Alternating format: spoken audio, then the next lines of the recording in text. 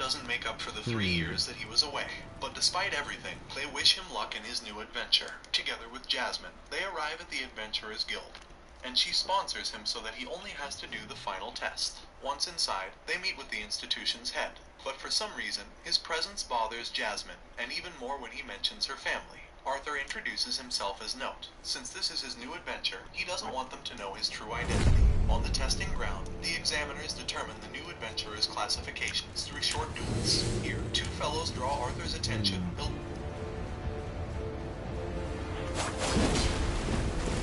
See, that doesn't make any sense.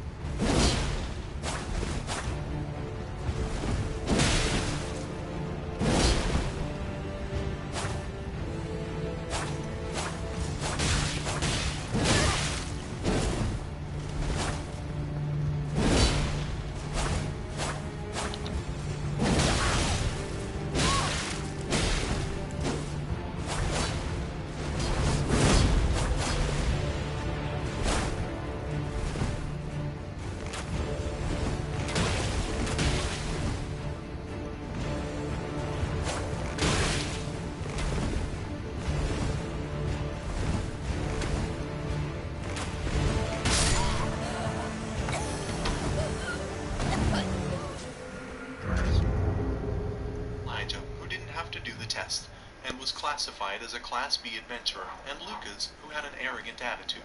Even after ending the test, he tried to attack the examiner, but he was stopped, being placed in the B class. Now it's Arthur's turn, but when they are about to start, they are stopped by Caspian, who is a adventurer. He will examine Arthur personally. Caspian wasn't showing any openings or any bloodthirst pressure. For some reason, Arthur was excited. They start with some very fast attacks. Soon, Arthur realizes that he's at a disadvantage in his first real fight only with swords. He's much smaller than when he had his first fight in his previous world, and his muscles aren't well developed enough to fight a veteran. With his mana-reinforced body, Caspian decides to get serious, and he triggers his wind magic, and starts to shoot wind bullets. Arthur felt how his body told him to go out running, but after getting used to his attacks, he decides to get close and counter-attack with fire magic. The battle becomes more intense each time, and it has stopped being a test. Soon, Caspian starts feeling nervous, and he starts intensifying his attacks. He creates a wind gust, increasing his bullet's speed. But Arthur doesn't lag behind. When Caspian thought...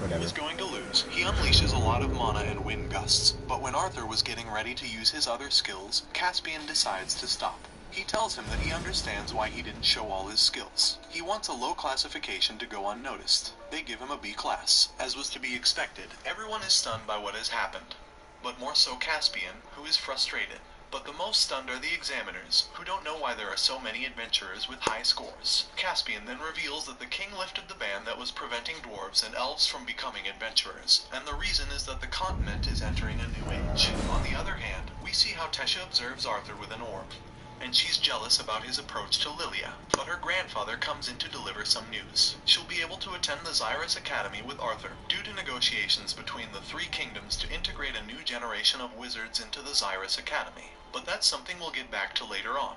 Arthur, after receiving his adventurer's license, heads towards the beast clearing for his first mission. There, Sylvie must go her own way, so they decide to part for some time to develop their skills. While they were resting, The dragon leaves.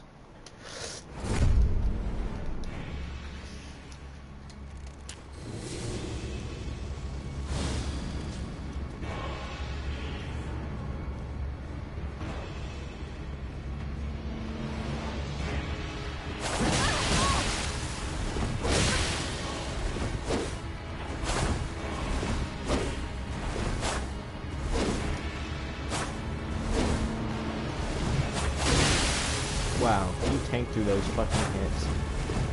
You got fucking double hit too.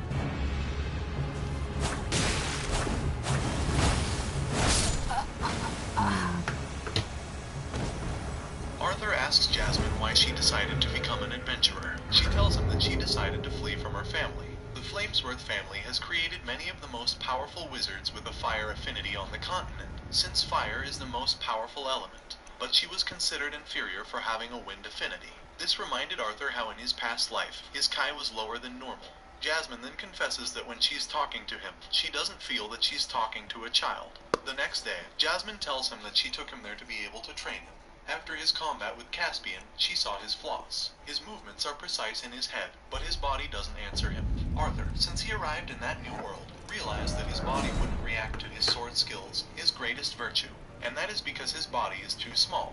While he was fighting with Jasmine, he confirmed his flaws. Since he discovered magic, he has depended too much on it, sidelining his sword skills. Therefore, he stops using magic for 2 years to recover his swordsmanship level. 2 years later, there are rumors among adventurers about a small swordsman who cleared a dungeon by himself and who ascended to class adventurer using only his sword. But for others, it's hard to believe, or they are all false stories to them. Suddenly,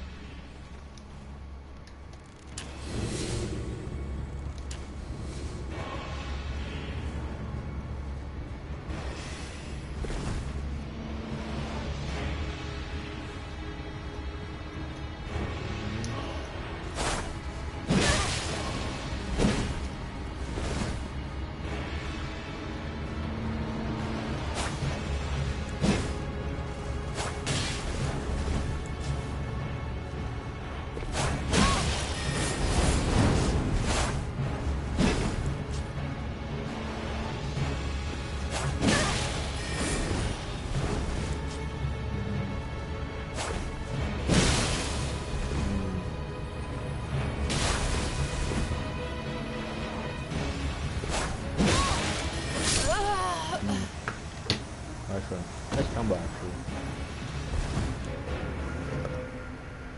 the bar's door is opened, and Arthur comes in.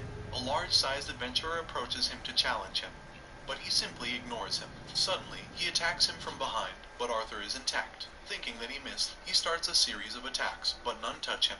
Then, a cry of despair is heard. Arthur cuts his fingers and exerts pressure on the place, filling everyone present with fear. He then leaves, reinforcing the rumors about the masked swordsman. 2 years went by after that, since Arthur started his adventurer phase. During that time, he spent time in many dungeons, and he improved his swordsmanship. But Lilia also had her mana awakening. She would regularly return home, but she's about to go on her last mission before starting her lessons at the Xyrus Academy. She joins a group of adventurers in which we may see some familiar faces. Arthur is not happy at all about seeing Lucas again, but he is a little happy about seeing Elijah. They are all led by Brauld, a Class A adventurer. They enter the dungeon. Inside, they spend some minutes walking without finding any beasts, but a sound makes them look up. They are attacked by Batrunners. While they are defending themselves, Brauld orders them to conserve their energy and not use magic.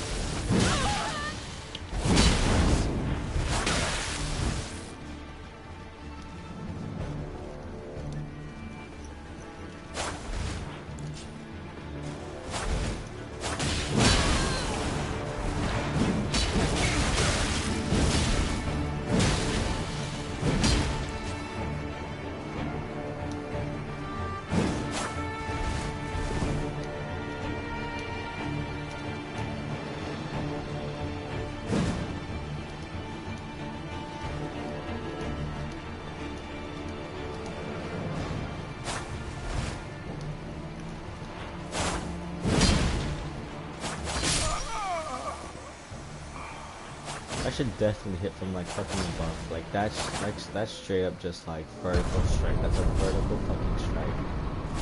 And I just don't get how it doesn't catch you for jumping. And that's like the greatest moveset I've seen ever. But it's just sad how the animation doesn't actually line up with where it's fucking hitting. And I'm just surprised about the range that fucking has. Like that is insane range. But I won't complain. That's my only complaint. If they shorten the range on the thing, that'd be a bit upsetting. The thing is just, it has to do with the fucking animation, bro. How it hits vertically, so I don't see. But as was to be expected, the only one who didn't listen was Lucas, who creates a fire typhoon that eliminates all the beasts. Brawl was upset due to Lucas' disobedience, since he knows how dangerous that dungeon can become the deeper they go in. They reach a place with many gaps, but without time to think, a giant worm appears in front of them.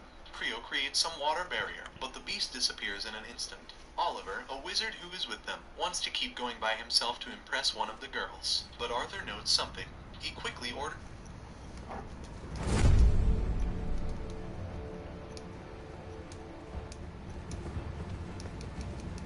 What is circle again?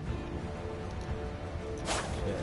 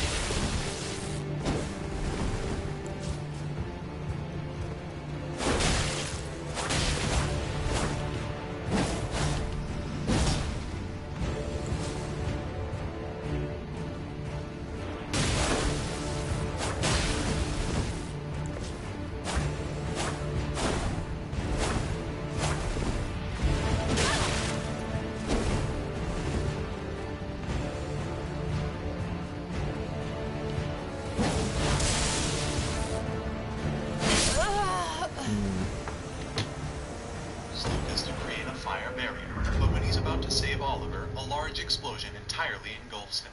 Not having time to mourn their loss, they decide to move forward fast. But the enormous beast appears again. They all attack together, but when they were about to kill it, the beast fled.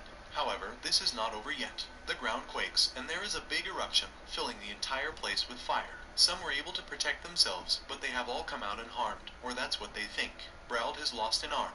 After stopping the bleeding, Lucas confronts him and they have an argument. But Arthur, tired of his attitude, tells him that he's just a burden for not reacting in time. Then, everyone makes a choice, and they name Arthur the new leader. While they keep moving forward, they come across a blocked entry. After some tries, they manage to take it down, finding something very different from the rest of the place. It was full of flowers and plants. Arthur is very restless, and he feels that something is wrong with this place. As expected, Jasmine starts having visions and Creole comes out running shouting his dead wife's name. They create a barrier, and then Arthur orders an attack to dispel the fog, revealing a completely different environment.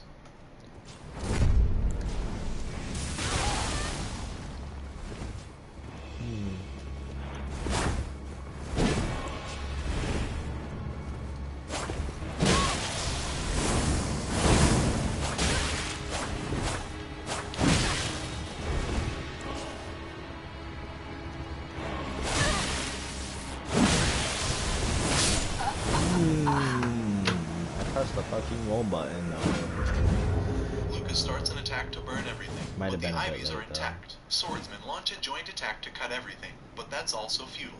Everything grows again very quickly. Brauld loses his sanity for a moment, and he starts attacking without control, but he's trapped by the plants. However, he's saved and stopped by Arthur. Every kind of attack seemed to be useless. Arthur turns towards the group to give them new orders, but they are all horrified in front of an enormous beast that can't be compared to the previous one. They are all in shock. The beast in front of them is an ancestral guardian, a Class S mana beast. It has Creole inside itself. That makes Reginald lose control, and, fashioning a rock armor for himself, he dashes into a suicide attack, managing to cut off one arm from the beast. But instead of improving, everything becomes worse. The beast starts attacking everyone. Reginald is captured, and when they're trying to take stock and escape, Arthur receives a direct attack from Lucas, who is willing to do whatever it takes to save himself. Jasmine goes to help him, but she also receives an attack. His plan is to make the beast attack them to be able to escape, and he accomplishes his goal. The beast is about to attack Elijah, but he's saved by Brauld, who again, in a fit of madness and fear,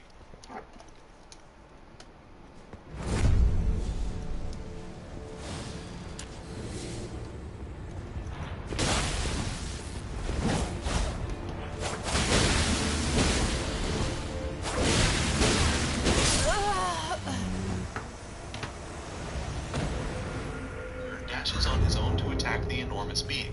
Any damage that he inflicts on it is healed in an instant. Now the beast is even more furious. Arthur asks if it may be a good idea to use his secret weapon. But in his current state, that could cause him to die. With no other options, he decides to enter the second beast tamer phase. Some yellow marks appear throughout his body, and his hair turns white. With a strength that intimidates the beast itself, Arthur starts to attack it.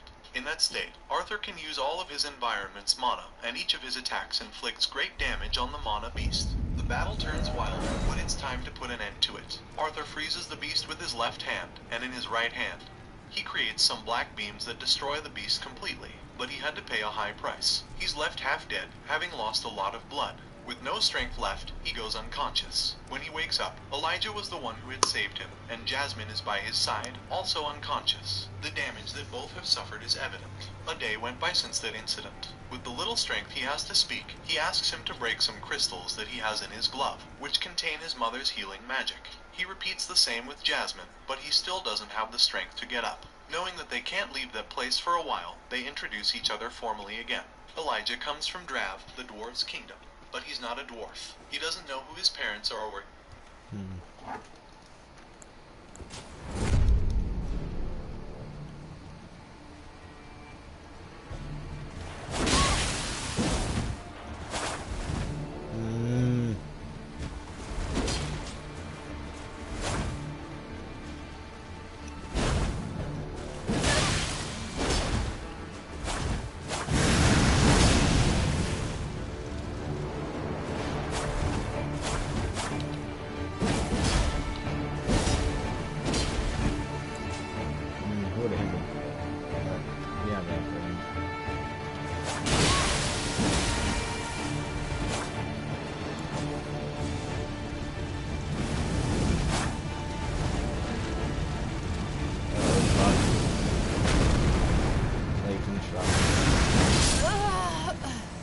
fucking low button! That time I actually hit the low button. That's crazy. That's crazy. That's stupid. Fuck you, Gam. Fuck you. He came from. An old man raised him. He lived a normal life until he entered his mana circle's dark orange phase, and he triggered his deviant metal creating magic. The old man who raised him told him that it was time to explore the rest of the continent. He is stunned when Arthur tells him that he has an affinity with 4 elements and 2 deviations, and even more when he tells him that he's a beast tamer. When Jasmine wakes up, she apologizes to Arthur because she wasn't able to save him a second time. But it's time to get out of there. The damage done by the battles is enormous, and nobody else survived. Or that's what they think. Elijah uses an earth pulsation and finds someone. It's Samantha, who is gravely wounded. They suddenly hear a thunder, and another beast appears, but this one is Sylvie. She has grown a lot since the last time Arthur saw her. She was in touch with him through their mental link. Although Arthur told her not to come, she came to help them. Her presence intimidates all the beasts, and they aren't attacked by any. But Samantha wakes up. Speaking with a lot of effort, she gives him her mask and a Class S beast mana core. Arthur suggests selling it and splitting the profit equally. Hey! Hey, your golden mask. Oh, wait.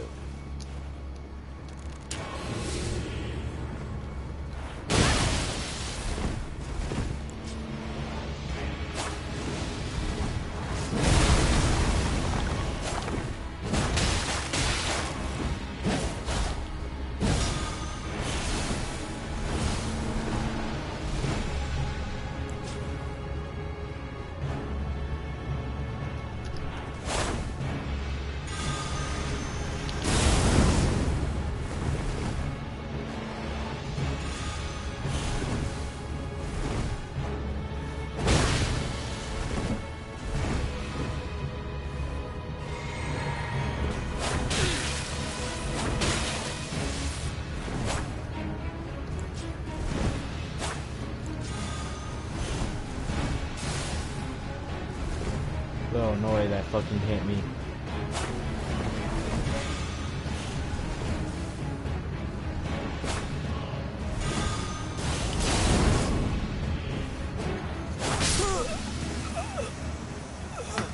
Oh god, Rick. But nobody agrees because he defeated the great beast on his own. Without being able to go further due to Samantha's state, Elijah and Jasmine go to the Adventurers Guild to ask for help. They're all safe. They were able to retrieve Braud's body, but only his. In front of an old acquaintance, the three give their statement on what they had to go through. But suddenly, Lucas comes in. Jasmine and Elijah get ready to attack him, but Arthur stops them. Taking advantage of the situation, Lucas tries to blame them for everything.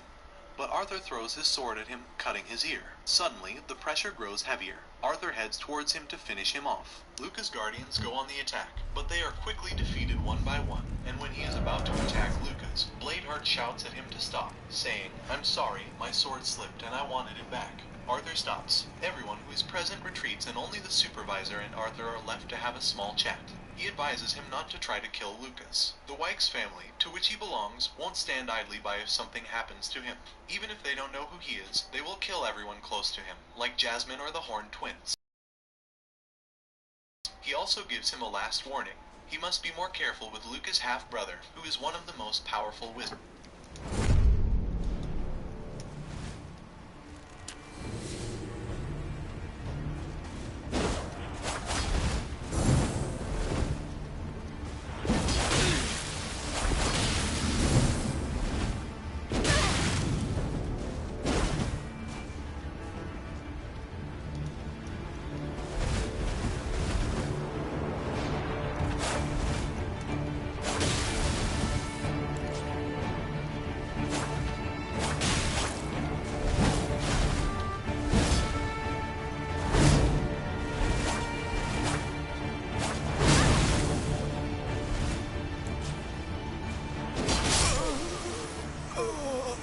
Your sword wasn't as long as Lightning Blades, my boy.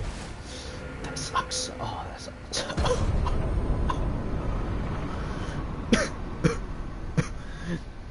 But it'll be okay, my man. It'll be okay.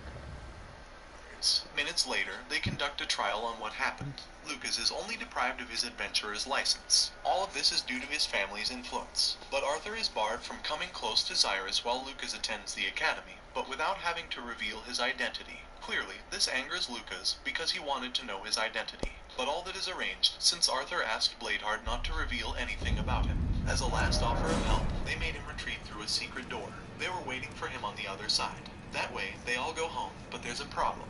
Elijah doesn't have anywhere to go, so Arthur offers to come with him to then enter the Cyrus Academy together, but he refuses at the beginning because he has neither the money nor the contacts to enter. Arthur tells him that he'll take care of that. He then asks them to go ahead, since he has something to do.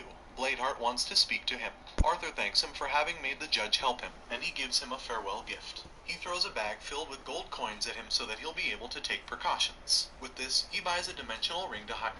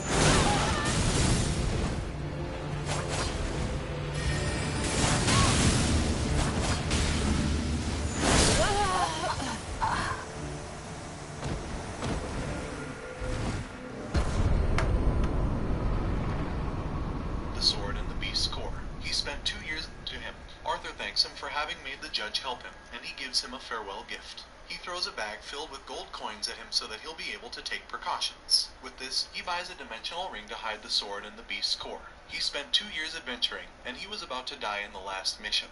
But it's time to go back to a normal life. When night falls, he finally gets home. His sister was waiting for him. His parents also come out to greet him. His mother was worried about him. Thanks to a ring which they both had, she knew that he was about to die. They all gather in the living room, and the most excited one is his father, who wants him to tell him about the dungeon. Elijah and Arthur tell him about everything they went through.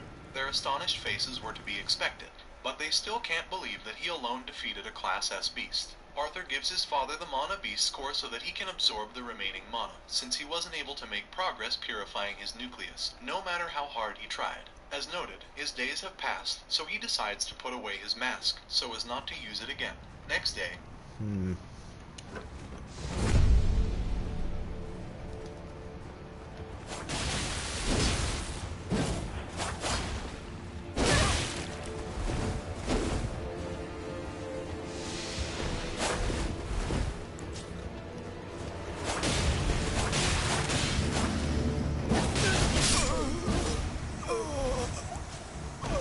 You ain't that good, my boy. You ain't that good.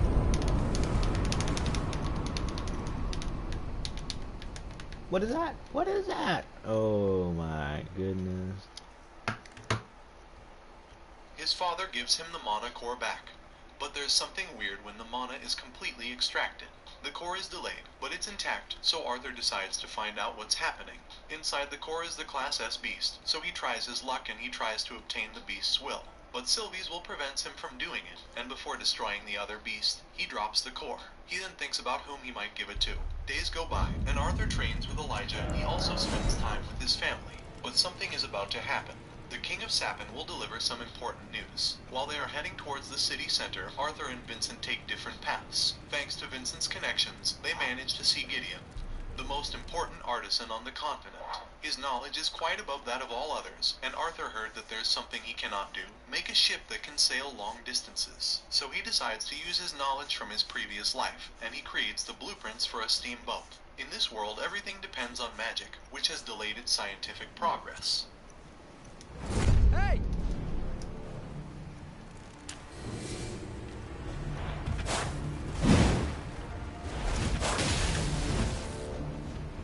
You gotta time that.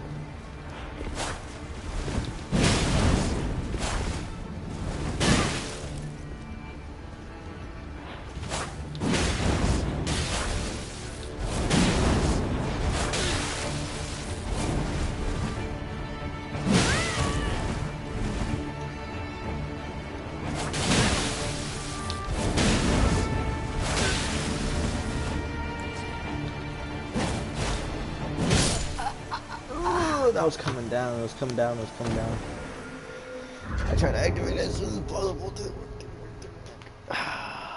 The spacing, the spacing, the spacing. But there's something weird. For that reason, he decided not to include any fundamental parts in his blueprint, in order to learn why they suddenly want to create ships to sail large distances. Gideon offers a great amount of treasures for him to hand over the blueprints, and two draw his attention. They contain the core of 2 worm phoenixes and a Class S beast. Therefore, he decides to take them. But that won't be enough to persuade him, so Gideon decides to reveal the truth to him. There is proof that there is a continent beyond Dickathon. A few years back, purely by luck, an adventurer shot down an artifact that was joined to a mana beast that was capable of camouflaging. Gideon, after a year of research, discovered that the artifact is capable of filming and storing images, so they concluded that someone's been observing them for some time, which is not good news. After leaving the entire blueprints with him, they head towards the city center together with Elijah. On their way, they come across a group of young men beating another one just for being from the Drav Kingdom. Elijah decides to stop them, but they are all forbidden from using magic outside the academy, so he also starts. Hey!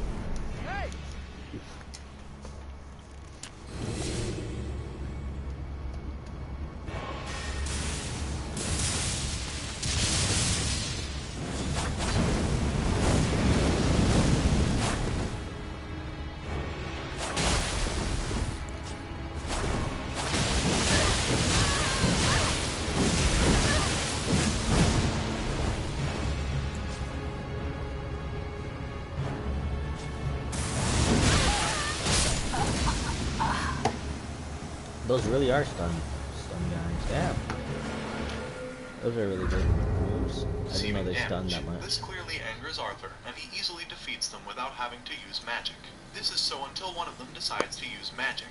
But everything freezes. The Sapin princes Cathail and Curtis stop the fight. In order to justify their acts, they lie to the princes, who want to reproach Arthur, but he won't stay silent. Vincent explains what happened, and everything gets complicated when the main attacker tells him that he comes from the Trident family, one of the biggest donors to the royal family and the Xyrus Academy, which forces the prince to let everything slip as if nothing had happened. But for Arthur that doesn't end here. He immediately contacts Headmaster Goodsky, and he asks her to expel all the attackers from the academy if she wants him to attend. Until they reach the center, there are the kings from the three kingdoms. They state that during the past years, they have been in constant meetings to be able to unite the three races, and gradually, they have been able to become unified, until they get to the important part. When they state that there is another continent, people's restlessness shows immediately. There are doubts about whether they come with good or bad intentions. In order to calm down and make people feel safe, he introduces those who will be the 6 protecting lances of the continent, and the 6 most powerful wizards of the three kingdoms. But hearing the name of the last one, Elijah and Arthur feel uncomfortable. It's Lucas Halfway. They have warned him that he's a powerful wizard, but not that he's one of the continent's most powerful wizards. 4 months have gone by since the new continent's announcement. During that time, Gideon and Arthur stayed in touch, so much so that Gideon gives him a gift so that he can hide 2 of his 4 elements. But it's more important that the great ship is about to set sail. But that's not the only news, since Arthur will start his studies at the Xyrus Academy. After a few weeks, it's the first day of class, but Arthur isn't even awake. Elijah tries to wake him up, but he's attacked by Sylvie, who also wants to stay asleep. After saying goodbye to his family, they arrive at the academy. They meet a large number of students at the entrance, several of them accompanied by Mana beasts, and they all enter a large building with decorations. They have to last day of their registration, where they have to declare their elemental affinities. The records officer is surprised upon learning that Arthur has 2 affinities. Next, they move on to an enormous conference hall where Headmistress also wants to stay asleep.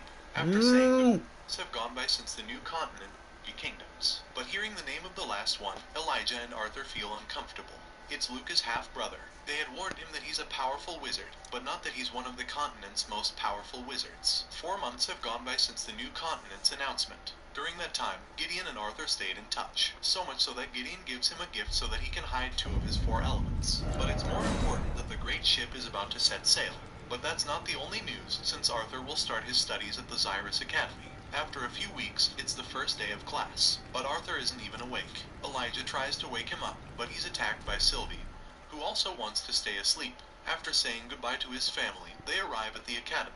They meet a large number of students at the entrance, several of them accompanied by Mana beasts, and they all enter a large building with gold and shiny decorations. They complete a last identity registration there.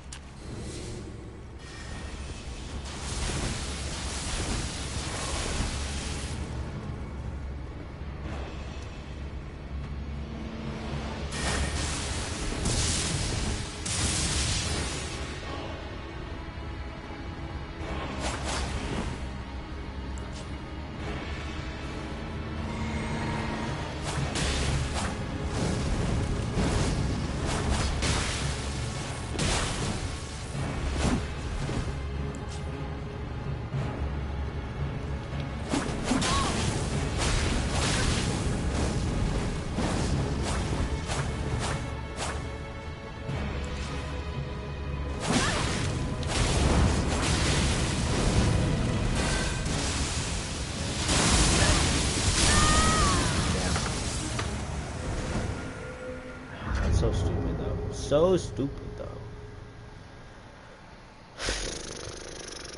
The twin blades are so fucking lagged out that it's just impossible to get the actual kill.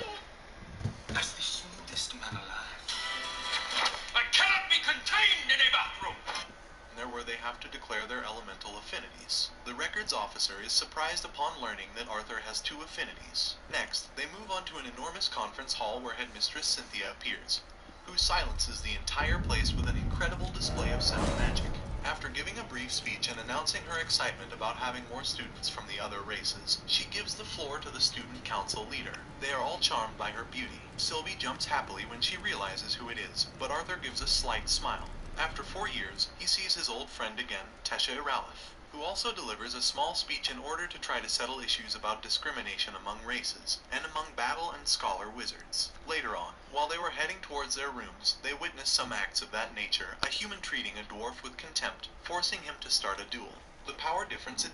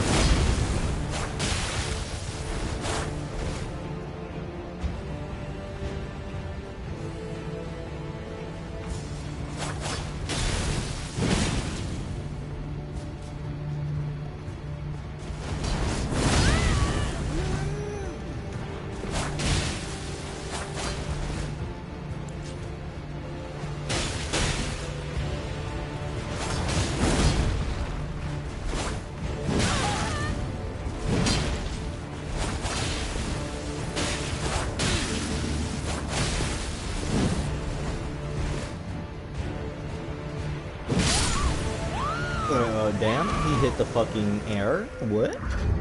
Hit the fucking air? Yeah, you know what? I don't want to talk about it. I don't want to talk about it. That's so gay. It's evident, and after a series of attacks, the human prevails. But that's not enough for him, and he tries to break his hand. Elijah tries to help, but Arthur gets ahead, saying mockingly that the council president is coming this way, something which the other student takes badly. Arthur's plan was to enter the academy without drawing attention to himself, but Sylvie doesn't help with that, since she spits on the student, who prepares to attack.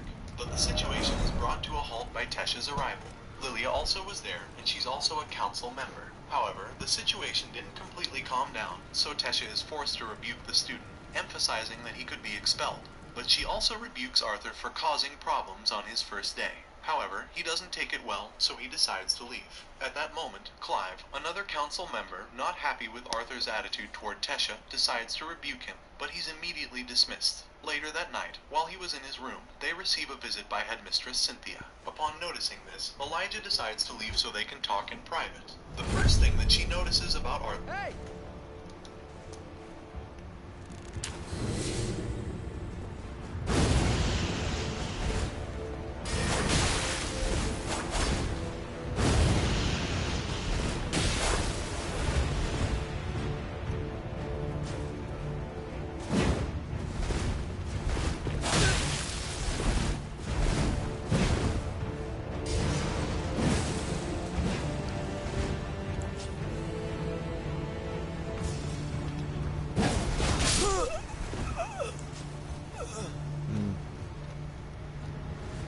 is that he's hiding two of his elements. He explains why. Lucas Wykes is also attending the academy, and he doesn't want to raise any suspicions in him about his identity. But he also uses the opportunity to ask her a few things, among them, asking for access to classes for advanced wizards with deviations. But they're interrupted by Elijah, who reproaches Arthur for the way he's talking to Goodsky. It was futile, however, since she tells him that she was plotting something. If he wants to have unlimited access to all that, he will have to be part of the disciplinary committee, a group made up of the strongest wizards in the academy who are in charge. I did not do that. Ugh, I hate when he does that. Keeping order and enforcing norms. Not having a choice, Arthur accepts, so he is given the uniform, which makes him suspect that she already had planned for him to accept the terms. Before leaving, she tells him to fix things with Tesha. Elijah, who can't stand Arthur anymore, calls him the Princess Charmer. The night isn't over yet, and they head to the dining hall, where sights don't go unnoticed. While they were eating, a group of students approach them, who invite Elijah to join their group. But both he and Elijah make fun of them for their name and attitude.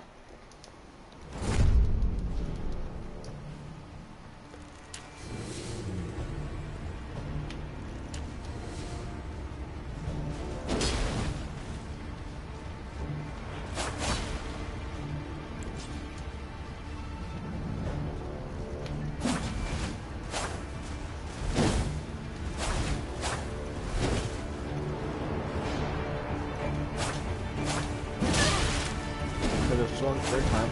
No.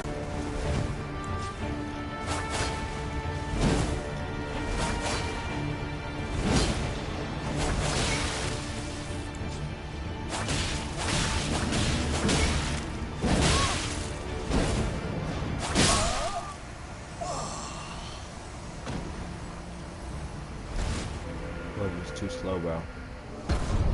Too slow. When they try to attack him, their attack is repelled. Thinking that it was all luck, his assailant attacks again. But he's tied up by a deviant magic user's binds, and only Arthur knows who it was. Without having to touch a single hair of his, he humiliates the student pulling by his trousers down in front of everyone, and he decides... So apparently 8 playable factions wasn't enough for 40k fans, because Warhammer 40,000 Tacticus just... He humiliates the student pulling by his trousers down in front of everyone, and he decides to go out for a bit. There, he finds Tesha, who thanks him for helping her, but they then have an awkward silence. Not knowing what else to say, he apologizes for what happened during the day, but she apologizes too. Doing this, she strikes him accidentally and she leans on his shoulder. After talking about what happened, Elijah shows up, who looks at him weirdly, so he asks Tesha to go on a walk with him.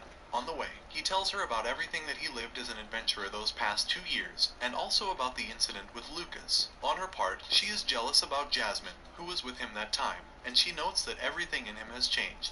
He then gives her the core of the class. Let's go! I knew he was gonna do that. I knew he was gonna do that. Let's go.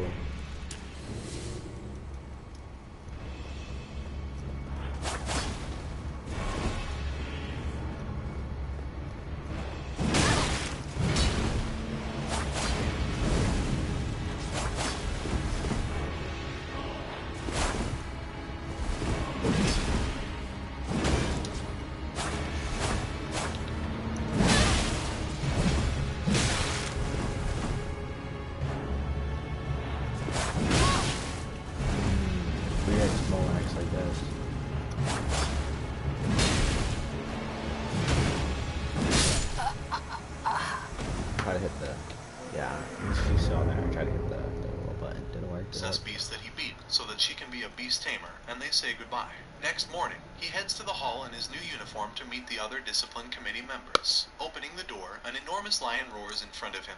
But Arthur doesn't even flinch. Behind the beast was Kai Cresleys, a fourth year who looks curiously at Arthur. His plan was to frighten him with the World Lion's help. They greet each other. Next to them is Doradria, a first year.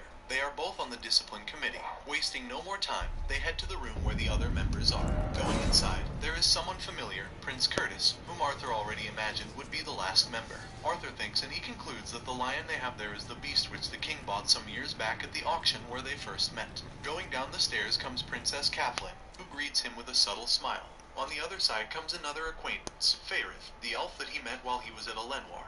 Arthur mocks him for a while, reminding him of the small fight they had years ago. Suddenly, the last two members appear, Claire Bladeheart and Theo. The latter decides to test his strength, and he offers...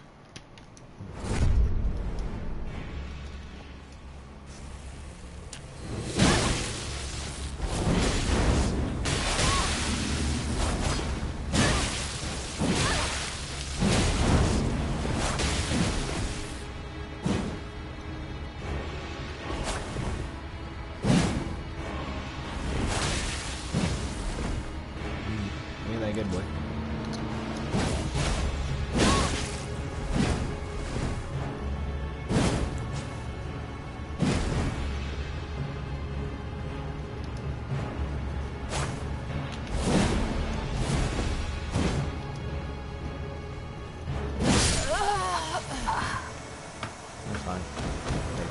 to shake his hand. At that instant, he uses gravitational magic to pull him to the ground.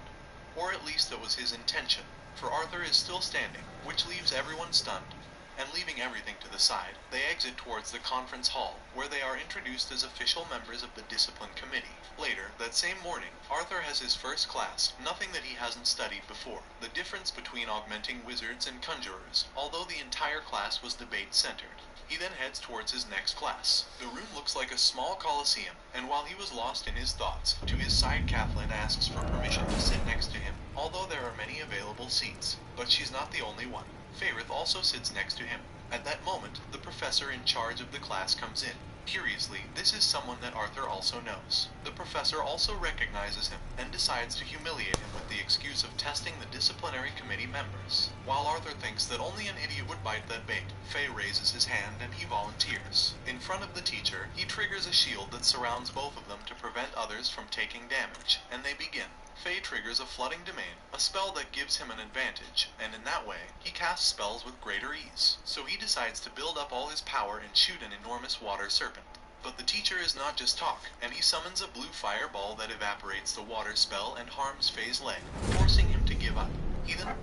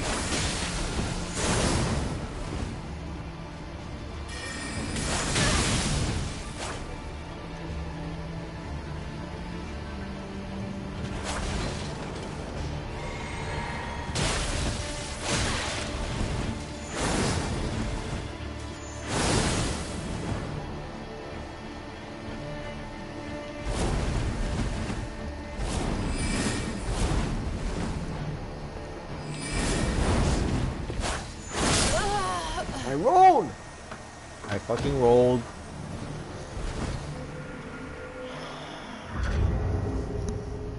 What an ass.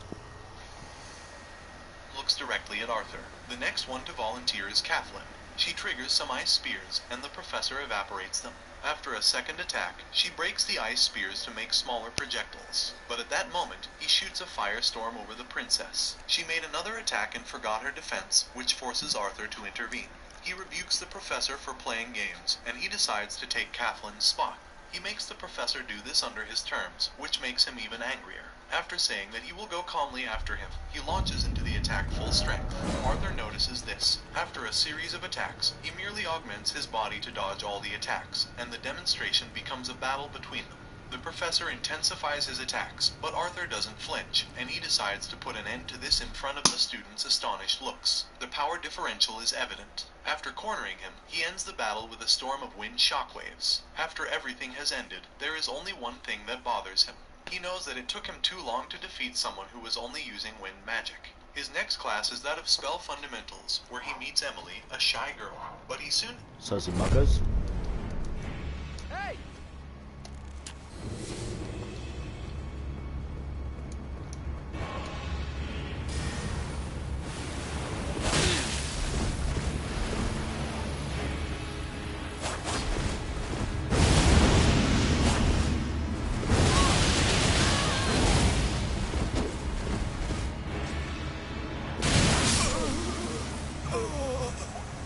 You're not a roller, are you? Hit the roll button, my friend. You don't gotta shoot it.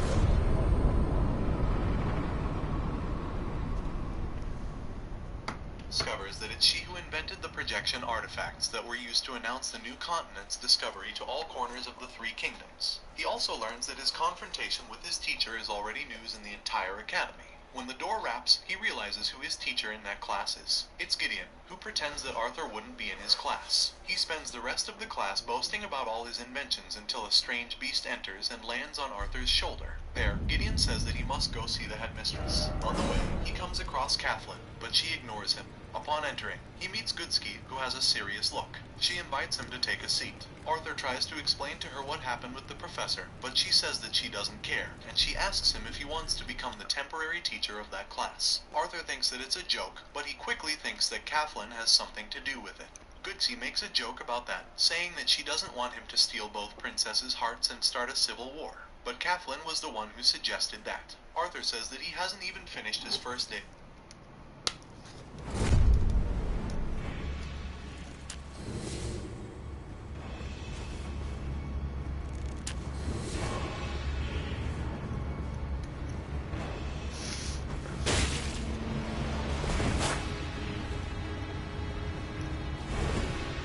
Oh, we can combo that.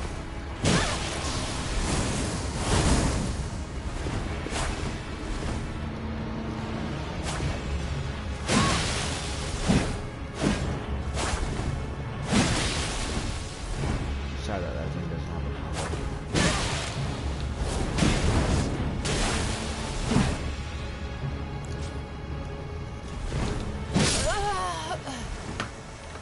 Class and asks about what parents will think. Goodsky replies that it's her school, her rules. So after thinking about it, Arthur accepts and he leaves. While he's leaving, Goodsky and her Link observe him. The latter tells her that Sylvie's true identity is that of a dragon. Goodsky is amazed, and as a warning, she advises him not to make him his enemy, because in the future he could be the one to destroy the continent. At the beginning of his next class, he comes across Curtis and Claire. But Tesha also comes in, who upon seeing how Claire is resting her shoulder on Arthur, becomes mad and ignores him. But someone else passes by his side, someone whose sole presence makes Arthur mad. It's Lucas. They cross looks and, suddenly, a mana beast descends from the sky. Next to it is the class teacher. Arthur tries to scan her level and she notices and does the same. Noting that he's hiding his level along with two elements, she approaches him with the intention of turning him into the center of attention to force him to show his power, and she achieves that, telling everyone that he's the new professor of mana manipulation practice. Curtis then suggests holding a simulated battle between 3 members of each team, and so, the disciplinary committee members and 2 members of the education committee will face each other, but they are 1 person short, so Lucas volunteers to fight. While they get ready, he has a small conversation with Tesha, who also notes that he's hiding his stronger elements. Arthur advises her to keep the secret, and he says that he really wants to see how much she has improved. The combat will have a 30-minute limit, and one last warning. The gear they have won't entirely protect them. They begin. They all split quickly and Arthur is left only with Lucas. Unleashing his incredible power for a moment, Give me a sec. she approaches him with the intention of turning him into the center of attention to force him to show his power, and she achieves that, telling everyone that he's the new professor of mana manipulation practice. Curtis then suggests holding a simulated battle between 3 members of each team, and so, the disciplinary committee members and 2 members of the education committee will face each other, but they are 1 person short, so Lucas volunteers to fight. While they get ready, he has a small conversation with Tesha, who also notes that he's hiding his stronger elements. Arthur advises her to keep the secret, and he says that he really wants to see how much she has improved. The combat will have a 30-minute limit, and one last warning. The gear they have won't entirely protect them. They begin. They all split quickly and Arthur is left only with Lucas. Unleashing his incredible power for a moment, he puts his enemies on alert, and he starts his attack.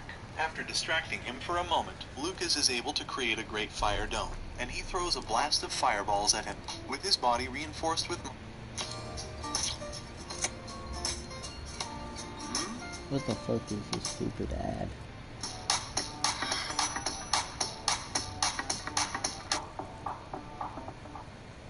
mana, Arthur dodges the attacks, but without fire and water elements, it's hard for him to keep the rhythm. And in a place with low oxygen, it's even harder for him to manipulate the wind. He reaches a conclusion. He manipulates the wind in a zone close to his body in order to put out the fire before it touches him.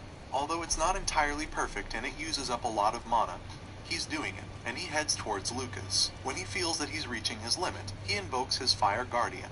Arthur was about to finish him off, but in his head Sylvie warns him that Tesha is in danger. During the distraction, he is attacked, and he manages to see how the professor is heading towards Tesha at great speed, so he decides to use the first Beastwell phase. The pain is unbearable, since he doesn't have much mana left. Thanks to that power, he's able to see how Curtis has also triggered his Beast's will, and he's attacking Tesha. But he's falling while he presses on his breast without any defense. He heads towards her at great speed, but not having any mana left to block the attack. He decides to take the hit while he covers Tesha. Curtis apologizes because he didn't know that Tesha had fainted, but Glory comforts him. When the smoke clears, she is left stunned seeing Arthur cover Tesha. Up until a moment ago, he was fighting with Lucas. They immediately administer first aid. Arthur wakes up in a room, and the first thing he sees is Sylvie, who reproaches him for thinking he's the strongest one, but he was about to die. Suddenly, Headmistress Cynthia comes in. She tells him that Tesha is fine for now. Arthur interrupts her saying that it's the Mana Beast, that her body can't bear it. She didn't know that Arthur had given it to her, but he says that it's his mistake not to have told the teachers about that, since the Beast's assimilation moment is the most delicate one for a wizard. Finally, she thanks him for protecting her student and she leaves. Later on, after opening his eyes again, he sees his family. They're all more worried about what happened to the one who did this to him, and suddenly Tesha and her family also come in. They all have a good time, passing from Arthur's mother's insinuations about Tesha becoming his wife to... Oh, let's go.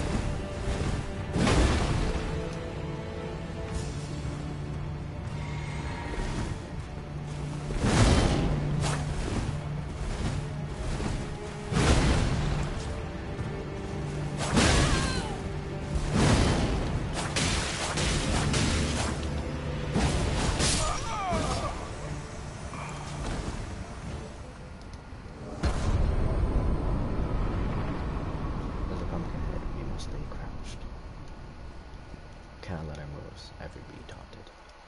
Fighting style, crouch. We'll go lion fighting style. No, turtle fighting style. Let's go! Old Virian's joking about how he obtained a Class S Beast score, but the entire visit is brief since there are many others still who want to see him. Some came because they wanted answers about what happened. others to apologize, and others simply because they were worried about his health. The last to come was the inventor, Gideon. He says that he has prepared a gift for him on his personal training ground just so that Arthur will owe him a favor. But, unexpectedly, Tesha comes in again, smiling because Arthur almost died. But she's more worried for her than for him. Finally, she apologizes not for what happened, but for what will happen. Tesha leaves the room as fast as she can, but she still can't believe that she has kissed Arthur. And although she's anxious, she's also quite negative, saying that it's his loss if he didn't like it. On the other hand, Hey!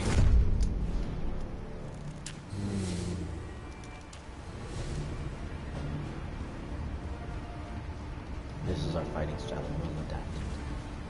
We'll become the greatest fighting style that exists. Oh, why didn't it react?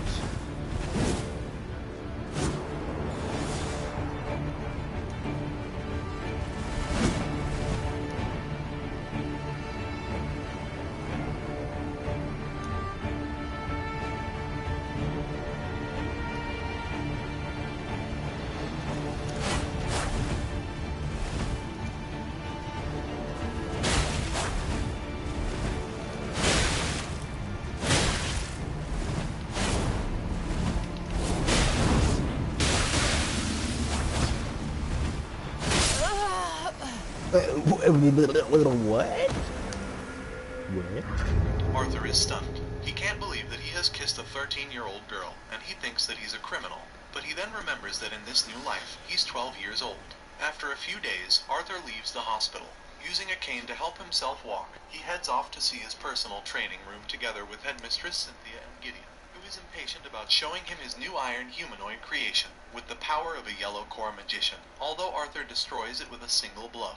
Below the city of Xyrus, in a previously unexplored dungeon, Barian dispatches a great number of beasts that, for some strange reason, are twice their normal size. In his hands, he holds a banner with some emblems unknown on this continent. 3 days went by after that incident. During that time, Arthur was training to exercise his body, but the time has come for him to teach his first class. He's not entirely ready, so while he is heading towards his class, Kathleen helps him. When he arrives, everyone is stunned to see him arrive with the princess so close by him.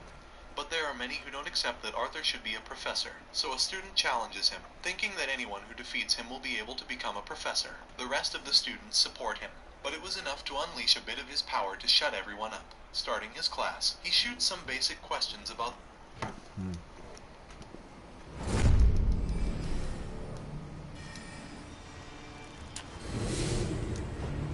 Crouch, press.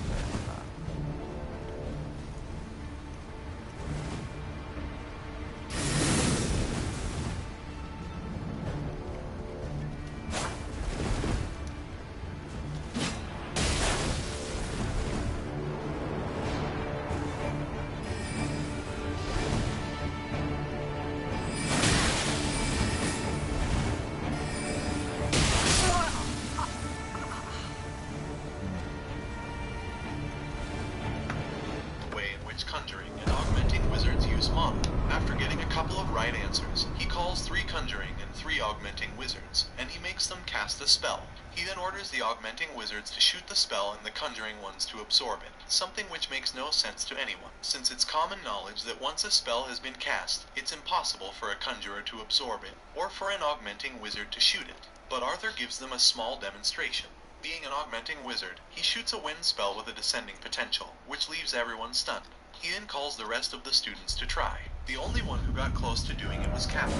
When his class ended, many left frustrated, and many others left wanting to try it again.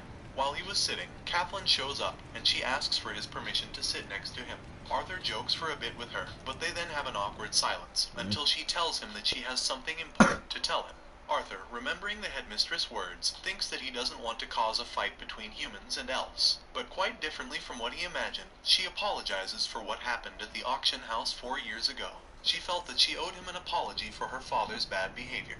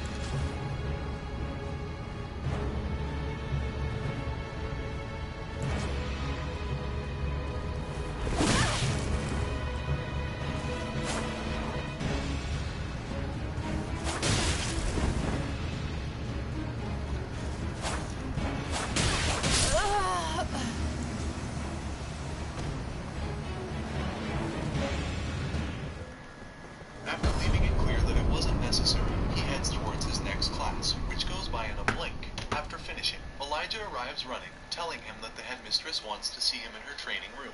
Arriving there, he only meets Tesha. Since the kiss, he has avoided seeing her, but they proceed with the beast assimilation. Since he's a 4-element wizard, he can help any wizard, and he can serve as a battery while Tesha uses the majority of her mana, instead of trying to take control over the beast. When they finish, Tesha asks him if he's angry with her for having kissed him. Arthur's frustration shows, and he handles the topic with a little humor, avoiding answering. This bothers Tesha, who gets up and leaves. But before leaving, she tells him that he's good at fighting and magic, but not at everything. That's why she tried to soothe his feelings, even when he knows what she feels for him. She also says that everyone who's close to him notes how he wears a mask and pretends that he's happy all the time. Tesha's words were spinning inside his head. He even tried clearing his mind by training a little, but it was impossible. However, he is interrupted by Professor Glory, who went looking for him and Tesha.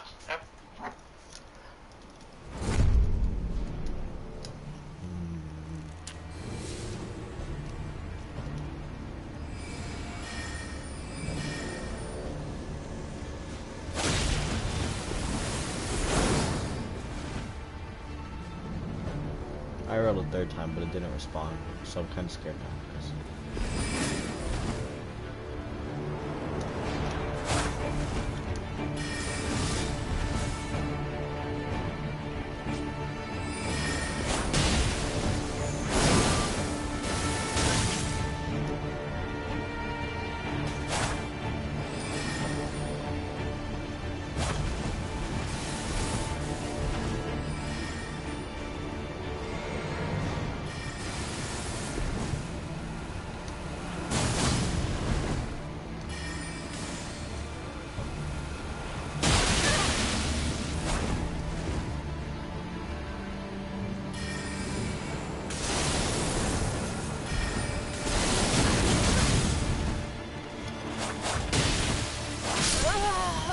Damn. That attack would have killed me anyway, but I'm just surprised he dodged my jump attack. Oh no! I'm not upset though. That was a good combo, good combo, good combo. After finding out that she's not there, she makes Arthur go to his last class, but not without first thinking about why someone like him has such a colossal training room. The rest of the day was Snap your W-2 and file Fed and State for free. Simple tax returns only. See if you qualify. was no different. Shit, I He gotta couldn't do my even pay taxes. attention to everything since he was thinking about Tesha. At night, while he was going towards his room, 3 shadows appeared behind him. Lucas, together with 2 students, orders Arthur with a menacing attitude to tell him how he escaped from his fire domes, and where Tesha is under 1 second. Arthur tells him that he doesn't have anything to say to him. Lucas simply says that it's surely because of an artifact that Tesha gave him. At that moment, Marquand, one of his companions, starts exuding mana uncontrollably while he says that he used the same tricks to seduce Princess Kathleen, and that she only deserves a nobleman like him, since she picked up his handkerchief. Lucas only smiles while he watches him go insane, and he then attacks Arthur. His strength is above normal, and his mana fluctuation is abnormal. Lucas, acting like the victim, and washing his hands off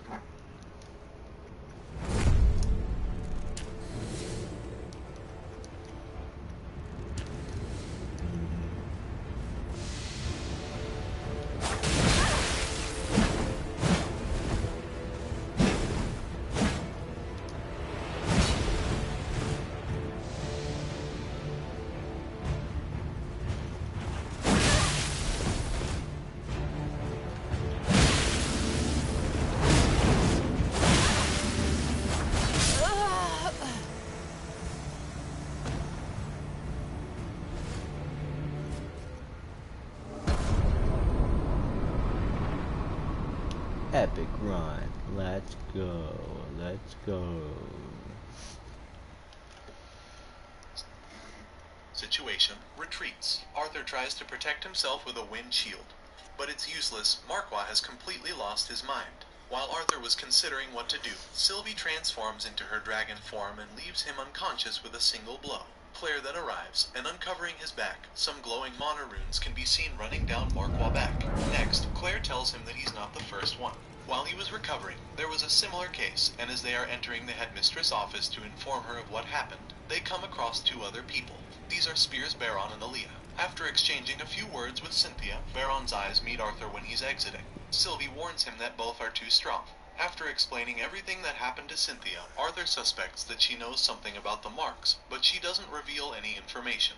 After telling her that the discipline committee members will do some patrolling after classes, they leave. While he is on his way, he sees how Lucas is being rebuked by his brother, Spear Baron. So he decides...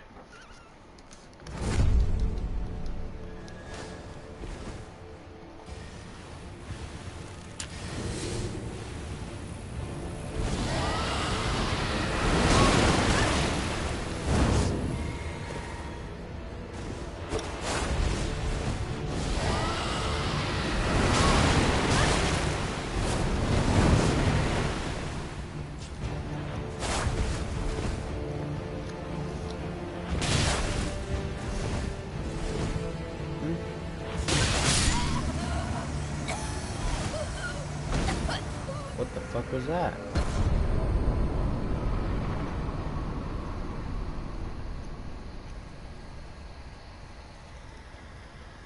to hide in order to spy them for a moment. If he wants to kill Lucas, he must first become stronger to defend himself from Baron, and he releases a bloodthirst. With no time to react, Spiralia puts her weapon on his neck, and she comments that that is a fairly strong bloodthirst. But he won't be able to do anything to Baron, even if he is a two-element wizard. She also tells him that he's one of the most powerful spears, and that there is a great difference between them, even though she's also a white core wizard. Before parting, she says that if her brother was still alive he would be his age, and she strokes him lightly on the head. On the following day, the discipline committee members have a meeting where it is announced that Marquois died. They weren't able to control his mana loss. However, they are certain that the marks on his back had something to do with it. But no information was revealed to them, and they organize new groups to patrol at night. Later, that same day, after falling asleep in Gideon's class, he reproaches Sylvie for not waking him up to go to his next class.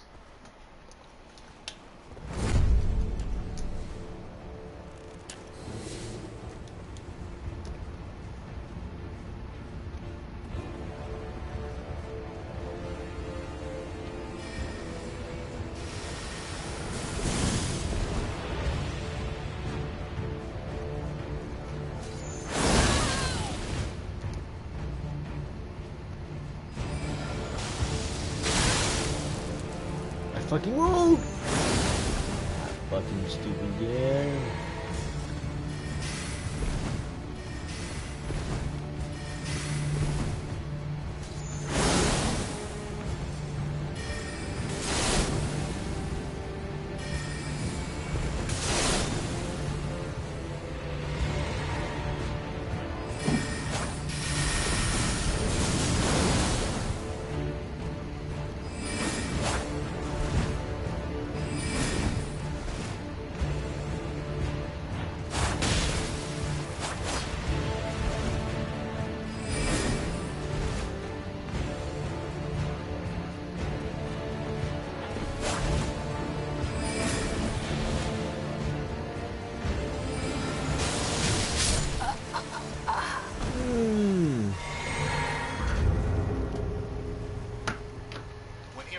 Professor Glory says that she won't take any risks until he's healed entirely, so she makes him rest in a booth. After falling asleep in Gideon's class, he reproaches Sylvie for not waking him up to go to his next class. When he arrives, Professor Glory says that she won't take any risks until he's healed entirely, so she makes him rest in a booth, where he meets Tesha. Tesha breaks the ice, saying that he doesn't have to give any explanations. She overreached and she said things that she shouldn't say. Arthur tells her that it's easier to deal with magic and with training than with feelings, since feelings can't be trained, and also that he can't have a relationship with her, or at least not for now, maybe when they're older. Tesha then jokes, telling him that if he's not sure, she will wait for him, and she asks him if she can trust him, telling him that she won't go out with anyone else. Arthur tells her only to give him some time, and he kisses her on the forehead. He keeps a poker face the rest of the day, and Sylvie makes fun of him. On the other hand, Tesha is also thinking about the kiss, and she pictures what their children would be like. At night, when they were on patrol, Saucy Arthur and buggers. Theo... Hey,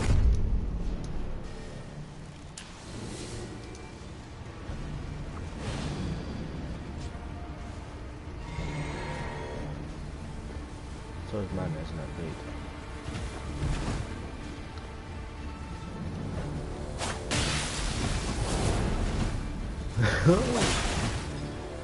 Whoa! How'd that hit?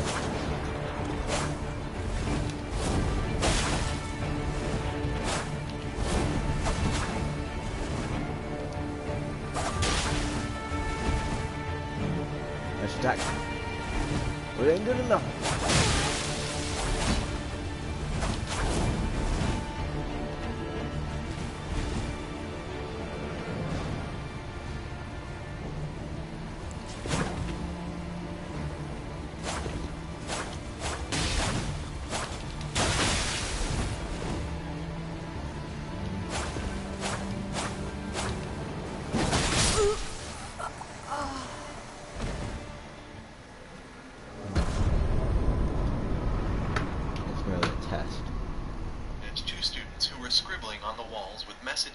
Elves and dwarves. As soon as Theo left with the two captives, Arthur felt someone's presence, and he hid.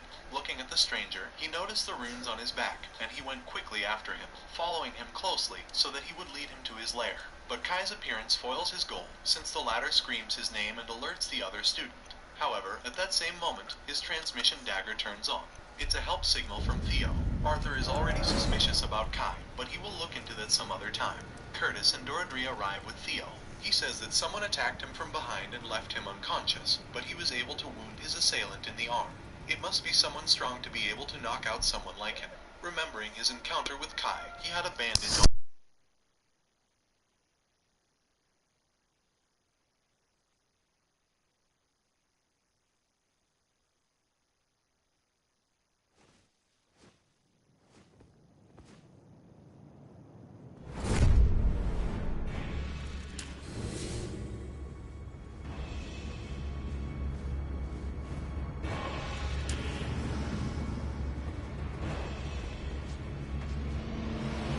Hello.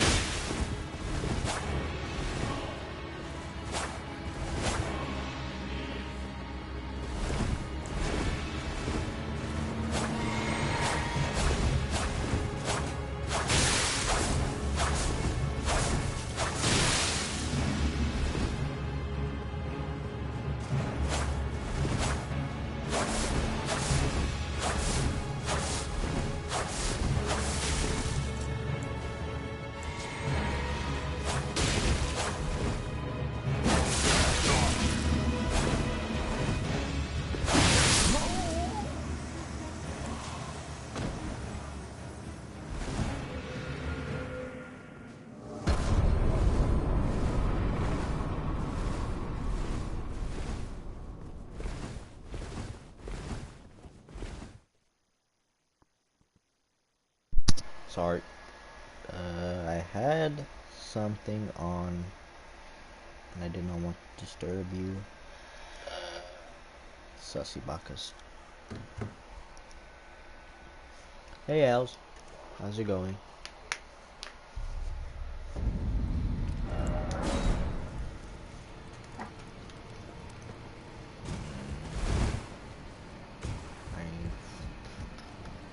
Oh, there's another message.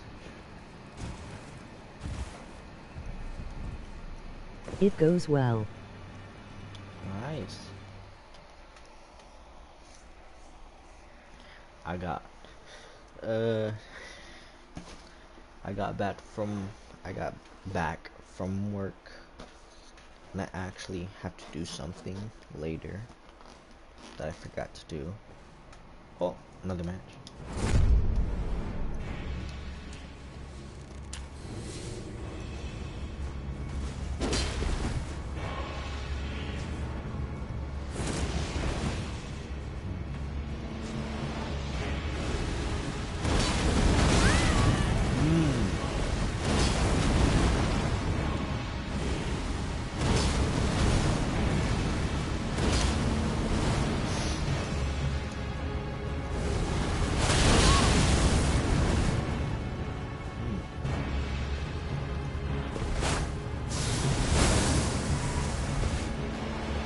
That timing is, that's a good roll structure. I would think Hopefully your work isn't as tedious as mine, lol.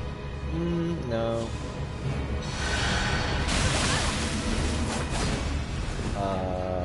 I used to drive trucks, but I'm not driving trucks. Not anymore, but I'm on rotation. So I gotta drive trucks. Oh, I saw that coming. Oh, that sucks.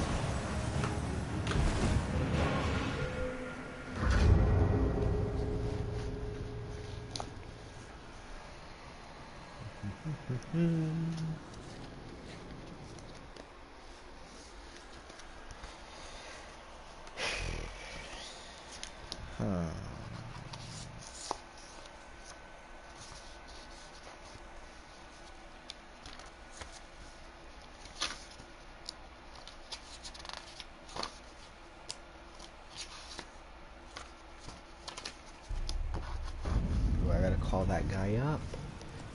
He's gonna think I'm ignoring him. No.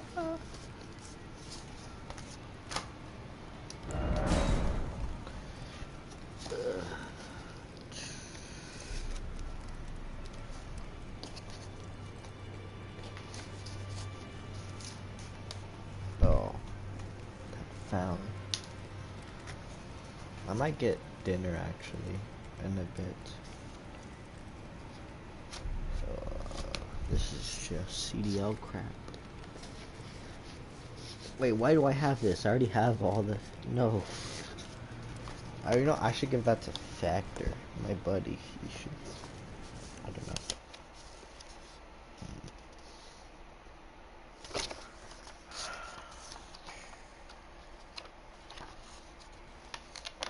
Okay. I've never driven anything but a bike, so no, I'm assuming you mean a semi-truck. Yep. I work on a jet airline. Not a jet airline. It's well, there's no jets where I work. There's the big planes, the carriers.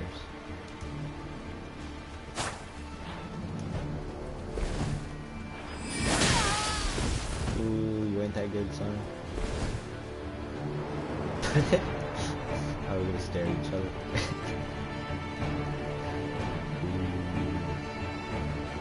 I guess that's cool, I'm not sure. I guess so. Ah! You distracted me, I dare you. Strange words.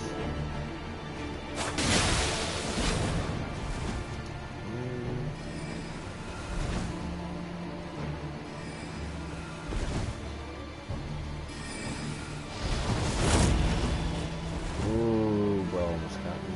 You almost got me.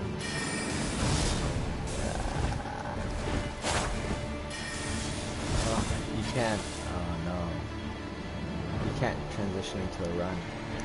I mean, I guess you can. It's just not as good.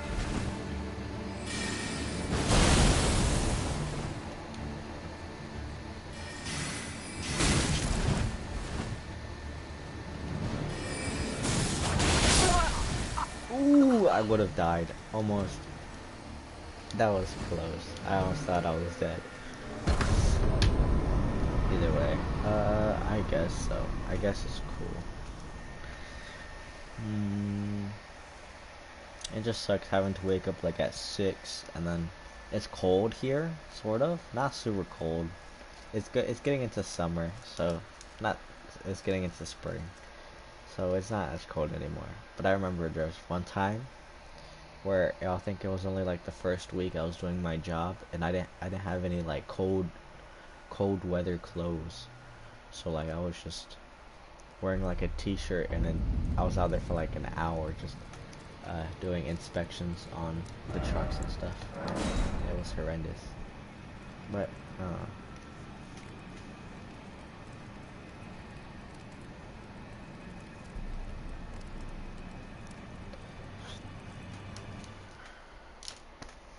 I got kicked out of lab. No, I got kicked out of distro, which is basically we drive the trucks to an airplane and we fuel them up, and then that's it.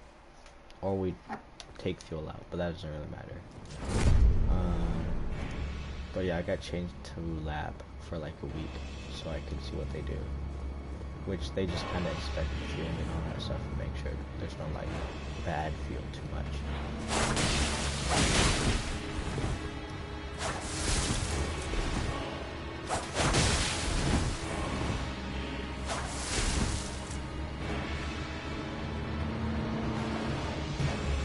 That's cool.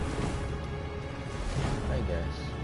Well, what do you do for your job? I know you're like a jewelry person.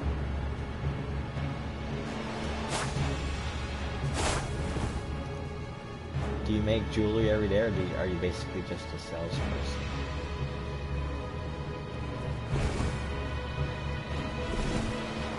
Or I guess your metals work. I just don't. Your metals work for.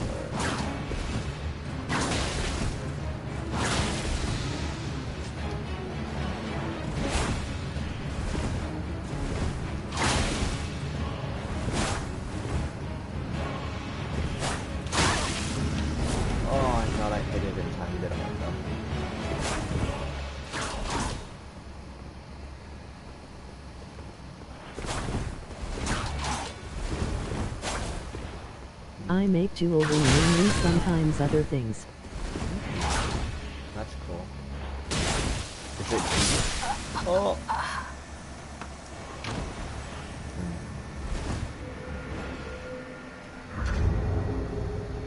Well, I guess you said it is tedious, but like, what's so tedious about it? What makes it not as fun as it could be, I guess?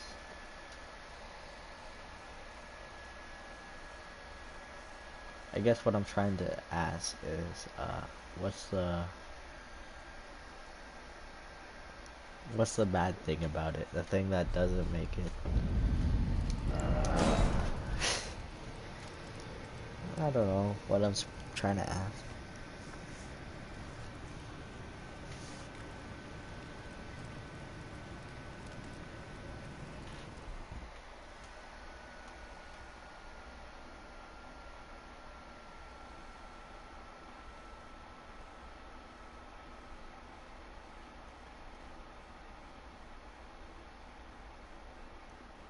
The tedious part is the math of it. The math? I did not think jewelry would have math, but I guess if you're measuring and making jewelry, it would require a bit of math.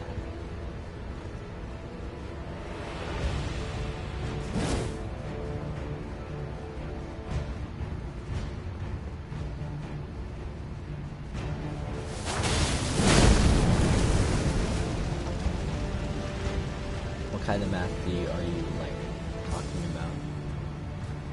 Like, is it measuring or just like sculpting?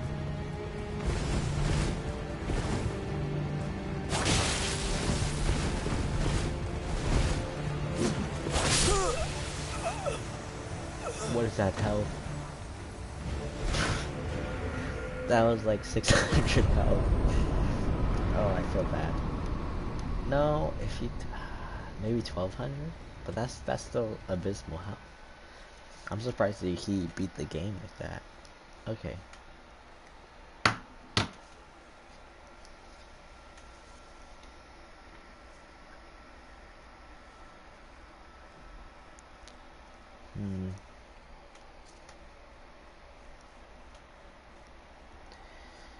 When do you think Jack's getting on?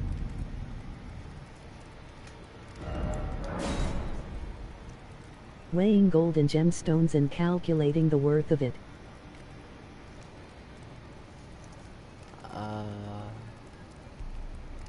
Do you go like grams or something? Or do you have like a chart? I don't weigh fuel. I'm trying to think if I do. I don't think so. We just do it by gallons. And then it's hard to explain. Because you kind of, with fuel, you just kind of have to round up because it literally goes everywhere. And it's kind of hard to just measure fuel. I mean, we do measure fuel, but it's like, it's by like actual measurements, like feet, inches, and like centimeters, millimeters. Is crazy. They do like a bunch of stuff, but we just measure temperature measurements. Caros is the main thing in this. Caros. What's the word thing? What was? I don't know what I was about to ask. I was about to ask something. Okay.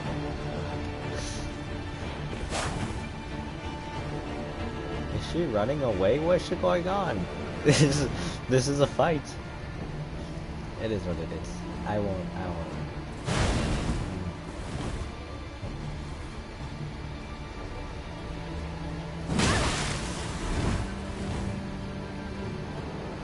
Teleportation magic. Let's go.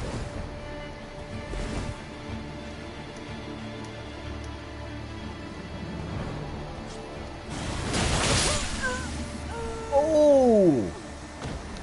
What the heck? I've never done that much damage before. I'm sorry. I've never done 1700 damage in my life.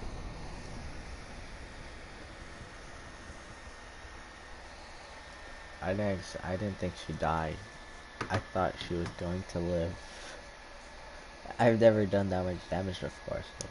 Like 10 caros of gold in a ring is like 4000 US dollar. Yeah. So. Do you get a chart, or do you have to like memorize them? Which I would think, you know, they'd give you a chart because that's just easy things. Not a chart. Would they give you like references? Is there like an equation for you to figure out how much something would be worth? So technically, you know, it's not like jewelry comes in like perfect measurements, I would think.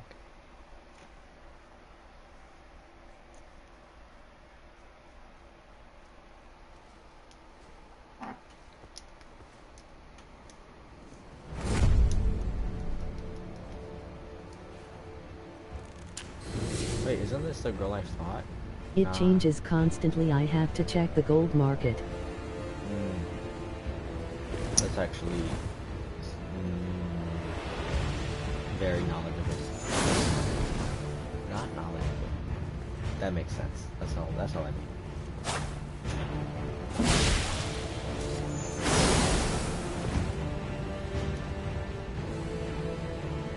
Okay, so her other weapon has to be a Uchigatana.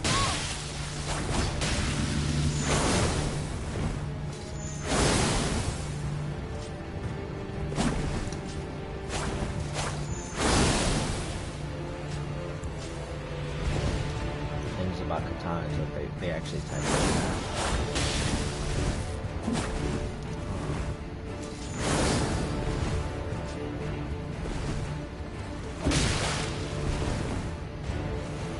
I haven't checked it yet, so I'm anxious about it.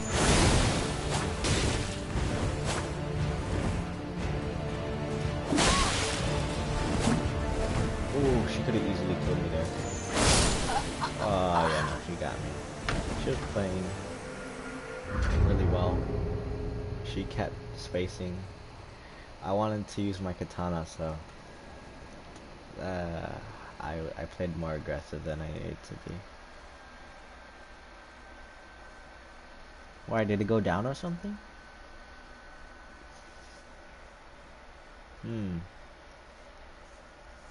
Does it change a lot? That's the question. Does it like Does it change dramatically? Well, I would guess it would, because not super fast. I don't think it's like a stock market, but I mean you can't buy it as a stock. But I don't know if it's gone down yet.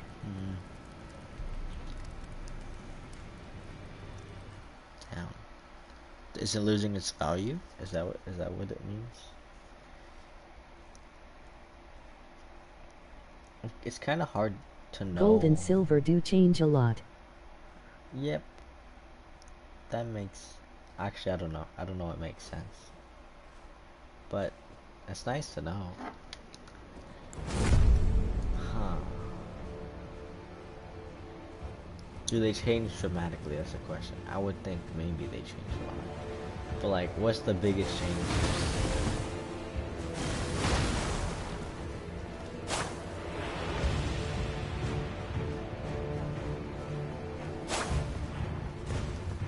Last I looked it was going up, but I'm looking to buy.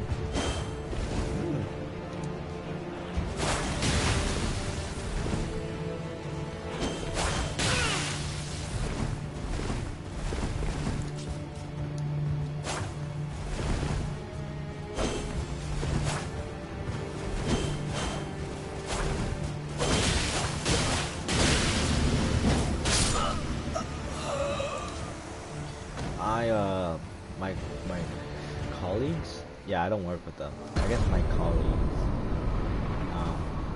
want me to buy some coins and stuff. Yodro, give me a starting class to use.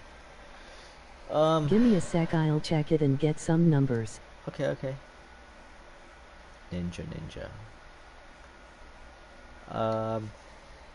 Give me a what you think you're gonna use more, strength or dex? Because no matter what build you choose, the thing that's gonna be the most relevant is strength or dex. If you're going strength, I would choose warrior. If you're going dex, I would choose samurai, because those are basically pretty good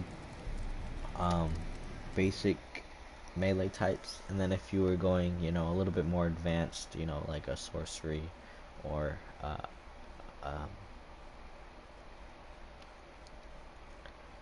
what was I trying, incantation, then I'd choose, you know, the basic sorcery and incantation build, just like prophet and scholar.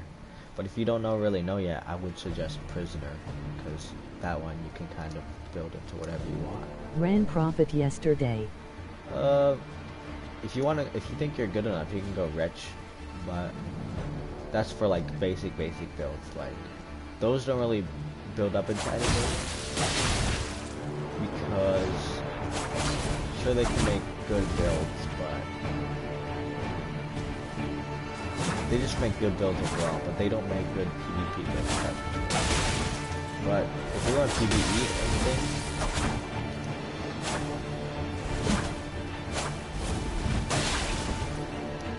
PvE build, I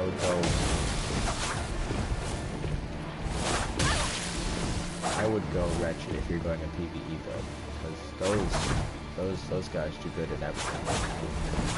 You can be whatever you want with it.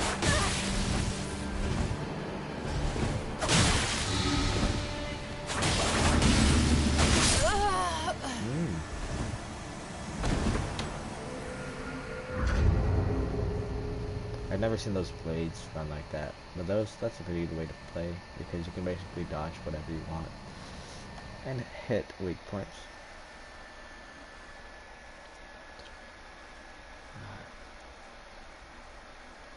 And then if you just wanna have fun, I would go Vagabond, because that one's pretty good.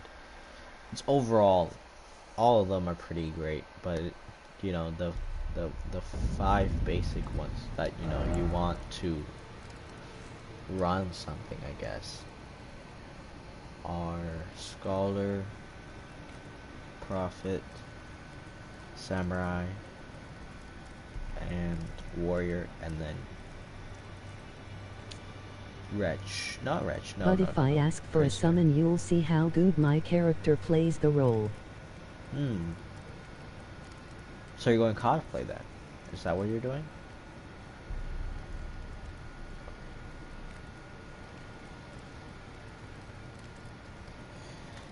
A character can really just be anything they want to be. Even if they have, like, you know, beginning armor set, you know. Each playstyle. Prophet was SDR. Prophet was strength? You made a... oh, well, that's pretty... That's a pretty, basic build, you know. Faith and strength.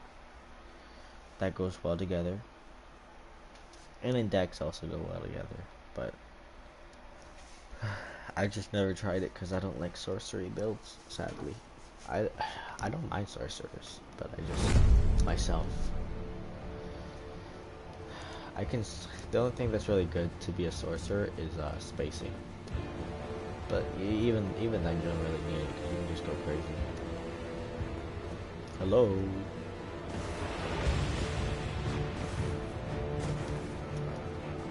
This person. Oh shoot. What the heck? Hello.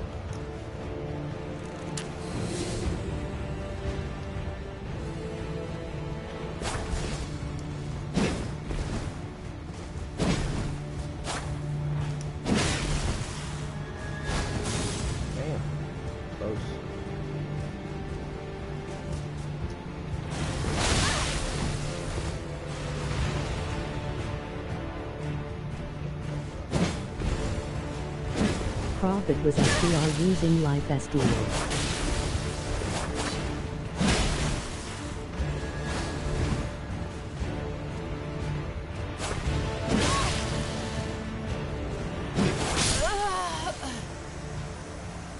What the hell?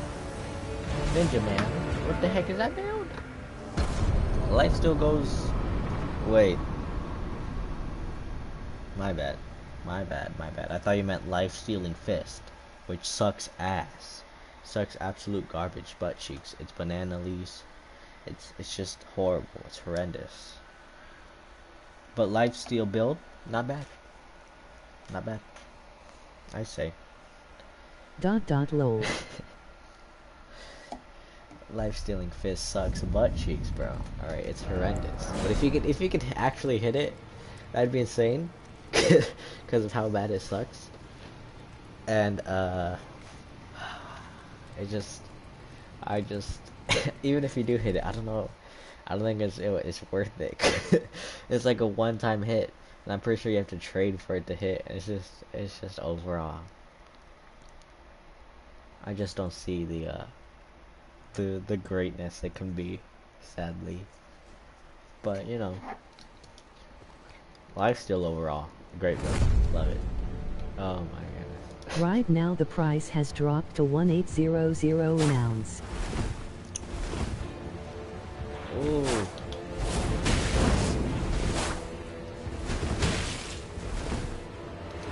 Is that a lot? Prophet was leaning toward Lady Tanit.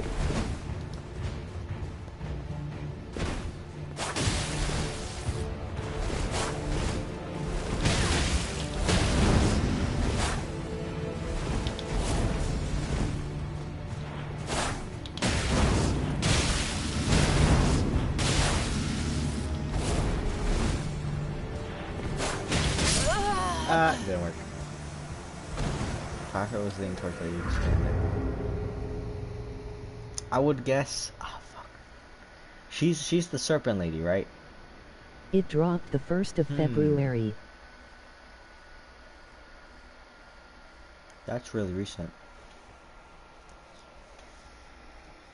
Was that the big? Was that the big drop? Cause does it have like periodic changes? That's what I'm thinking. Or does, I know it changes all the time, but like, is it like every second it changes, or like every couple of days or months or something? Like that's my only question. How fast does it change? Is it seconds, or is it, you know, longer?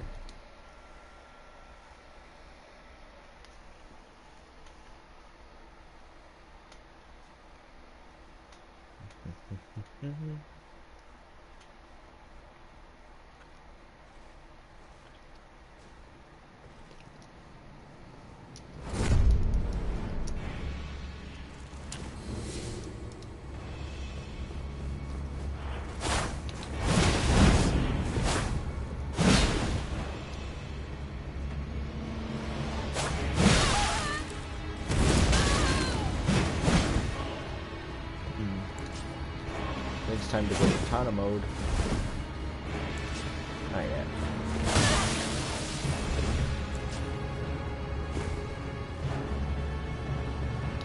It's not reading mine out.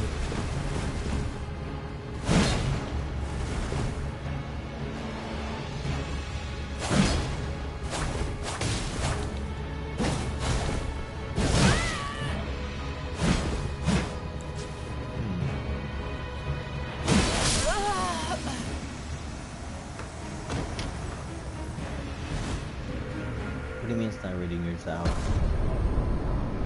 I don't know what that means. Else, I don't know. Are you using like a voice reader or a text reader, or you mean like you're trying to buy something?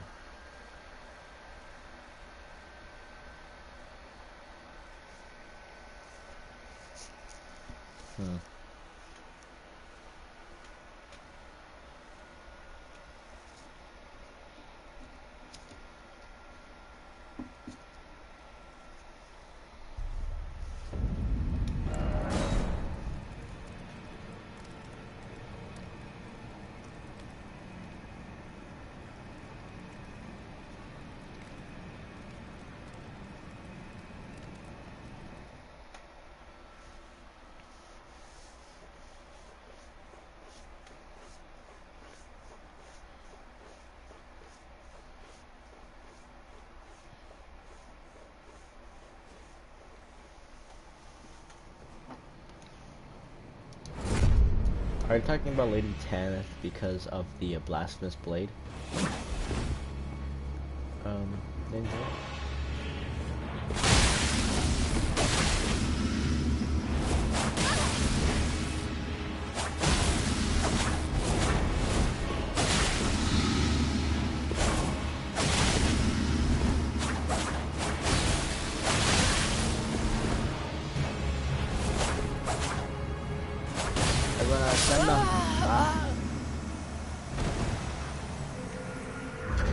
That was really just a DPS check right there.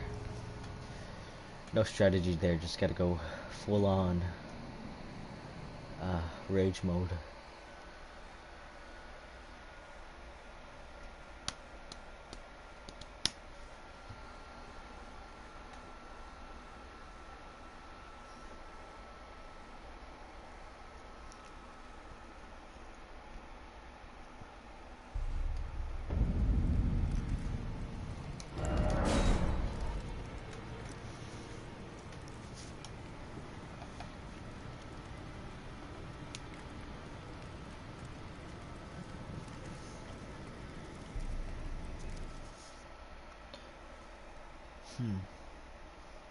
I'm trying to collect arteria leaves, but I'll probably do that over the weekend because I just don't want to do that in a 4-hour session because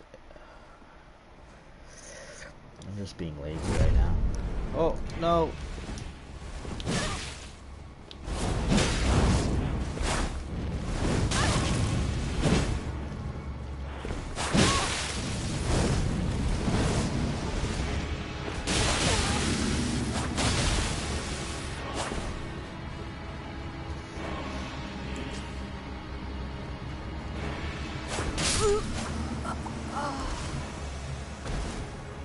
I've never seen actually somebody get hit by that. That's crazy. That has more range. Does it? I like to believe it does. The surprising thing about twin blades is how much range they have. Did you think, you know, like double swords, double bladed swords, you know, they'd have to be compact. Cause it's not like if you compare sizes with it, it's like longer than you, honestly. You know, maybe a little bit, I don't know. I just know it's definitely longer than you. Which is dope, but still strange. Still rather strange.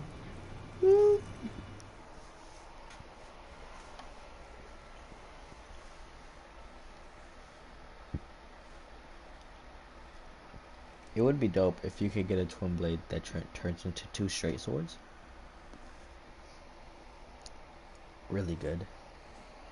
My gum has become flavorless. My life is now meaningless.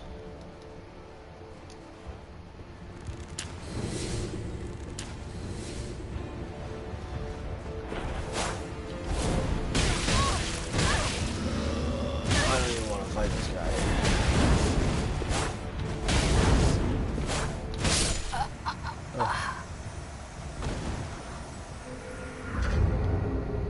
That's crazy how much blood you spray out, bro. Look at all that blood.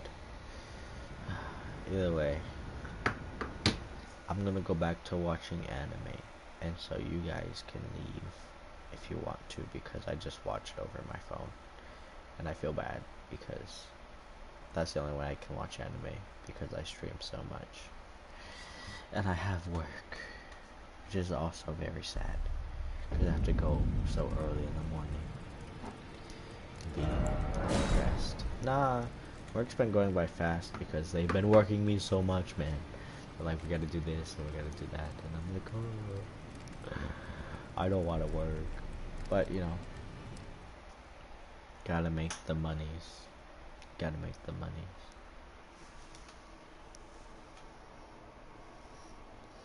They work me so much, I don't even get my lunch break sometimes. I'm like, I want to eat lunch, and then they're like, that's pure pain.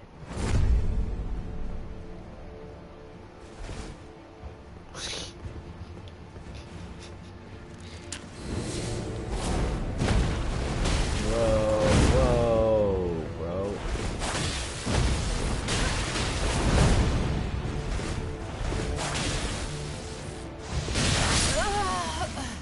Damn. Why'd you change your shield off, bro? You sound tired. Do I sound tired? It might just be my voice, because this is how I talk most of the time. I am tired though, just a little. No, I'm hungry. I'm not tired. I'm more hungry than tired. Because most of the time when I come back, I'm pretty tired. But today's not that bad. Today's pretty good. Today's pretty great.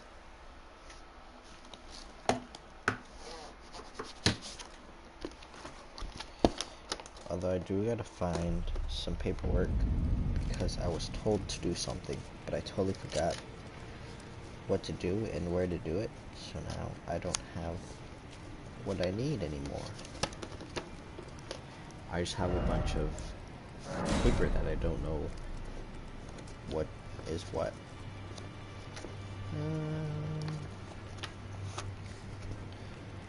Ooh.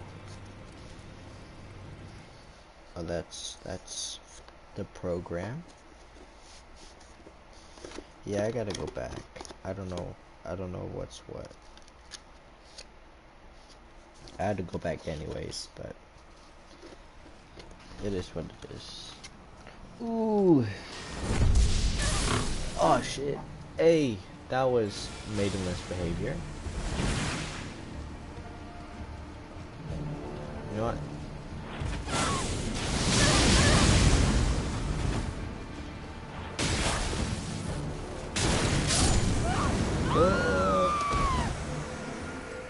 I died. A very sad death. Oh my gosh. Why does he have the mirror mask on? That's horrendous. I don't want to lose to a mirror mask.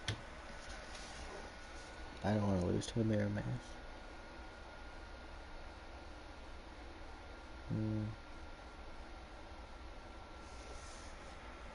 I'm kind of scared, honestly. So, my situation right now is that I moved from Texas to Kansas, which isn't huge, but it's pretty big. It's since I'm like living on my own now, basically. I guess I have a roommate, but we don't really talk. You know, he just kind of lives on one side, and I live on the other. I've only met him a couple of times, but he put me in charge of his fish, so I had to take care of his fish for a while because he left. And then, yeah, no. And then I was pretty. It's just I found out someone came from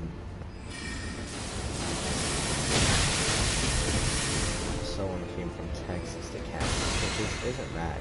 But I would love it, right?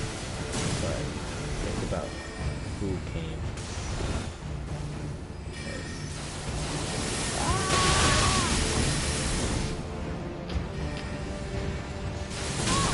Oh, those turn sparkles. I know you got a drink. I know you got a drink. I know you got a drink.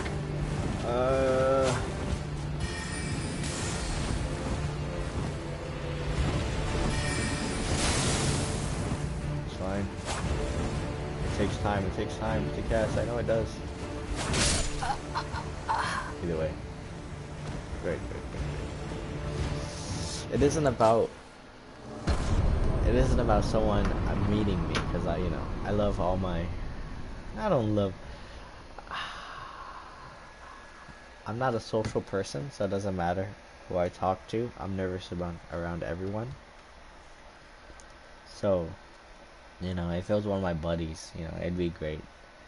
But it's an old relationship that I don't want to open up again. But I know if we met, we'd probably ignore each other anyways.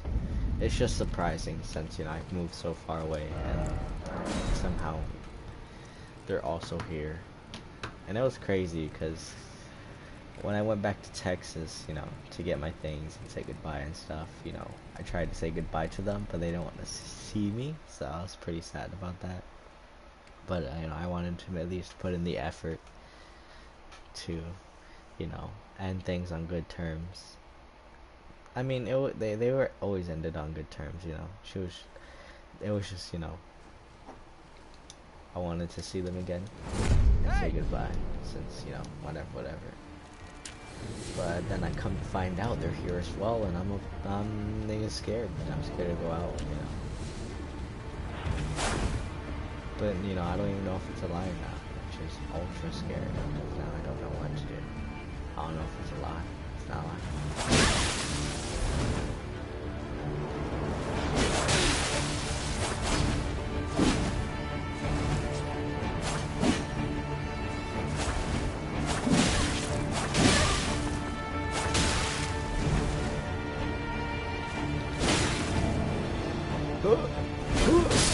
Ooh, that was pretty good. I should have rolled twice. Hey! Honestly, I don't have words for that. Oh, that's fine. I'm just venting a little bit. Yeah. But it's okay.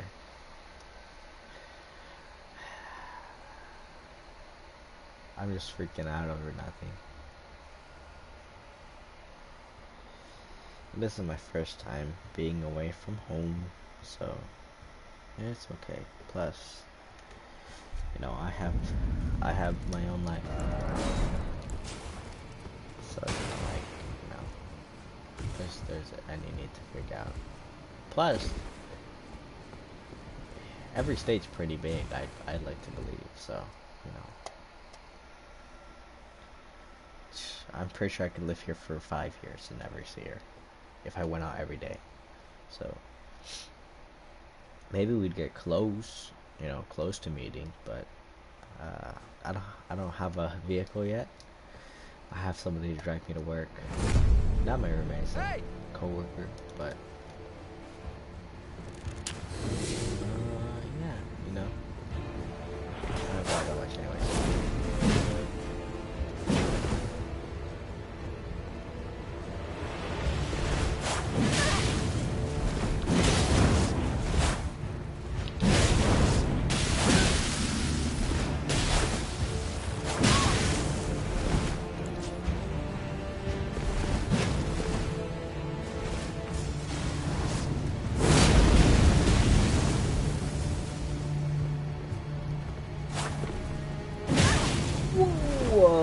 Why didn't it swing? See, that's usually what's supposed to happen. But it like delayed,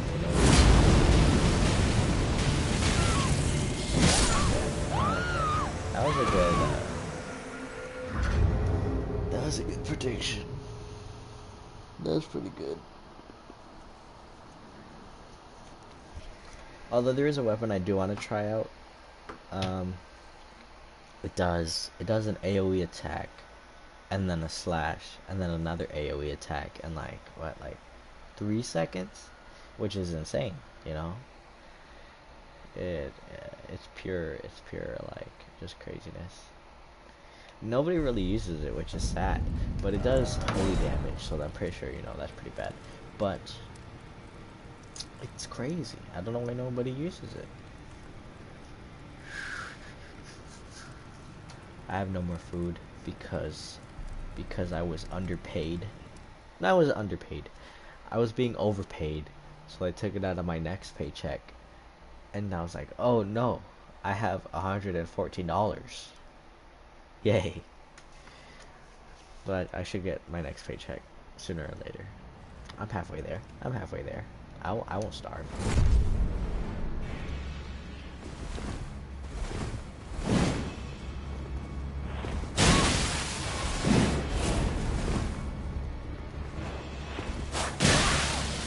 Bruh, this lag is horrendous.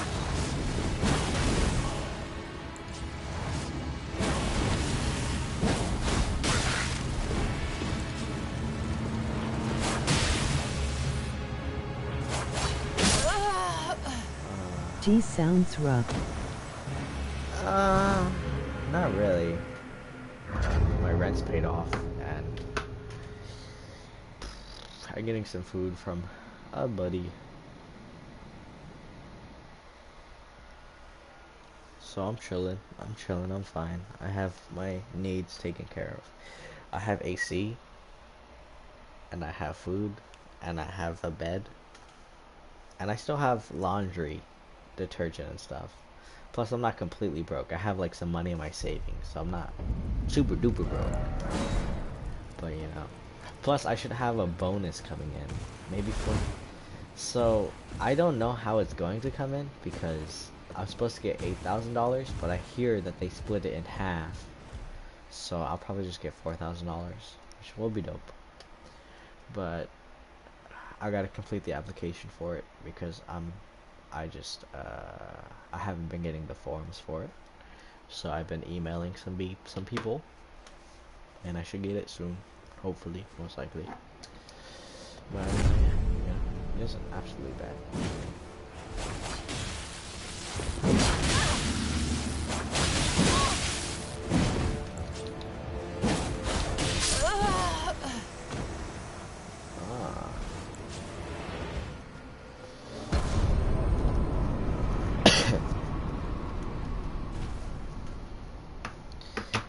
But after this, after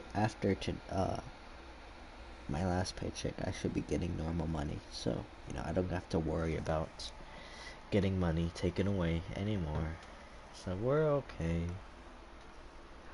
Plus, I have so much stuff to sell anyways. Are you just going to take them splitting it? Why are they doing that? They could, but like then it's a hassle. Cause I'm trying to buy a vehicle, so I want to know how much money I'm getting. So it sucks. The situation kind of sucks because I don't have. I get $100 for like 2 weeks. But you can survive off $100. Plus everything's paid for already, so I don't have to worry that much. And yeah, the only payment I have to pay this month is Spotify, which is only like $10. So it's absolutely bad. But all my other stuff comes next month, so I should.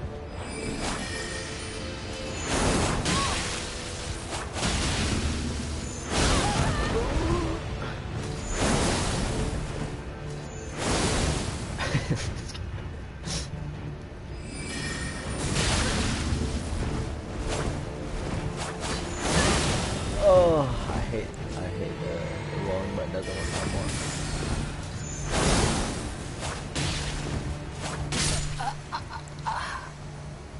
This is something I likely won't understand. Yeah, it's hard to explain because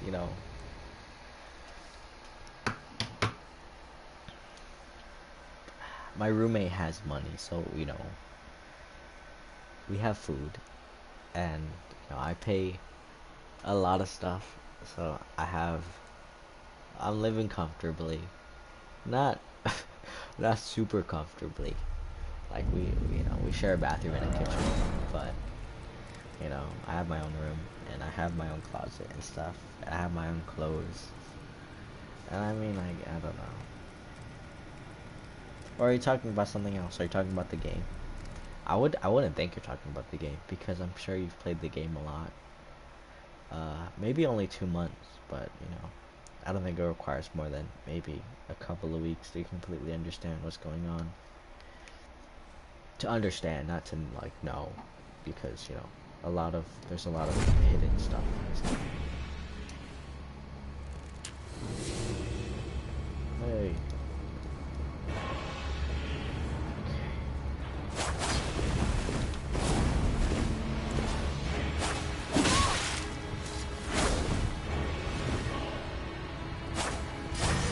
Yeah, I was referring to what you're talking about.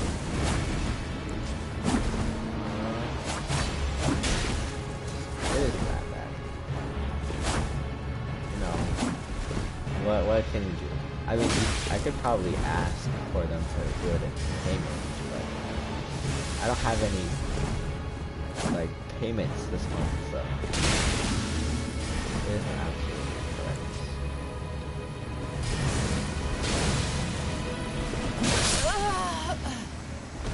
Oh, I thought those flies would disappear, but they didn't. I could have complained, but you know, I'm doing okay right now. Plus, I have to move out soon because, you know, housing problems, whatever.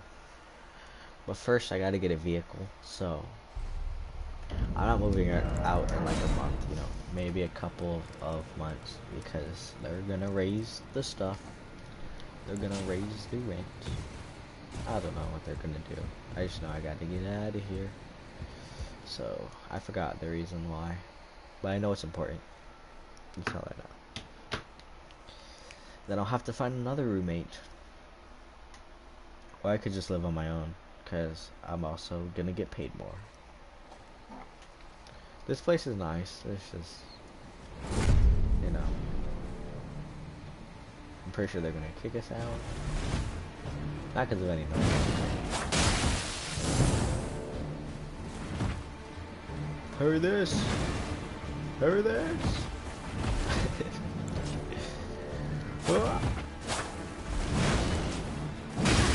Oh!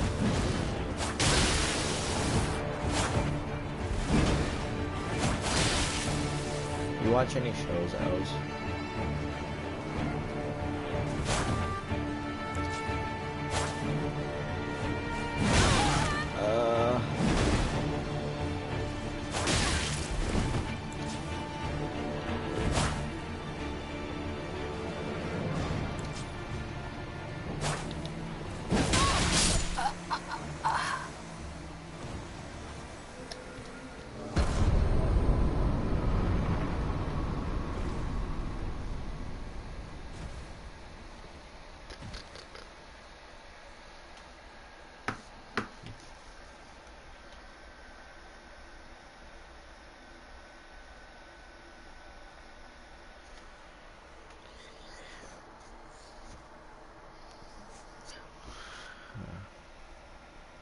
I miss my popcorn though.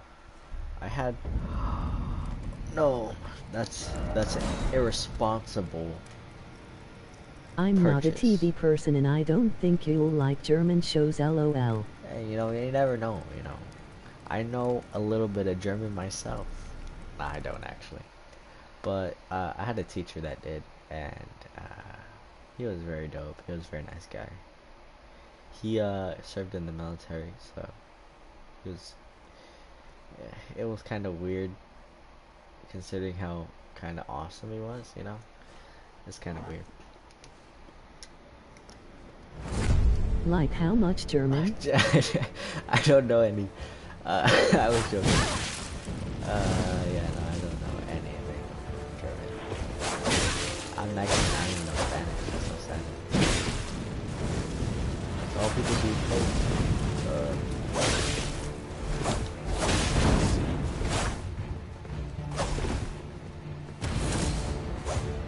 No, poke this butt cheek, bro. Ah! I try to run through it. I don't know any German. Don't get my hopes up like that. Ah, I'm sorry. I don't speak German.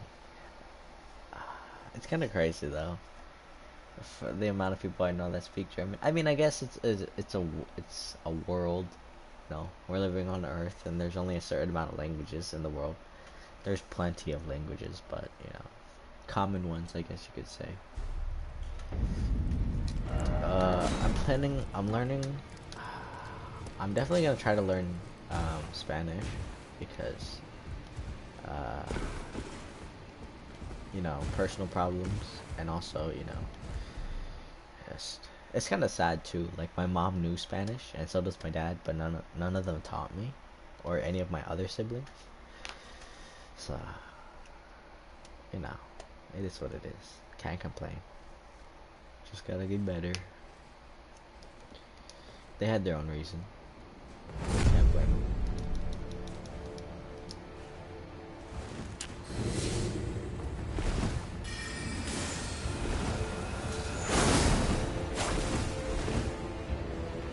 It's kind of scary sometimes. Like, I roll and it doesn't register.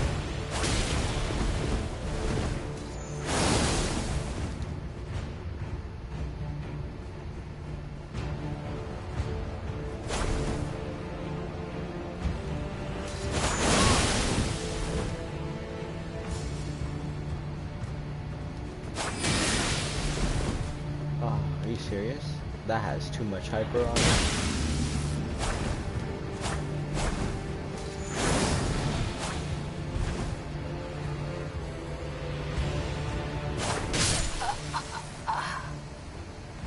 Nice trade, nice trade.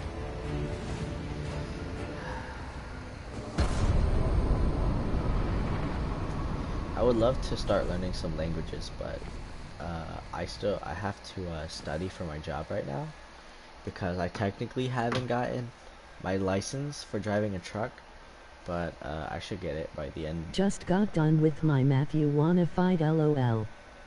Sure, if you want to, you know, just tell me wherever you want to, and I'll go there, and you know, we could have a practice bar, or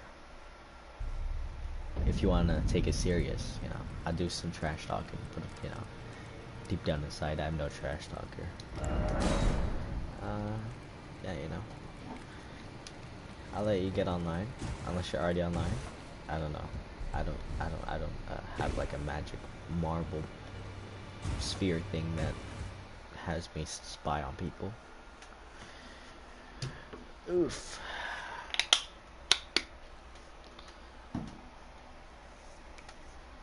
It sucks though, cause I have some money into some stonks. What the heck? LOL, that's fine, just normal settings in Lingrave. Oh, okay, so like first step and stuff? Okay, just give me a sec. I just gotta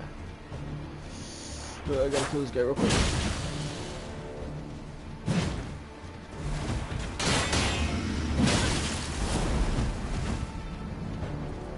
I know you can't take this twice. Okay, so you're a faith user, eh?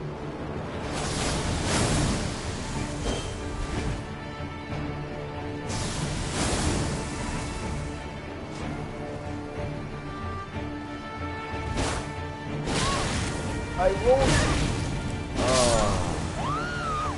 I don't know how to do that kind of fight. LOL. What, this? The Coliseum fights? Oh, you don't have to. I'll come to Limgrave real quick. These are Coliseums, and you can unlock the settings for them. Not the settings. You can Yes. unlock them in the world. So I'll try to show you on the map because they're super easy to find. They literally look like Coliseums, so they won't be that hard to find. which I hope you know what Colosseums are like. So the first one you find is, oh, my map won't load. Give me a sec. Let it load, let it. Okay, there we go. There we go. This one right here is one of the. Oh shoot, is that not the right one? It has to be the right one. Oh no, wrong one. Here it is. This one. So there's gonna be a huge jar right here, like a enormous size jar, and then behind him there's a Colosseum, which literally looks like a Colosseum. And then this one's pretty easy to get to, the Limgrave Colosseum. It's the one that's behind the bridge, and oh, like, okay, I'll head up there then. Yeah, and then this one. They each have different settings, like different matches you want to do. So you could do the this one gives you the basic one. I think is United Combat. I don't know exactly what they give you, but there's only 3 of them, so they won't be hard to find. This one's the easiest one to get to. Is behind the bridge and stuff. There's what? Oh, I gotta do a Volcano Manor quest here. Forgot about that. There's that one, and there's that one, and then there's another one farther up.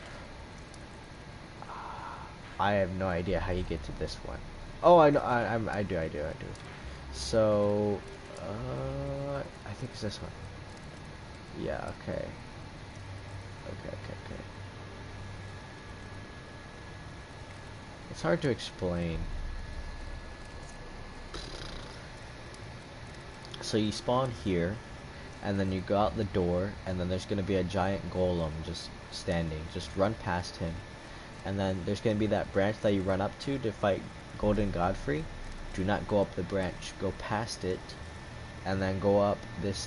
There's gonna be a hill past the bridge right here, and then you go up the bridge, and then right here on the stairs you're gonna see a huge Colosseum. And then you just go inside and you claim the Colosseum thing, I don't know. Yeah, but you just go inside and then they're like, oh, you unlocked this Colosseum, now you can fight in it and stuff. And they just have different settings for different ways you want to fight and stuff.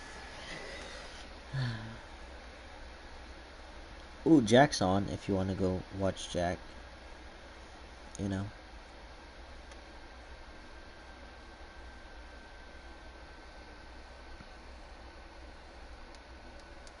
I found Limgrave Coliseum. Did you unlock it? Like, cause, oh shoot, I'm not in there. But in the the round table hold, in there's a statue right next to the bonfire and the main. I killed Invader. You killed an invader? How? Did you put on the remedy thing? The remedy thing. Did you get attacked, or was it like a mission?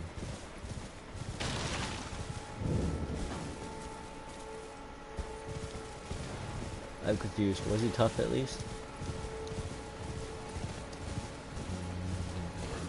I got invaded in front of the building. Oh yeah, I totally forgot about that. Yeah, you're right. There is a guy that invades you there. Ooh, so you got the hammer talisman then? That's nice. That's actually kind of hidden. 4 hits LOL. Damn. He is a beginning player though. A beginning player. So if you fight Margit and then don't go there, he doesn't spawn anymore. So you can't get the hammer talisman, which, you know, that's sad, but I think I got it. I don't know if I did. I should have it. Oh, I don't have the hammer talisman. Oh, I totally forgot to get it. Oh no. Now I gotta do another one. Damn. I can go check if he's there, but I totally forgot to get it this time.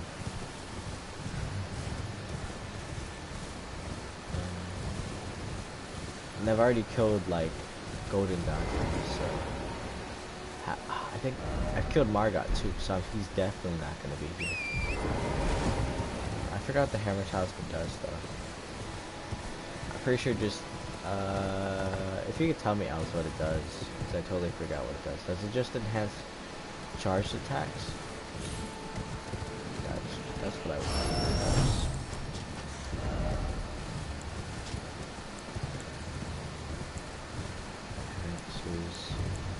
No, that's the axe talisman.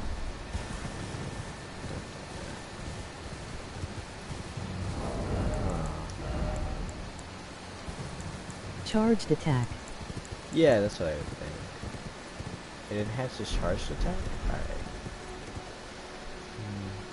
I mean, I guess I don't really need it then. But, you know, it would be nice to have.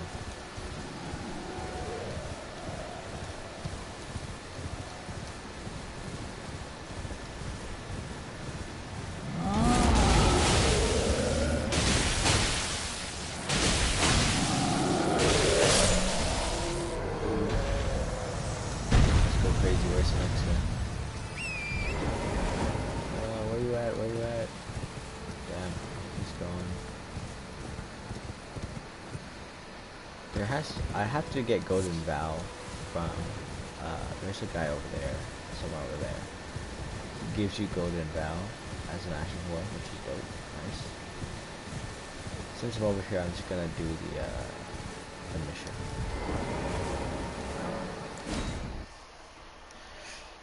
We'll treat it as a real PvP fight. We won't cheese him. We won't cheese him. Which I doubt. What password for Coliseum? Oh, you want to fight? Alright. You choose one. I'll be there in a sec.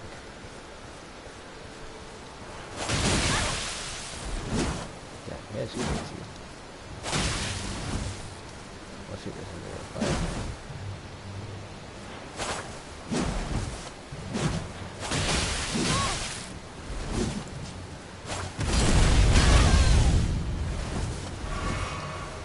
OK2028.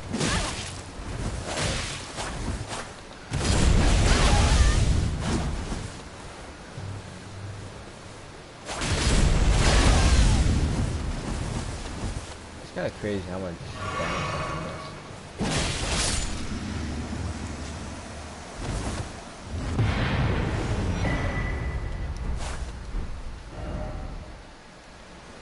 Ooh.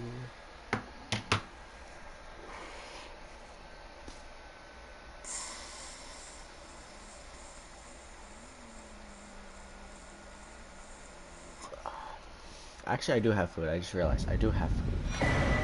Oh. Scaled armor? Oh, is that where you get it? I did not know. I thought you just kind of just got it randomly. I don't know that's where you get the scaled armor.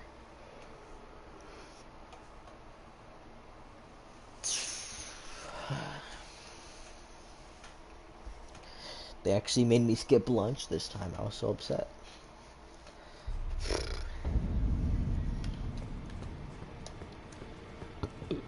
Are you waiting?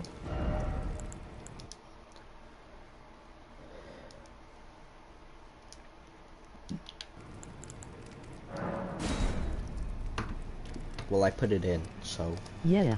I'm looking for combat.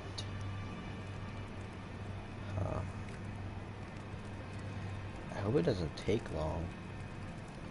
It shouldn't, since we know. Unless we're too far leveled apart. I doubt it. I think it found you. Nope, I did not. What level are you, Elves? What level are you?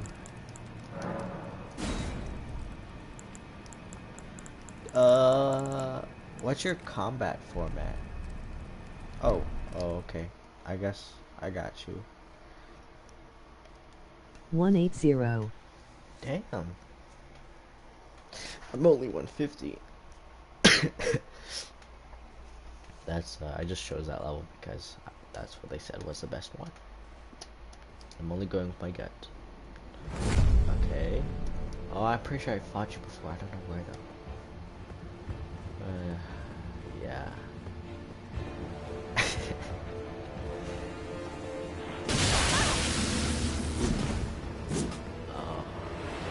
should have rolled. That was coming out a mile away.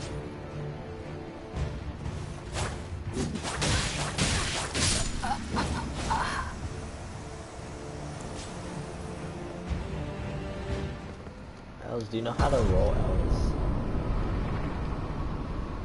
If you don't have a shield, alright, the best defensive option is to roll. Which I like to roll, honestly, because I don't really like shields, because I don't know. I feel like if I can block something, then you know. I suck ass at player fights. You don't suck that bad. You're okay. I mean, everybody sucks one or another, I guess. You know, if you want to go again, you can, but you know, I'll let you choose. I'll wait, because I don't mind, you know. I'll take a disability. I'll let you choose I'll let you choose a weapon I can take you to take away. You can take my twin blade, or you can take my shield, which I don't really use my shield that Okay, much. let's try it then. Okay. You know,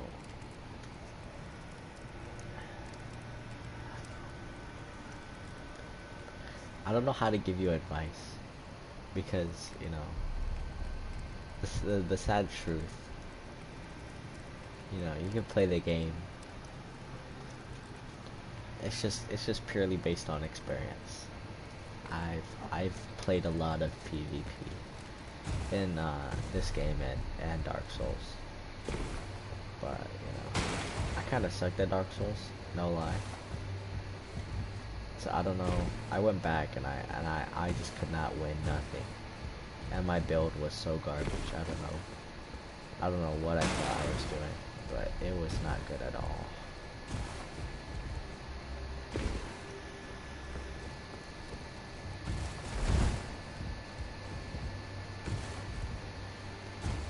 But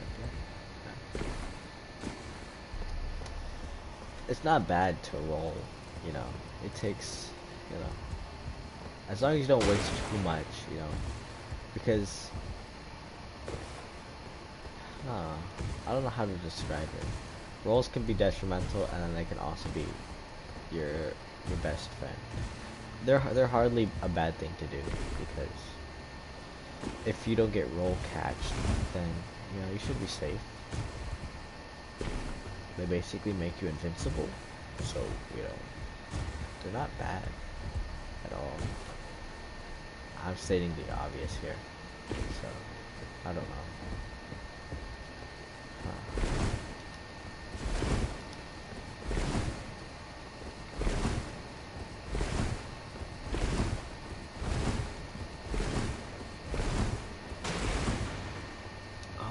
I've been waiting for your return. No. Don't talk to me. Don't talk to me. I don't want to do your quest just right now. Did you go to Jack's channel yet? He's live. So, yeah, we could talk to him. Jack's always fun. Why is it taking a while? I have no idea. I could refresh it. Let me refresh it. It honestly shouldn't take that long, because, you know, you have a password on, so. There we go. I don't know. It's Elden Ring. Nothing makes sense sometimes.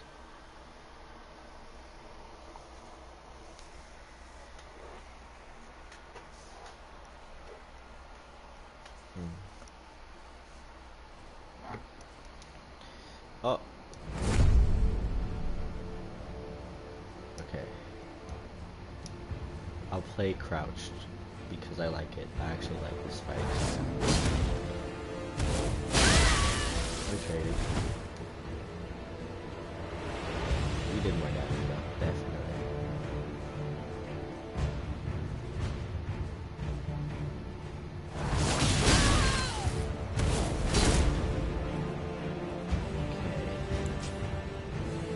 just have to hit me.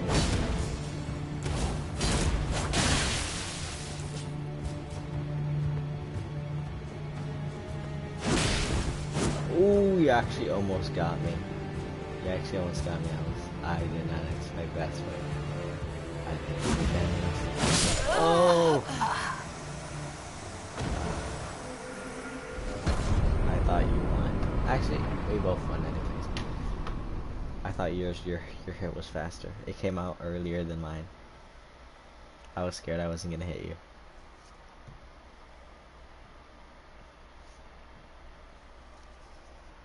I think that was a tie. Yeah, it was. It was a tie. I don't think I should have. Did you win? Did it say victory on your side too? What did it say on your side? Because, you know, I get that sometimes, and it always says victory on my side, and I don't really know. Yeah. Yeah, I don't know. I think it just considers, like, you killing the other person as victory, even if you both die. Because then it'd just be confusing. Like, oh, who died first? LOL. But you did good. You did good. You got some hits in. You got some pretty big hits in. You got 2 hits and I was already almost about to die. I don't know. I wouldn't say Bloodhound Fang sucks. Because it's a cool weapon. And it works in certain situations. But I'll tell you the truth. Weapon might be maxed out. Your weapon might be maxed out, or it is maxed out. If it isn't maxed out, then that's crazy with how much damage it does. If that isn't maxed out, I'll be surprised. I'll be like, dang. Is. Okay. Okay. Yeah, because that does insane amount of damage. Plus, Apex. I wanted to do some texting. Sir, I can't play Apex right now, sir. If you... sir. How about tomorrow, sir? How about tomorrow, sir? Or are you busy tomorrow, sir? Do you have Sad emoji. Sir, don't give me that, sir. Get out of here, sir. Alright. Don't make me come over there and beat you up, sir.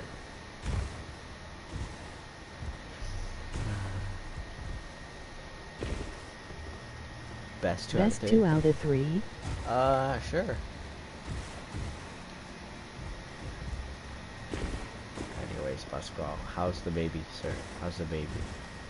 Is he doing well?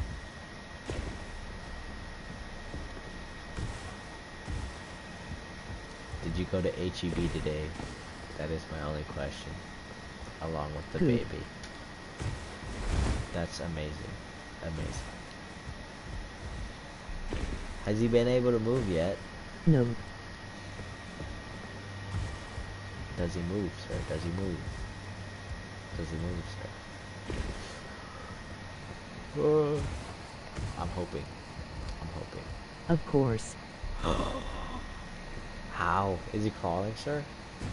Is he going crazy? Oh.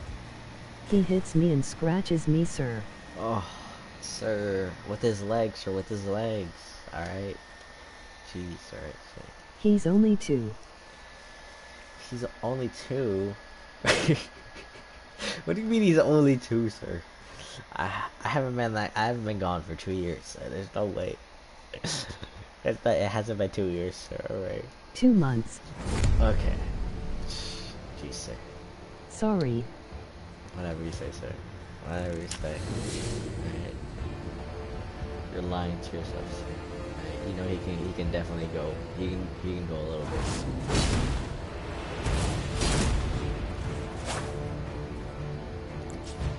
This is like a long-distance relationship. I miss you. Sir. Jeez.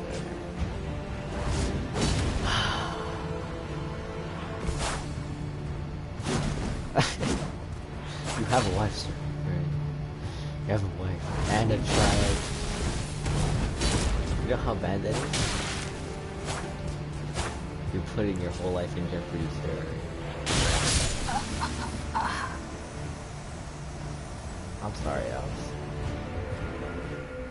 I might have been too aggressive. I might have been too aggressive.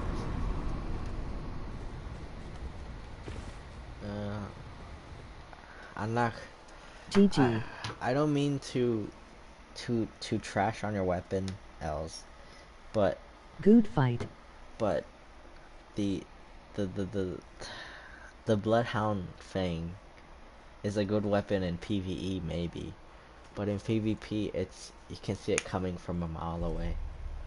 That's the only reason that I wouldn't. Plus, it's a big sword, so you know if you're new to fighting, its swing, it comes out really slow, really slow. So, you know, if you want to get better with it, you know, I would you know, I'll egg you on. I don't know how to say. I'll support you in your decision to get better, because you know if you can go crazy with any weapon, you know. Yeah, I figured the weapon was kinda predictable. Yeah. I don't know if it's just me, because I've fought that weapon a lot, so I know what the art of Ash of War looks like. So I can see when it's about to charge, so I can just, you know, dodge out real quick. And its range is amazing, but its wind up comes out so slow that, you know, it'll never roll catch anyone. So that's really just all I have to say about Bloodhound Fang. You know, it's an amazing weapon in PvE, but in PvP it is very easy to predict. Not even predict. It's like very easy to dodge. That's really just it. But you know, if you wanna get good with that weapon, I won't stop you, because you know. I tend to only get people on the second attack. Well, yeah. If people don't know that the second attack exists, and they don't usually, you know, whatever. But I know the range of that weapon, so that's just the reason I know it. I wouldn't suggest changing it if you really like it, because you know, I don't wanna change anybody's build unless, you know, they make that own decision. Plus, all weapons have their setbacks, like double twin blades. They don't have the combo of a singular twin blade, because the singular twin blade swings like 400 times a minute. It's crazy. It goes crazy. But the single twin blade jump attack just doesn't measure up to the double twin blade jump attack, which goes crazy, especially in PvE, since I have this thing. Would katanas be more effective than Bloodhound's Fang? Oh, definitely. I would think so. They do not as much damage, maybe. I would believe so. Unless, you know, because Bloodhound Fang has good DPS, which is damage per second, but if you can't hit your attacks, then the DPS doesn't really matter, you know. And if you want to go my pure nemesis, I guess, then you can go with poking sticks, like a poking attack. I hate those guys. It requires no skill. But you know, more the merrier. I don't mind. I don't like poking sticks. It's just annoying with how like the attacking, it has very little I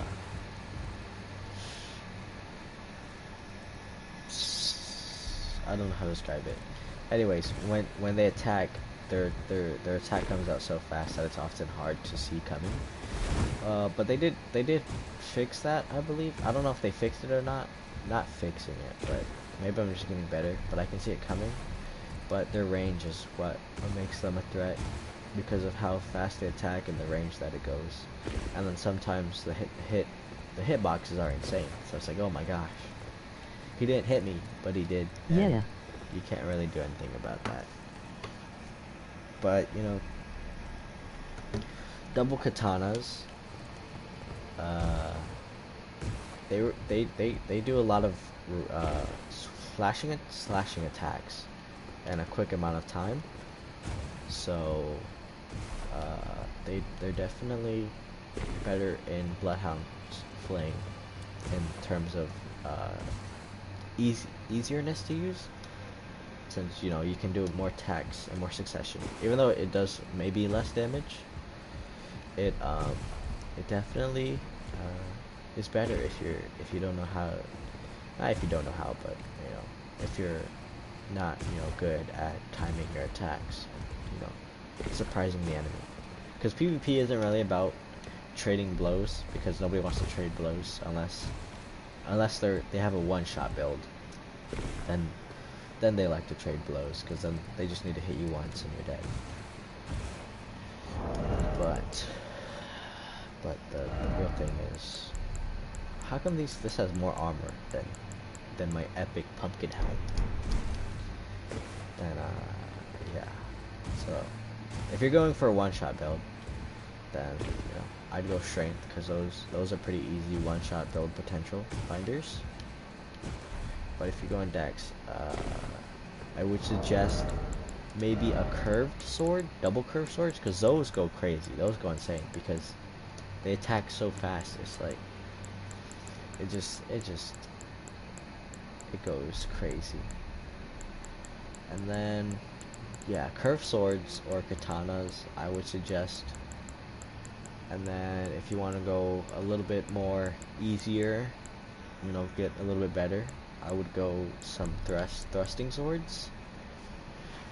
And then if you're going big hit, big damage, I would go strength, and go with something a bit bigger, something with a bit more range. But also the thing to get better at is using different types of moves, because when I first started playing this game, my first build was actually double twin blades, so I'll try them out. Okay. Wait, try what out? The katanas. Either way, I was playing double twin blades back when I first started playing the game, and so the only attack that I really was doing Any that I can, to be honest. Okay. Well, what I would suggest, because I actually find them really fun, is curved blades, curved swords. Yeah, these they're not as, they're a bit, I don't know how to describe them, but the running attack on them is crazy, because it does maybe 4 attacks in one attack. And since you're running, you can't really miss anything unless they jump. Then you might miss, but I haven't really seen anybody miss with these.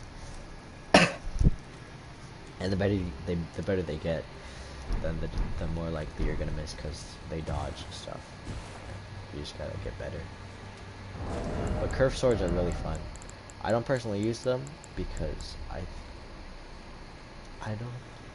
don't like weapons that are a bit too easy. Okay. But yeah, if you want to have fun, I would suggest a curved sword, because they're really fun. They are really fun. And then there's this there is, what was I gonna say?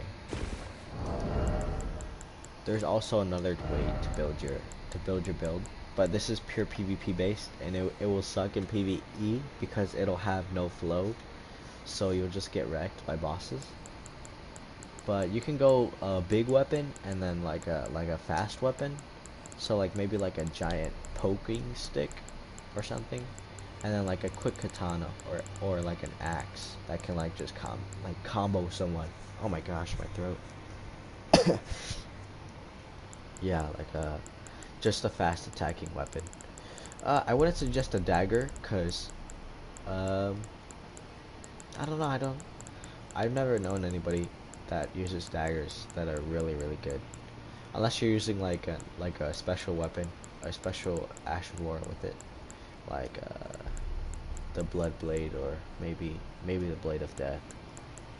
But ooh, double straight swords also does a lot of damage, because it just does. I don't know why it does. It just does. If you want to try out these rotten crystal swords, I'll give them to you, because I don't really use them. Although I heard they go crazy. I heard they do a lot of good stuff.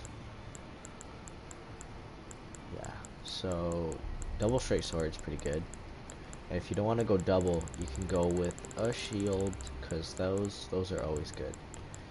Shields will always be amazing options. And depending on what type of build you want to make, you can just choose different shields, different stuff.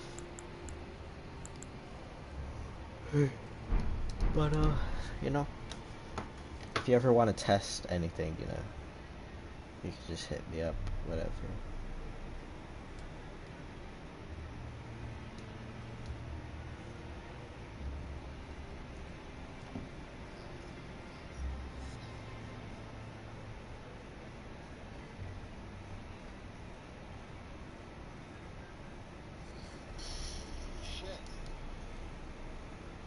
Honestly, I think I just suck at PvP, lol.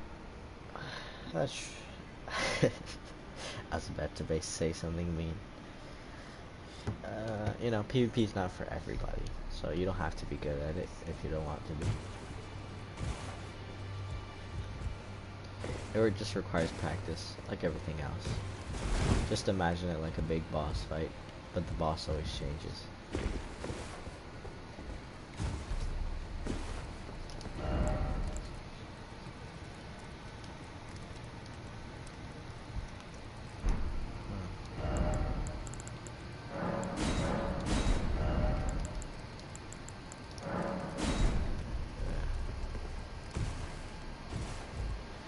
I sometimes get bored of PvP sometimes. Mostly because I wanna, you know, play the game a little bit. But, you know, I really like... What I'm really doing here, PvPing so much, is because I want to get better at invasions. Because those can sometimes be...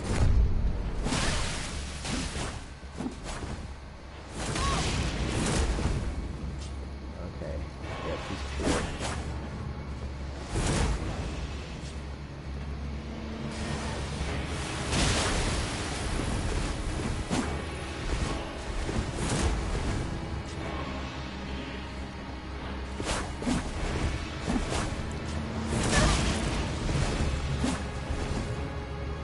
I think he's going... Oh, he got me.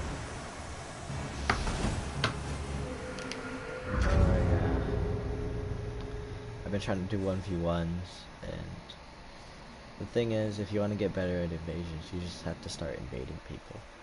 But yeah, I'll actually start making food because I'm starving, because I skipped out on lunch because they decided I didn't need it, but I'm starving. I'm starving so bad. So I'm going to switch the PvP to you know, combat ordeal, because I love combat ordeal because it's just a bunch of people fighting. Also, if you want, I'll let you use spirit actions, that way we can settle the playing field. Oof. But yeah, so if you want, we could play another round if you want, and you can use spirit ashes, and I won't summon any because then you know it's not really even anymore. So if you want to, just tell me, and I'll come back after, and I'll be like, sure, we can go. So I'll show that to you. Plus, it'll help you get some, maybe experience if you want any. You know, Spirit Ashes and PvP is that definitely not, you know. Okay. If somebody invades you, you can't use them, but you know, it'll be I guess, a helping hand, maybe? I don't know. I'm not a good talker. I'm not a good streamer. I just do this because, all my buddies at work play a little bit, so I like to show them my builds and stuff. Oh, that's loud.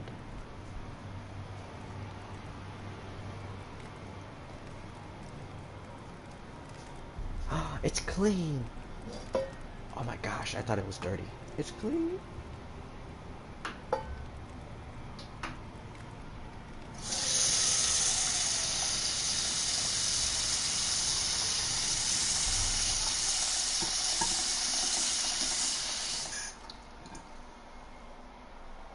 Oh, I'm going back real quick. Give me a sec. Give me a sec. I was getting some water in a pot. Alright. You summon whatever you want to summon. I'll just eat this. Oh, a mimic here. Okay. I'll fight your mimic here then. I'll destroy him.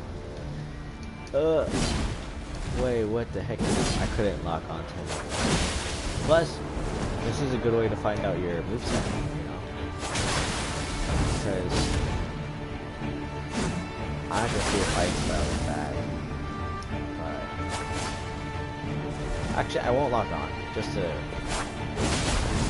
Oh, you have a sword? Well, let's use the sword. Next fight, I won't lock on. Oh, heal up, heal up, heal up. Wait, you can't heal up, can you? Oh no. Yeah. Is there a way to restart? Oh, Els, I'm sorry. Els, you got rid of your own health. You can't regenerate your own health. You should have brought like a healing spell or something. You can't even use the flask.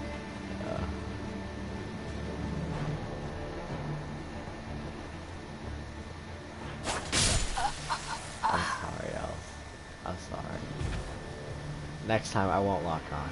I'll use no lock on next time. Just to give you some more feedback. But yeah, if you wanna check out your moveset, I would use a mimic tier, since you know they basically try to utilize. I didn't know I couldn't use them. You couldn't use what? The healing flask? Not in a duel. In the other modes you can, but since it's a 1v1, we can't do the other modes because we need multiple people in there. Yeah. In the other modes you can, so like, you know, combat ordeal and united combat, you can use them, but yeah, no, in a duel you can't heal because back then people used to have heals in the games. People used to get mad because, you know, you'd fight someone and then they got down to low health and then they healed and then they'd be like, oh, why'd you heal, man? It was a 1v1, you know. You know, I guess it's just, you know, people don't get annoyed, I guess.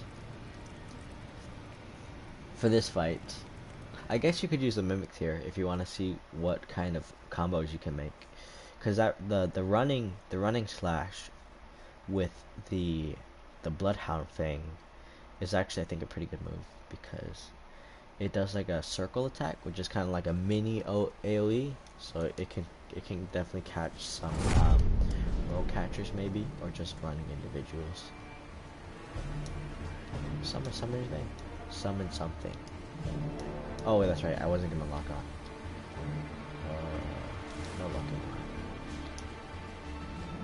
Are you gonna summon a Spirit Ash? Else?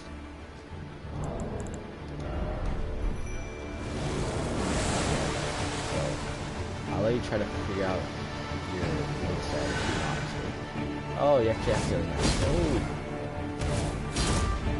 So, the space in between your moves. Oh! I don't know what he was trying to use, but you don't have to.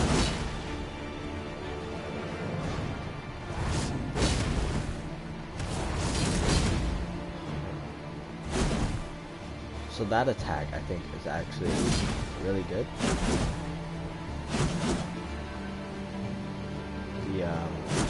That attack, I like it, but it'll never get me. But I think it gets me for people.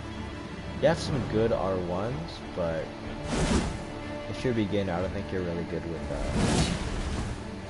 slow attacks, because slow attacks, that's just really it. Bloodhound Fang's a really big weapon, and I just don't know if you're good enough to use a large weapon, especially since, you know, your Mimic tier keeps reaching for like a heal or something. I don't know what he's trying to use.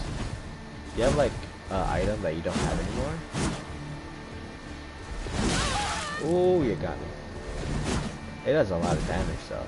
I will say that. It does do a lot of damage.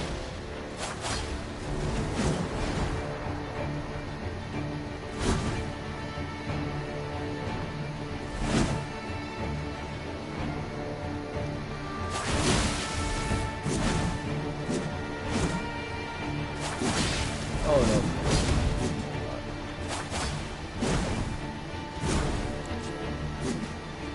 That's kind of hard to fight without aiming. Ooh. Wait, Bloodhound Fang has bleed on it? Ooh. I think that move's really good. Okay.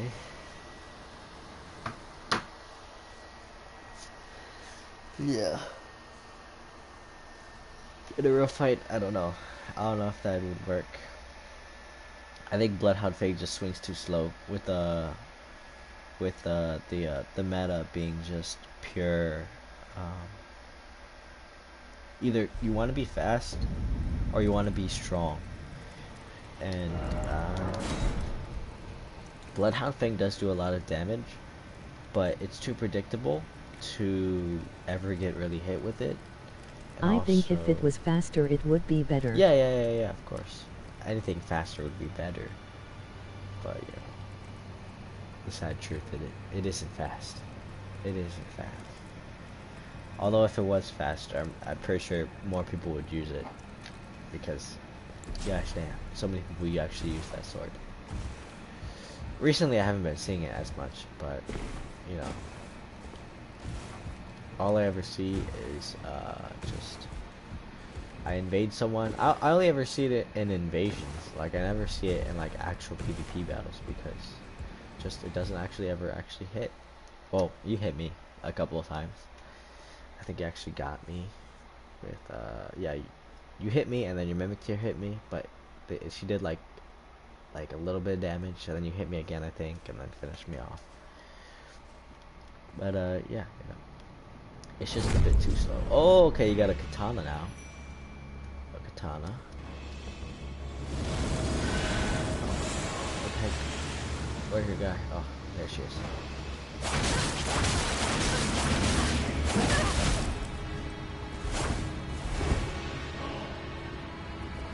What katana is that? Is that the Uchi katana?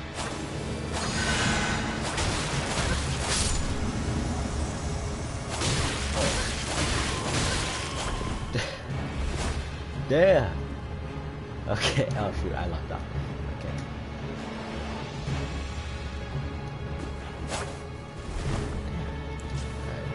Right. Oh, I keep locking you off from habit.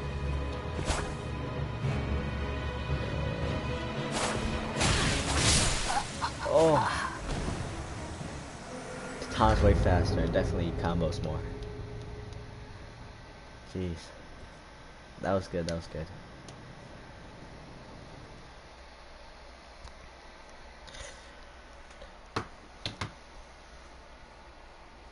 Faster, better. Yeah, definitely faster and better.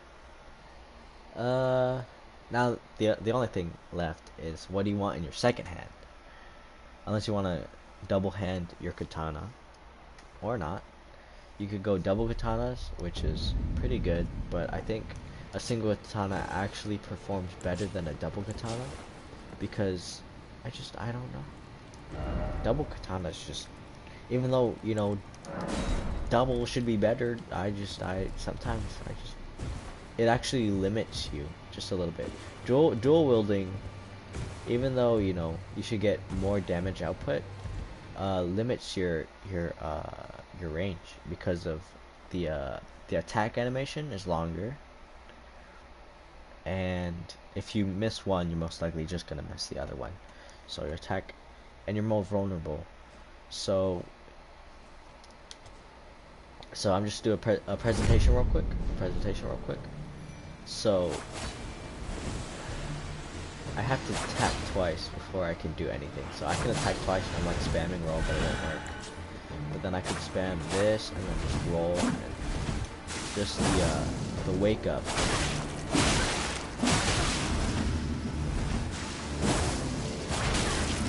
Mimic here isn't using the sword as fast as you can. I don't know if that's like a flaw or something.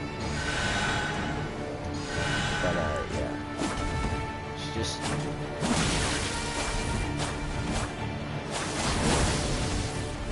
and sometimes dual wielding doesn't even make the damage bigger. You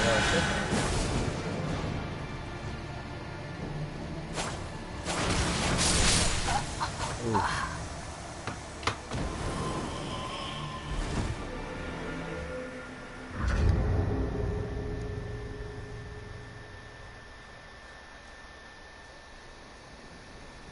Also, I think double handing a katana might make it slower, although I'd have to look into it, because I don't know, it feels slower, but I don't know if it actually is slower.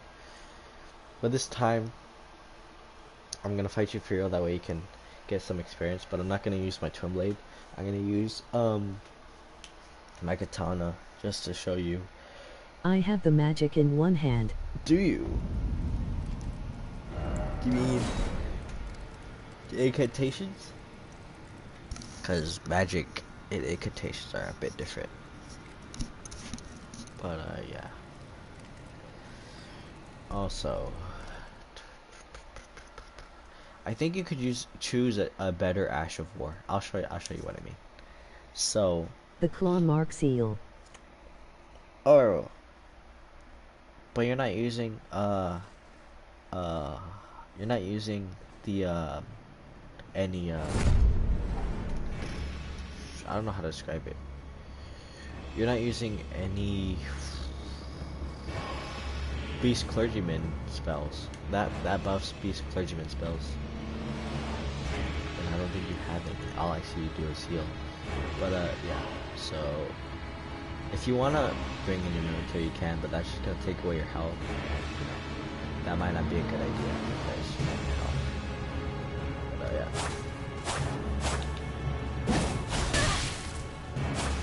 Also, don't forget to roll else. But I doubt you knew that second one this time. So sword dance, I really like sword dance because it comes out fast and it covers a wide range. Also, I like to spam a little bit of fast attacks to catch people off guard with the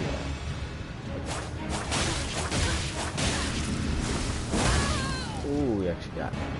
So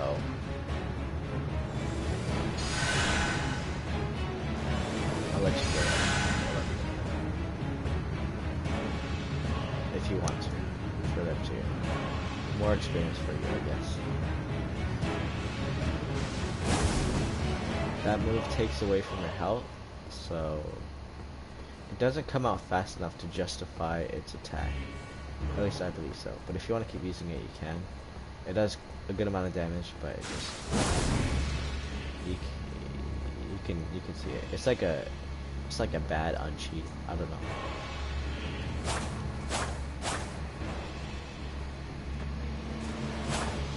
Also, don't forget your different attacks, because your standing attacks are better, or not better, are different than your running attacks. So a running attack, it would be like a slice, and then I think a running R2 is a poke. So if you want to roll catch someone, like they're rolling away, if you can time it right, you can hit a running R2 and just keep R2ing them, and that should, you know, they'll just keep rolling because they're afraid. Because when you get attacked, you know, you just keep rolling. They're like, oh, and start going crazy. But yeah, heal up this way. And then jumping is definitely a different thing. The thing with the fast attacking weapon is that you kind of want it to combo, because it will not out DPS a heavy weapon if you can't get consistent hits and if you can't combo it.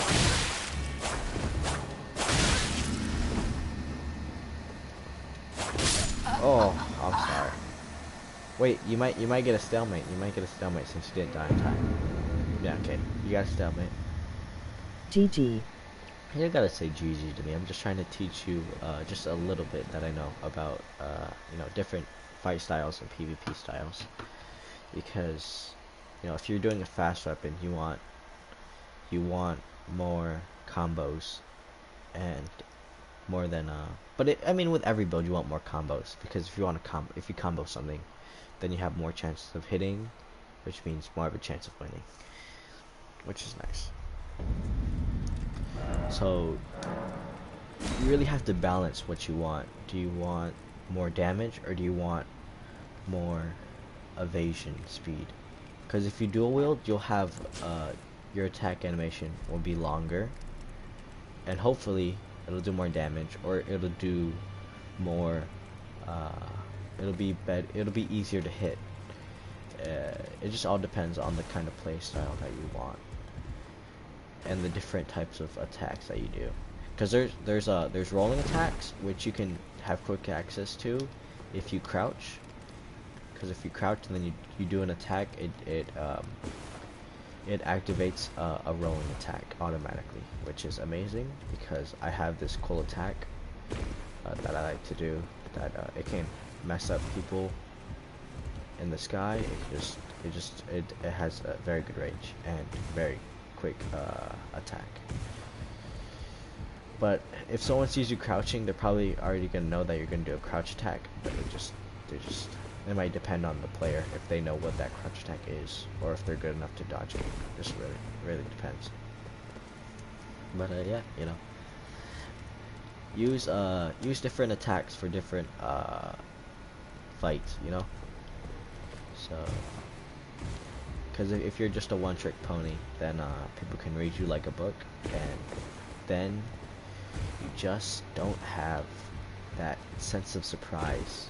It's like a boss that repeats the same move, and you know, if you miss, then you know they'll find an opening eventually, unless that move is just insane and it has like basically no opening. But yeah, you know, just yeah, it really just depends on what you want to make. And I wish I could tell you how to play, but I really can't, because you know, every build's different and every build has weaknesses and strengths. So you know, I'm trying new Ash of War. nice.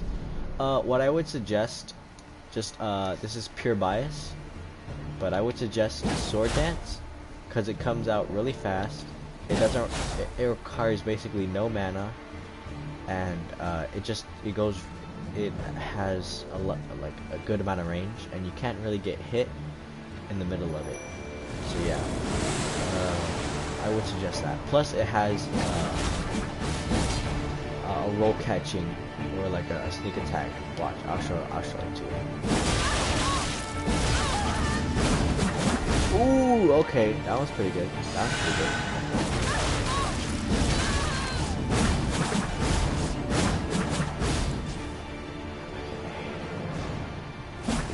Your Mimic doesn't want to heal. Okay, there she goes. Oh, yeah, just get inside. Let her go crazy. Also, your Mimic has infinite mana, so if she just wants, she can go next to her while she heals. Oh, she canceled a heal? Did you know you can cancel a heal? I did not know you can cancel a heal. I just thought, I didn't think that actually. Just wait, she's healing. But yeah, so I never actually used the R1s on this because they come out awkwardly, and so the speed, the range is also abysmal. You can literally back and forth. Oh shoot. Also, I don't like the there's a backstep move. Oh. If you're gonna go double katanas, I would suggest using the backstep, because the backstep for the double katanas goes crazy. It has so much range and it comes out so fast that nobody can actually go through something. So, yeah, the backstep for double katanas, you have to see it for yourself. It goes insane. And if you don't know how to backstep, just don't move and then press the dodge button, and that's what a backstep is. That's how to access a backstep. So you go boom, boom, boom, and whatever you want to do. But yeah, backsteps are pretty good because they have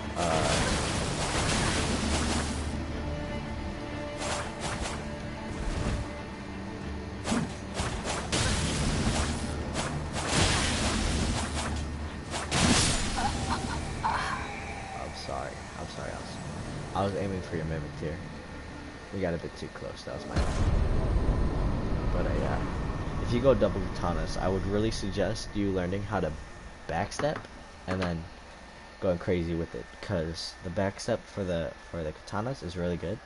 And if you go against like someone that's kind of like noobish, that doesn't really know, you know, what backstep moves are, although I wouldn't suggest a backstep as a dodging tool, because you'll always get hit anyways, because it doesn't cover that much range.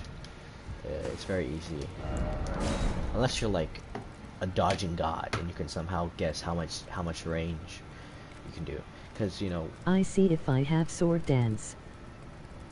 Yeah, it's really good. Honestly, a really good move, but it really depends on the type of build you want to make.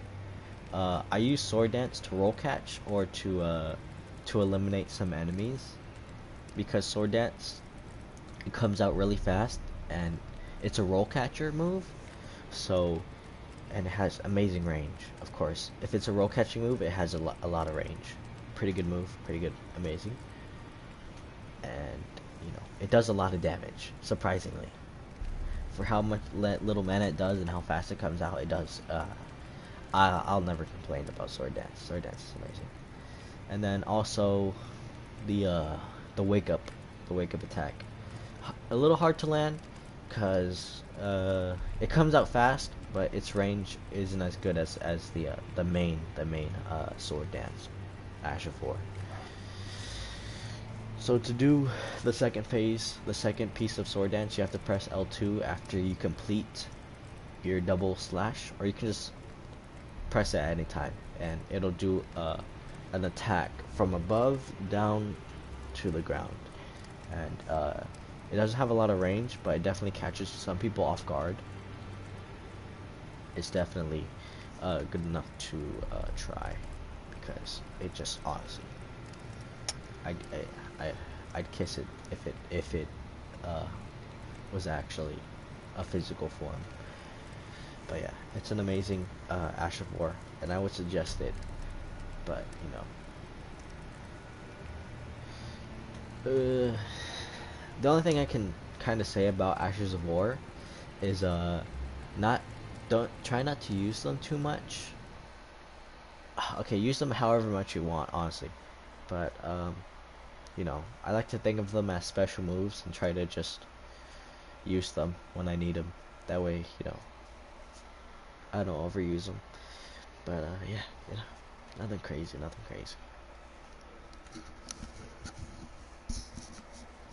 I don't even really use my main weapon action war. I'll show you what it looks like. So this is what it looks like. All right. So you know, go crazy, do whatever you need to do.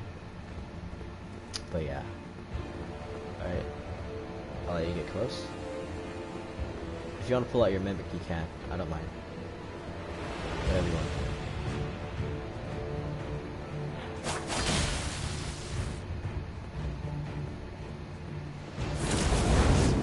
That is my main Ash of War. That basically lets me not take any damage and open up for a jump attack. Although it's kind of, it's upset how bad it is sometimes, because it just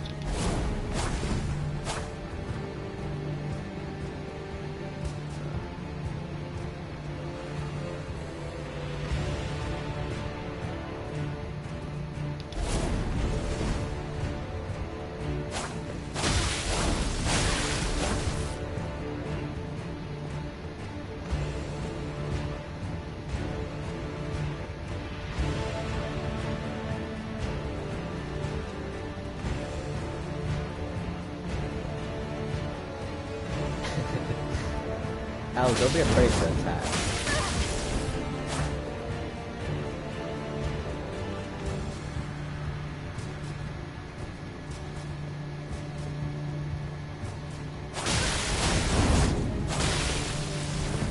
Yeah, so watch. I'll show you what's bad about rolling so much. So nice. So the thing about treat PvP like a real boss fight. So the thing about rolling a lot is that it's really easy to get punished for it. Panic rolling is not good in any fight at all. You know, your moves have to be more calculated. Definitely in duels, since you make one mistake, you're probably not gonna get health back ever, unless you know you're really good. I've seen some people pull out a full-on just health regeneration, and then all their health is back. But I don't think you have that heal yet. Plus, I don't know if you have the stats for it either way, because you know they just walk away and then they pull it out and bust out the whole heal, and I'm like, damn, I ain't got no health. But usually those people that heal, they're not that much of a pain, because usually... I didn't think I was panic rolling, I was trying to get behind you. Oh, well, if you're trying to get behind me, you gotta roll forward. Oh, I mean, I guess I can see you rolling forward, but I wouldn't suggest trying that way to get behind you, because the log-on's too fast for that to actually work. So yeah. But yeah, you know. If I attack, then you can get behind me. I guess I wasn't attacking, so you know. It's okay to panic roll once in a while. I noticed that. Everybody panic rolls once in a while. It's not, you know, unless you have nerves of steel.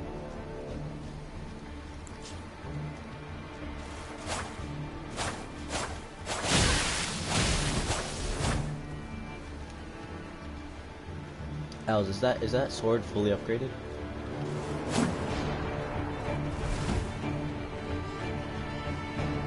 If you stop, I'll let you respawn. But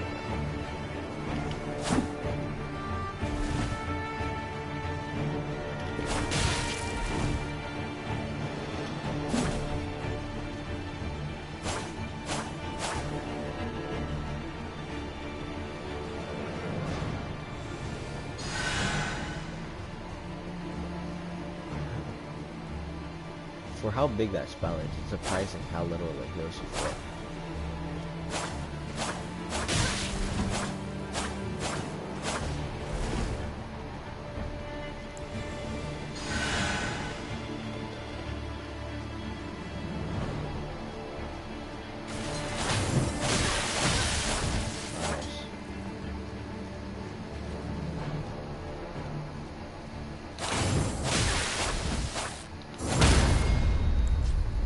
I just want to assert some dominance.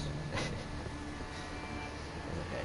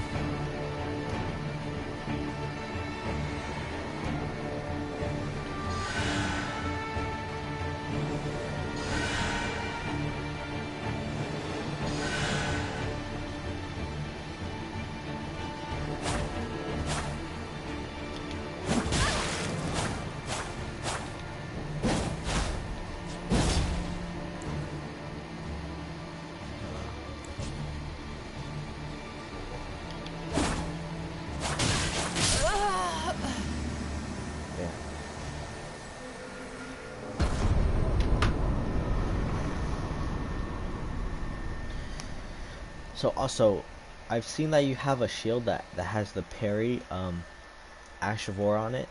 I would suggest a special Ash of War, one of the special parry Ashes of War, because What was the blue thing? oh, that's a special that's what I was talking about. Special parry. A special parry. I'll show you what it is. So if you go to your table,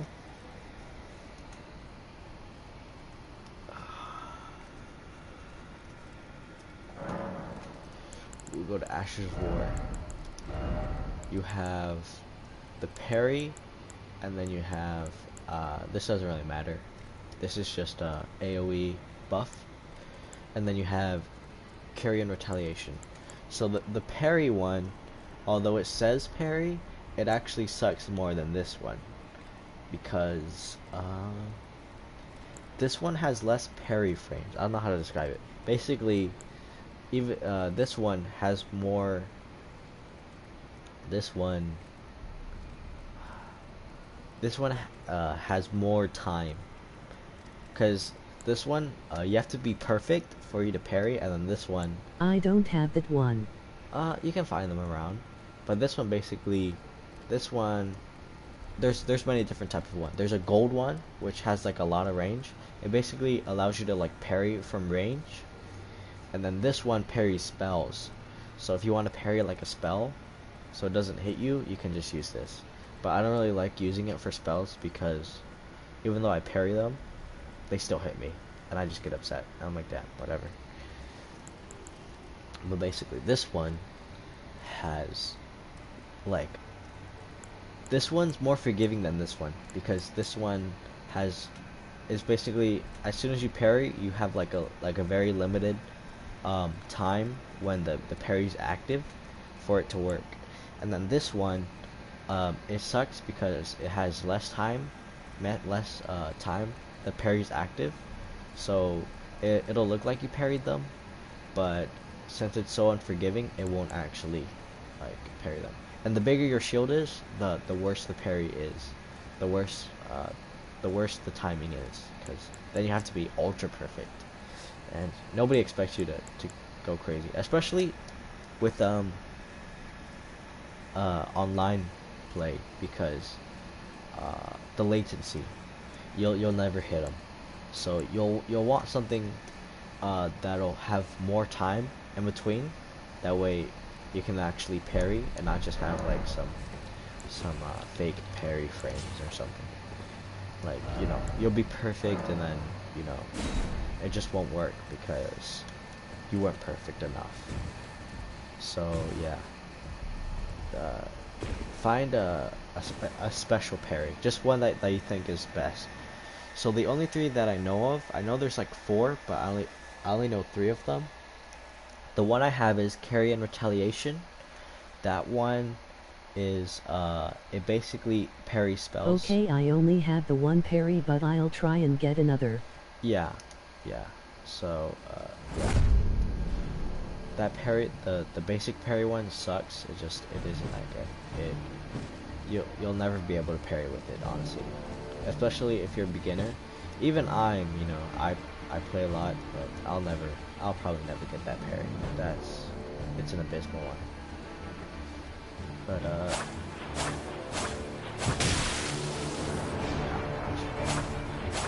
I'll let you try. Alright?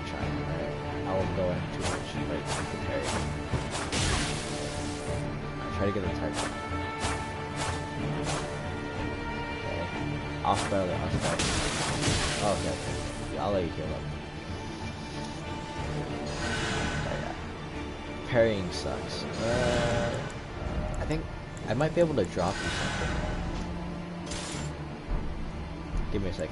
I might be able to give you something. Can I drop it? Oh, okay.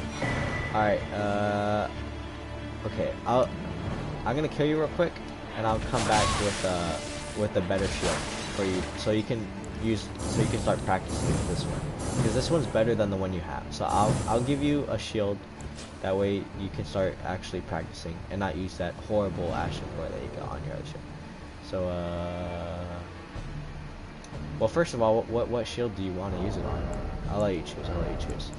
So I have multiple shields. I wouldn't suggest a great shield because those aren't good. They won't work. I mean, they will, but they just aren't that good. I would suggest maybe a medium shield, one of these, or a small one. It doesn't really matter. One of these shields, because yeah. So you can go. Right now, on the one I'm using is the turtle shell. That's the one I like the most. If you want, I can go get you a turtle shell, or you can use one of these ones. There's, maybe. Wait, you have the kite shield. Is that the kite shield? Yeah. I'll get you. I'll bring you back the kite shield one. All right. That way you can start using it. I'll bring you back a kite shield. Just a medium one, preferably silver colored. Yeah, I got the perfect one. I got the perfect one. The kite shield. This one. You're literally using this one. Unless you want to use no. You can use this one or this one. The Albinaric shield or the kite shield. I'll be right back. But when I come back, I would like to see an answer.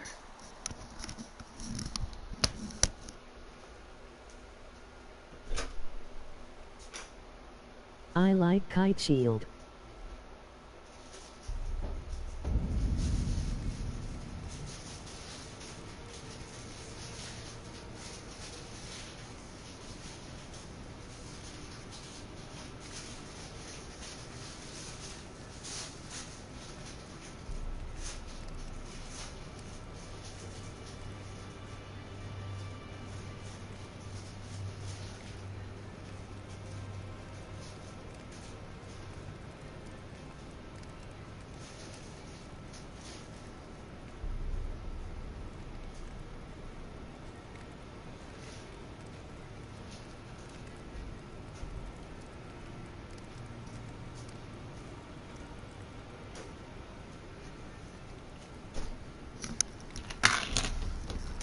Oh no, I dropped my bubble gum.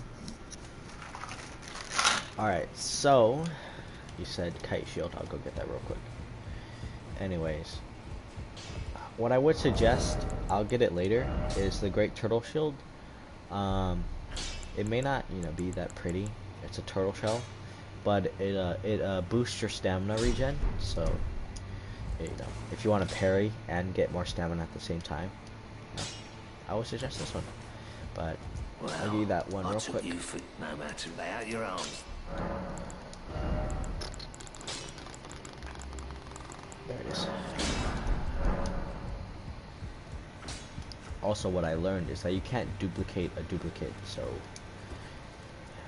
you'll have to find your own, because if you go to duplicate this Ash of War from, I don't have that one, but I'll find it later. Yeah. Anyways, if you want to, you can, I'm about to give you the shield, but you cannot duplicate it. You want the standard affinity, or what do you want? I'll let you choose the affinity you want, but I'll try to explain why, I don't think it matters. I'll let you change the affinity. It's all up to you. But if I suck. If you upgrade it, Cold if you can, or magic. oh, that really just messes with the attack power, and I don't think you really need to. You're not really gonna attack with a shield, but I'll put cold on it if you want me to. I like cold because of the status effect. Plus, it does more damage for no reason. There you go. It really just messes with the attack power. That's all it does. But yeah. So I got your shield. And you can't duplicate the Ash of War because it's a duplicate of the duplicate, and you can't duplicate a duplicate. That's just how it goes. But yeah, it is what it is. Unless I swap it, then you have the non-duplicate, and then you can duplicate the thing I gave you. That might be cool. That might be dope. Either way, yeah.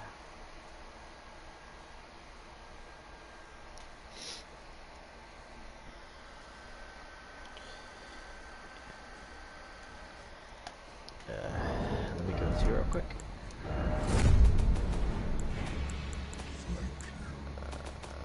You don't have to say thank you. Let me find it real quick though. Here it is. There you go. Look at that. It's all yours.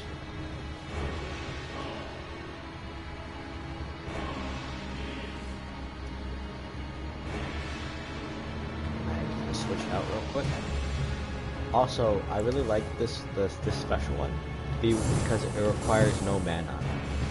Like if you're not pairing magic, it requires no mana, which is also very nice, very good.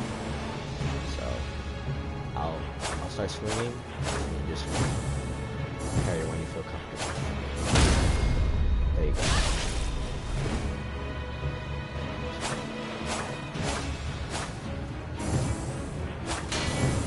Okay. Also, if you parry and you get it wrong, it'll still count like as a minor block. That's my bad. I was explaining. I did it my time. If you want to go, you can.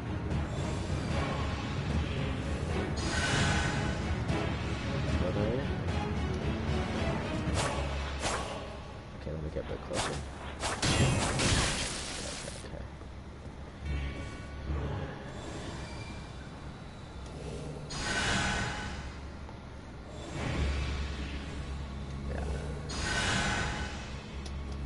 Okay. Whenever you're ready. Okay. I'll always do the 4 combos, so don't worry about it.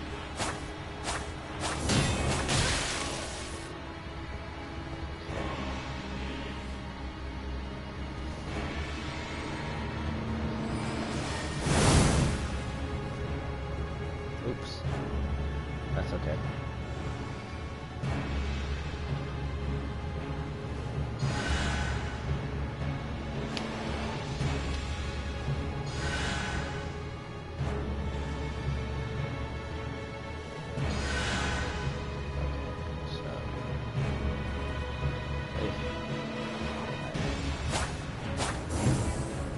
I'll only do 2 because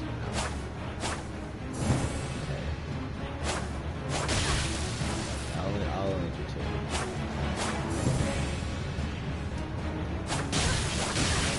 Oh, I guess.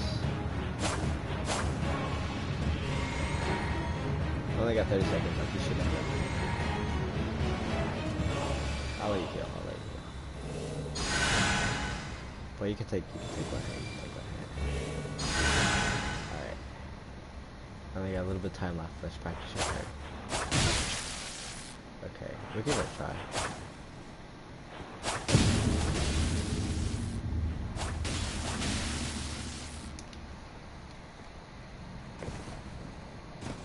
You can parry multiple times too, so you don't gotta be afraid of missing a parry. If you miss a parry, just roll, you know. Thank you for helping me. Yeah. So, advice: if you ever miss a parry, just roll. You don't gotta take the extra damage. I'm gonna check on my food. No, it's not ready yet. It's not ready yet. But if you want to go watch Jack, he's live right now. So, yeah. Oh.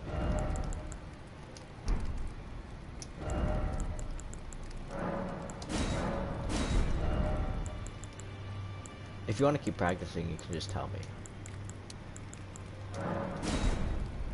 I'll try to help you parry, because you know, if you want to get better at it, I'll try to help you. But yeah, at least you have the tools now. You don't gotta use the bad one anymore. Also, it's kind of nice that it requires no mana. But if you want to use one that's a bit better, maybe it would be easier if I practiced with Limgrave soldiers so I don't have to heal all the time. That's true. I could have just used a weak weapon, but I'm surprised I didn't think about that. That was my bad. Yeah, you know.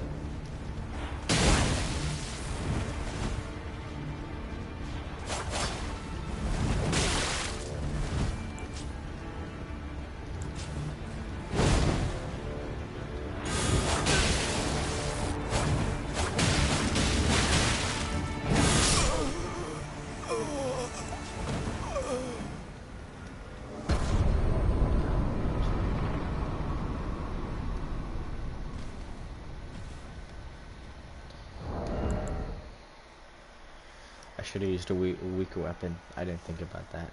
I did not think about that. That's fine. That's okay, I'm just glad you helped my pathetic ass. It's okay. You can't be good all the time. You've only been playing for 2 months anyways, you know. I was still using this horrible twin blade build. I was only using jump attacks. You know, I had no variation in my style. You could see my attacks coming a mile away. But you know, all I ever played was just PvE anyways, so I didn't know what I was doing wrong.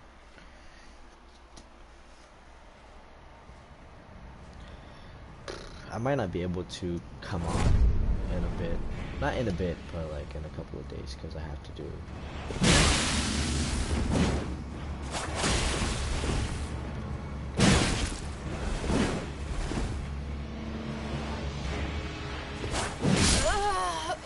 Ooh, that was honestly really nice.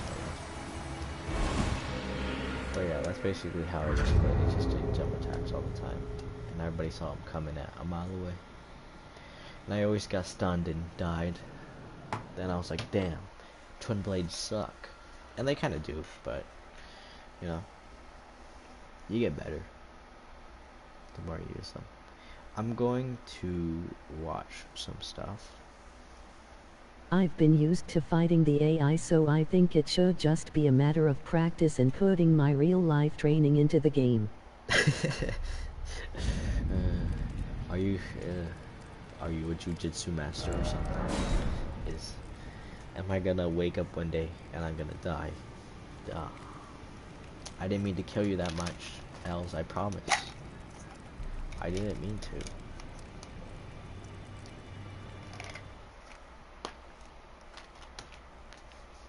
But yeah. No.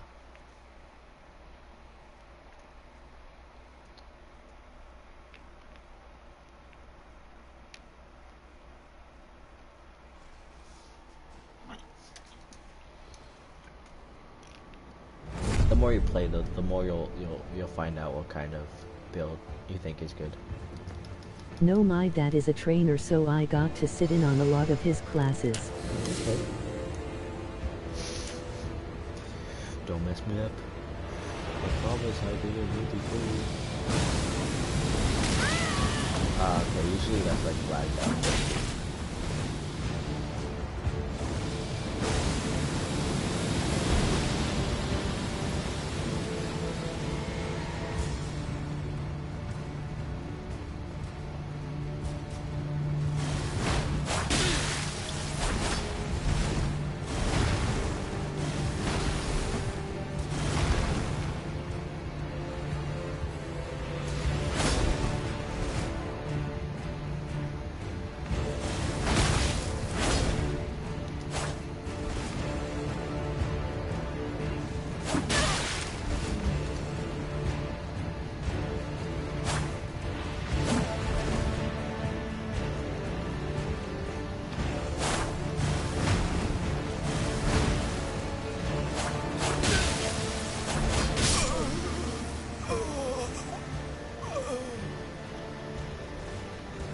My dad is a kickboxer, but I never really punch him.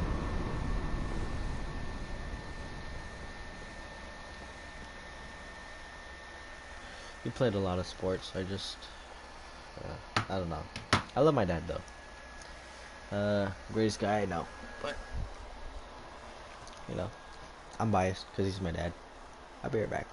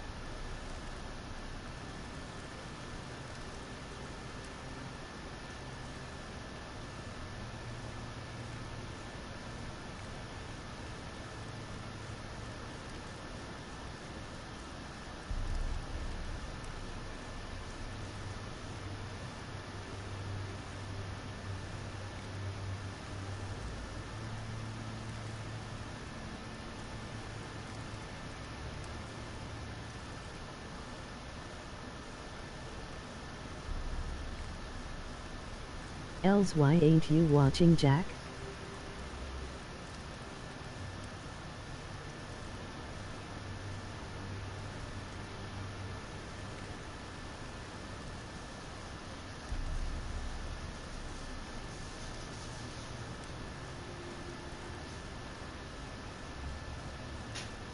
I'm watching you.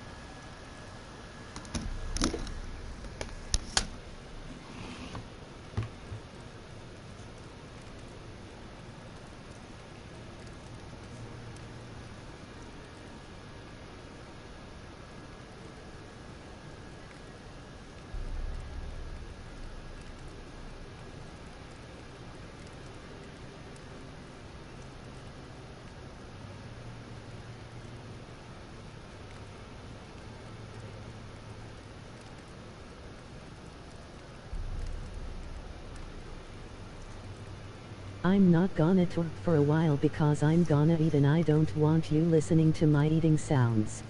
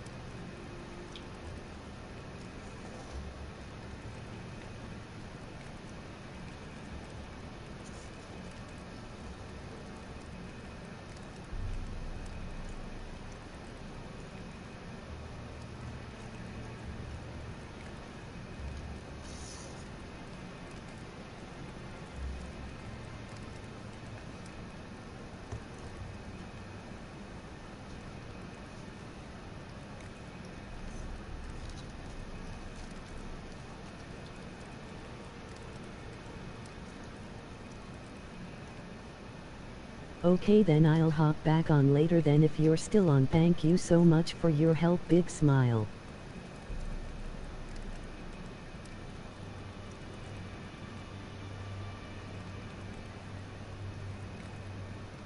It's fine, thanks for watching.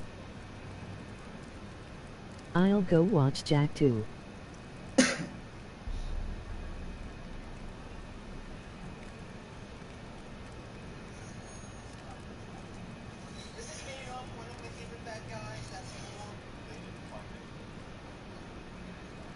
Helping Tesha with the assembly since everything seemed suspicious to him, including Kai's demeanor. Despite searching again, they didn't find anything, but he was able to clear his mind while he was helping Tesha with the assimilation of her mana beast. They then had a good time together, but they're interrupted by the headmistress, who comes in with various wounds. Tesha runs to help her, but she says that it's nothing. She just had an encounter in order to release stress. Arthur has been suspecting for some time that she's hiding something, but he doesn't know if it's good or bad. Spears Aaliyah, Baron, and the strongest one, Vere, have an emergency meeting to take new measures. The piece of cloth that Baron found is made of a mana beast that is either unknown or from another continent. But the most unusual thing is the diversion of large bloodworm packs, from which it follows that something made them change course. Aaliyah, as one of the best sensory wizards, will be tasked with investigating. On the following day, Elijah is training with Toby. He throws some rock spikes at him, but Toby dodges them, and before making another move, Elijah manages to knock him down. When he thought he was done, the automaton throws a fire spell at him, but Arthur saves him with a direct hit, and he says that Gideon sneaks in at night to add new features to his creation. Elijah is interested, but he says that doesn't attract girls. Arthur makes fun of him and he throws a wooden spear at him so that he can practice with him. He's impressed by his skill, steady steps, always balanced, moves that take little time. Together with his unusual metal magic, he could be a great warrior, but he decides to knock him down and he gives him his hand. Elijah, turning, sees a figure behind Arthur. He had blonde, short hair, and he was wearing a military suit. A storm of feelings starts to consume him. Wrath, guilt, rage, envy, treason, all in an instant. The feelings intensify, and he starts to scream, everything being accompanied by a big headache. Arthur tries to help him, but he doesn't know what's happening. Before he can take him to the infirmary, he decides to get up and tell him that he will see him in the room. Days go by, and each day when he wakes up, he tries to spend a good time with the new people that he has met, but he doesn't know what's happening. Before he can take him to the infirmary, he decides to get up and tell him that he will see him in the room. Days go by, and each day when he wakes up, he tries to spend a good time with the new people that he has met, but the only one who has changed is Elijah. From that day on, he appears distant, and it seems as if he's upset at Arthur all the time. Even Sylvie notices. After helping Tesha with her assimilation, she's confident about the dungeon raid that they will do the next day, but Arthur warns her not to be too confident. She hasn't recovered all her strength yet, and it may be dangerous. Although he was joking, she tells him not to treat her like a girl. But Arthur reminds her of his words when he met her. She throws him over and she starts hitting him while on top of him. But a voice interrupts them. Old Miriam has come to see his granddaughter, but he jokes that he didn't know she was already a grown woman. Tesha, realizing this, stands aside and asks him to stop making those jokes. She asks him to come with her on the raid, but Arthur tells her that it wouldn't be a problem. However, she must visit her family that evening, so Miriam finds the way to bring Tesha with him. Below, on the beast clearing, Spiralia traverses a dungeon. She discovers a usual pattern that has been left by the bloodworms, and that they all lead to a single place. So she decides to go in, and she comes across a Hades serpent. But something unusual happens to her. A dark or engulfed serpent. She's well known for not taking care even of her offspring, but she's watching over the entrance to a tunnel that is emanating great amounts of mana. So she contacts Spear Baron, who tells her that he will send a 50-battle wizard squadron. She just has to wait. When Arthur gets home, his family is waiting for both. They realize that he will go get the gifts. The night went by, and they all had a pleasant time. Arthur takes his sister to her room, and Tesha has a chat with Elden. He asks her whether she's worried about Arthur. She tells her that even if he becomes stronger than all the spears together, she will worry about him, since dungeons can be unpredictable. On the other hand, Arthur tells his sister about how he became a professor until they fall asleep. When they arrive at the beast's clearing, Sylvie tells Arthur that she's going hunting. In that way, they all go into the dungeon. Entering, Arthur notices that he doesn't need to cover his body in mana to avoid the cold, thanks to his new beast will. But there's something weird in that dungeon. They don't find any beasts on the first 2 levels. When Professor Glory was thinking about exiting, a large number of trackers appeared in front of them, which forced them to retreat. However, Lucas is reluctant to retreat, and he shoots an attack next to Glory, and they all are in agreement with him in order to test their skills. So they form small combat groups. Although they don't have troubles, they're unused to long battles, and the number of roamers doesn't decrease. So Glory orders again a retreat, but 2 beasts of great size appear in front of them. Glory launches into attack to win time, and she orders Arthur to find an exit path. So with the help of Summer's spell, they create a path. But they have another problem. A large amount of rocks is covering the exit, and if that weren't enough, the beast's stench is building up, and they are running out of oxygen in a closed space. That's why she cautions not to use fire. She then calls on Curtis to use his celestial fire attack to clear the way. But he doesn't have much mana, so Arthur takes off his suppressor, and he transfers some fire mana to Curtis. Ready, Curtis releases his attack. With everything in place, they start to retreat, but a quake startles them. A beast even larger than the previous ones appears. It exudes a sinister aura. Its strength is enormous, and Glory is no match for it. Therefore, Arthur prepares to fight, although Curtis tries to stop him. But his arm gets covered in blue fire, leaving Curtis and Claire stunned. Together with Glory, they start to attack the beast. Glory tries to win some time, while Arthur prepares his attack. After a wind and lightning combination, he creates a lightning hurricane. But his arm gets dislocated. The attack did have an effect, but not the one he expected. The beast is still attacking them, so Glory takes Arthur away. But he doesn't manage to pull his sword from the beast's body. After thinking that they had left the beast behind, it reappears, and with one of its claws it pierces Arthur's leg, self-destructing after that. Arthur falls into a cliff, and a rock leaves him half unconscious. With a wind attack, he manages to cushion the fall, but he suffers a lot of damage. But thanks to his beast will, a great part of the damage disappears. Now the only thing left is to find a way out of there, which seems easy since he finds a cave that emits light. But he never imagined what he would find on the other side. several masked battle wizards, the majority of which are pierced by some black iron spikes. A voice is asking for help. Every way he looks, there are only masked corpses, until he finds the voice's source. Spear Aaliyah is blind. She has a gap on her breast, and if that weren't enough, she's missing her legs. Arthur tries to infuse mana into her core, but it's completely shattered. Aaliyah asks him where he knows her from. Arthur says that they met before in the academy. She tells him not to try anything, since her core is broken.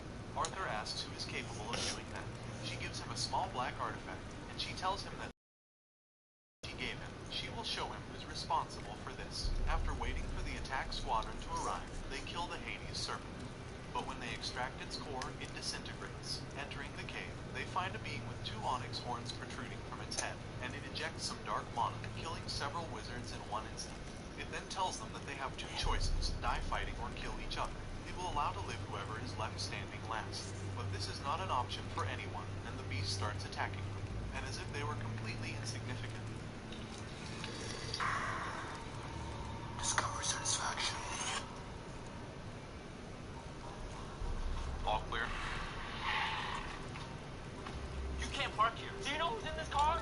You're like... And as if they were completely insignificant, it kills the majority of the soldiers, summoning those black iron spikes from the ground.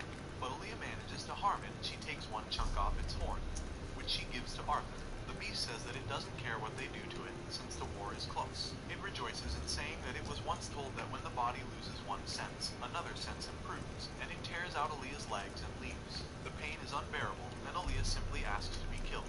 The scenes are harrowing, and Arthur vomits because of what he just saw. The spear breaks, letting Arthur see her fear, and she says that she doesn't want to die. Arthur can only hug her, but that is not enough, and in that same moment, Spear Aaliyah Dickon dies. Looking inside the rest's memories, the same image would always repeat itself, the being that resembles a demon. Arthur creates tombs for the fallen ones, and for Aaliyah, an ice tomb. Sylvie waited patiently in her dragon form, and then they set off back to Xyrus. Arthur went straight to his house. In front of his house, he doesn't think he'll be able to enter. He knows that everyone is worried for him, but he doesn't think he can tell them what happened. Aaliyah's words still ring in his head, her anguish and her fear of death. For 1 second, he wishes that she may have the same luck as he and be able to enjoy a second life. A few steps are heard behind. It's his father, who tells him that he doesn't have to explain anything. Life is not a single battle. It's fine to lose sometimes and learn from that to stand up again, and be able to become stronger to win the war.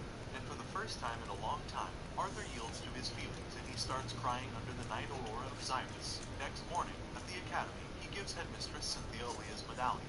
The horror in her face is quite evident, and she asks if he saw the one who did this. When Arthur says no, she tells him not to get further into this. It's already in the council and the other spear's hands. Arthur decides to take the day off, and he goes shopping with his family. But it's evident in his face that not everything is fine, so he asks where the closest magic artifact shop is located in order to clear his mind. Tabitha tells him that a few streets up there is a famous elixir shop, but when he gets there, he finds a sordid establishment. But a voice puts him on alert. An old man is sitting on the floor, and he asks him for a coin. And in an instant, he snatches the coin away from him. And when he tells him that that's not the one that he wanted, the old man disappears. When he tries to open the door, he must use a great amount of mana. Inside is the same old man from a moment ago. He tells him that he can pick something of the same value as the coin. And despite looking in every corner, he doesn't find anything that persuades him. But a small cat draws his attention. Its eyes seem to come from another galaxy, and just as fast as it appeared, it went away. At that point, Sylvie arrives, and the old man is left in trance looking at her. Not finding anything that interests him, Arthur decides to leave. But the old man gives him a small white orb, and he tells him that he'll need it later. Leaving, they come across the cat again, which smiles at both of them before leaving. Underneath the Xyrus Academy, Lucas is welcomed into a small nobleman cult that opposes the union with the elves and the dwarves, so they treat Lucas with contempt. But before they can do anything, their leader incinerates them. Lucas is interested in him since he can't feel his core's color. He tells him that he needs him for his plan to succeed, since he's got the council and the headmistress busy. He only needs him for his plan to be perfect. He offers him the same marks that Marquand had when he was weak. If he accepts, he'll be able to beat Arthur Lewin. Arthur is received by Elijah with a hug when he arrives at the academy. He was worried about him, but not just him. Claire and Curtis sustain slight wounds, and Tesha is in her training room, so he decides to go. While he's getting close, he feels Tesha's out of control mana. Irene was next to her, but Tesha is wrapped in a vine cocoon that starts to attack Arthur. It seems like the mana beast is taking control over Tesha's core, and it resents Arthur for having killed him. But when he wanted to unsheath its sword from its ring, the only thing that comes out is the white orb that the old man gave to him, and it goes inside Tesh's body, who gets her mana overflow under control. After taking her to the infirmary, she says that she's fine, but that something happened to her core. Miriam, inspecting her, notes that Tesha is at the initial stage of a silver core. Advancing 3 stages in one stretch is an exhausting blow for the body, so they let her rest. Arthur uses the opportunity to ask how strong the spears are, to which Virion replies that 10 platinum core wizards are required to attempt to face a white core wizard, and that even that doesn't guarantee their victory. Victor says that what he's about to tell him, he can't tell anyone. Hundreds of years ago, humans, elves, and dwarves were nomads. They only meant to trade, but they had an alliance. However, life was hard for everyone because of the mana beasts, which considered them prey. After several years, the numbers of the 3 races dropped, until a deity descended from heaven, which gave 6 artifacts to the ancestors of the current royal families. They had to pick 2 of their most powerful warriors in order to be named knights after a soul vow, and be able to access the artifacts that gave them the ability to control mana. They were the ones tasked with spreading that knowledge, the first generation of wizards being born thus. Together, they were able to banish the beasts into what is known today as the Beast's Clearing. Then, they all took different paths. After several generations, their descendants forgot about their alliances, which triggered the war from 100 years back. But the spears have always been in hiding, close to the royal families. However, their existence was only made public because of the discovery of the new continent, in order to give hope to the population and comfort. But should it be revealed that there are artifacts capable of creating white core wizards, there would be chaos among the families that want power. He also reveals that Sylvie is a deity, but she's not the sort of thing considered a deity by religious texts. Instead, she is a being capable of harmonizing entirely with mana. Such beings are capable of attaining unreachable power levels. He also gives him a warning. The world is changing, and he must be ready for the role that such a change will play. Arthur heads to the old artifact shop's location, but the shop has disappeared. Instead, he finds another orb and a note, which tells him to go to the transport portal to Elenoir. Next morning, after having breakfast with his family, he heads towards the portal, but when enters, something...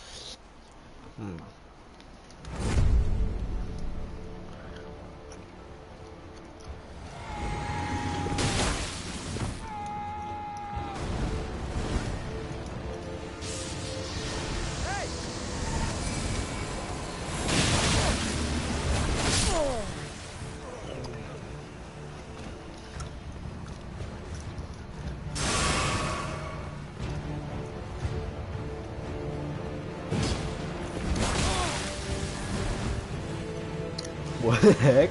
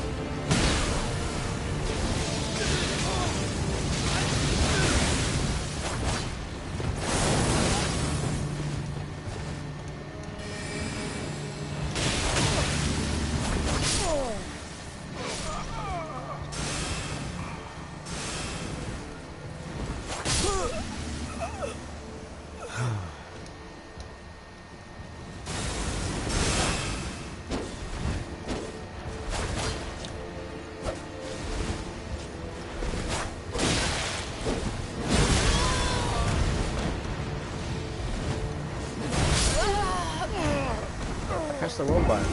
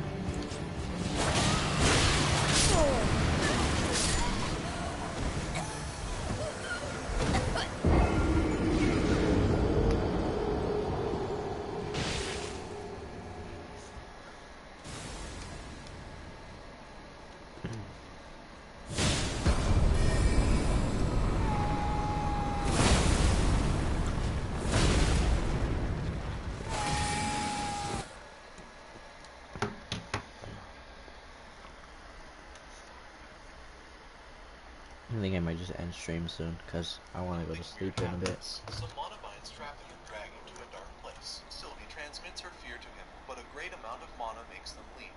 In front of him are a pair of eyes that he had already seen. Then, everything turns white. The same dark cat with the galactic eyes appears. After saying that they'll finally be able to have a calm chat, it turns into a human. He's taller than normal and he has pale skin, and his hair is golden, almost white. And he introduces himself, "My friends and brothers call me Winsome, but beings like you call me God." Cynthia heads to Cyrus after having a meeting with the council, but she is attacked from the back. Some wizards with runes on their spines. They all have their eyes bandaged. She quickly knocks out the majority with her sound magic, and she knocks down the rest with her wind magic. Suddenly, her beast transforms and starts devouring them. She asks one of them what their plans are, but he says that he will never say anything to a traitor. There are spies infiltrated throughout the continent, and the war is about to start. Before he says anything else, Cynthia kills him. When she pours an elixir to heal her wounds, Cynthia reveals the runes on her spine. Arthur is nervous. He can feel that the being before him is immensely more powerful than the spears. But before starting their chat, he asks him if something happened with Tesha or Virion, since he made him go to the portal that leads to Elenoir. The being called Winsome tells him that it was just a coincidence, and both are fine, thanks to the orb, which prevented Tesha's core from exploding. He tells him to keep the other, since it's a gift for him. Then, with magic, he summons a projection of the world. He tells him that Dickavid is not the only continent. There's another one called Alacria, and both are ruled by them, who live in the continent called Ephianis. Although historically lesser beings have called them deities, they call themselves Asuras. They never intervene with the lesser beings unless peace or balance is threatened. Ephianis is divided into 3 factions, each formed by multiple clans of different races. The dominant clan of each faction has its own privileges, but they have all stayed on the sidelines and they don't interfere with the minor races. However, everything changed when Agrona became the leader of the Vritra clan. They broke the rule to try to get closer to the humans, but then it was discovered that they had been experimenting on the humans of the Alacria continent to find a way to improve their skills. Arthur, after hearing him, tells him that that has nothing to do with him. Winsome agrees with him and he makes Sylvie transform into her dragon form. He then tells him that he is linked to the granddaughter of the most powerful being in the 3 continents. Her lineage makes her fearsome even among the Asuras themselves. And although the pride of the higher-ups at Ephiatis prevents them from admitting it, his link to Sylvie makes him a key piece for winning the war. So, as long as he agrees to cooperate with them, they won't separate him from Sylvie. Arthur tells him that the war on that continent concerns his family and friends, so he's obliged to participate. What he really must ask him is if he's willing to be a pawn under his command. Vincent tells him that he's smarter than he thought, and to get ready to go train in Ephiatis. Only in that way will he become stronger and be able to influence this continent.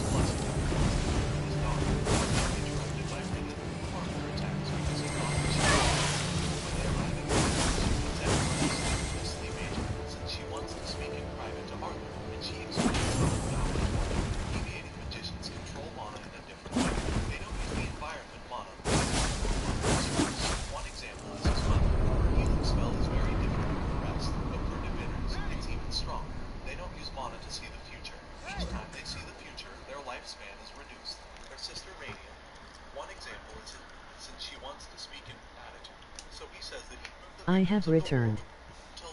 Oh, hey. They will go see Rhynia because he wants to see Arthur's future. I was watching a YouTube video. Tesh's father doesn't know what to do with what she just heard. When they get off the carriage, the Elf Kings are waiting, but nobody knows why they are there, until Virion tells them that they will go see Rhynia because he wants to see Arthur's future. On the way, Tesh's father thanks him again for having saved his daughter. It was thanks to him that he was able to interact with humans again. Her mother was one of the victims of the war with the humans, and they abducted his daughter later, which engendered in him contempt towards them. But a 4-year-old human boy not only saved his daughter and brought her back to her home, he was even able to indict his attitude. So he says that he has his blessing if he wants to marry his daughter. But they are interrupted by Rhynia, whom Arthur attacks because he thought that she was a monster. When they arrive at her lair, she puts everyone to sleep with a sleep agent, since she wants to speak in private to Arthur, and she explains— Did Jack stop streaming? Oh no. Oh no. I'm still failing at parrying, mostly LOL. It takes practice. Plus, it's you. I'll tell you a little trick. You have to parry before the attack comes, because I don't know what it is, but basically, when you parry, the parry starts after you parry.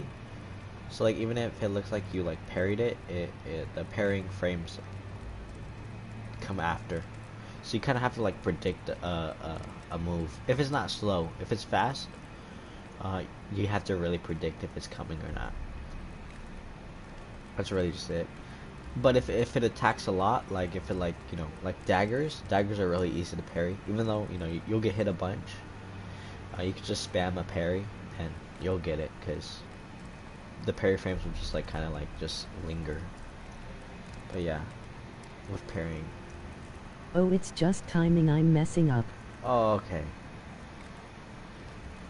But yeah. And PvP, you kind of have to guess it out.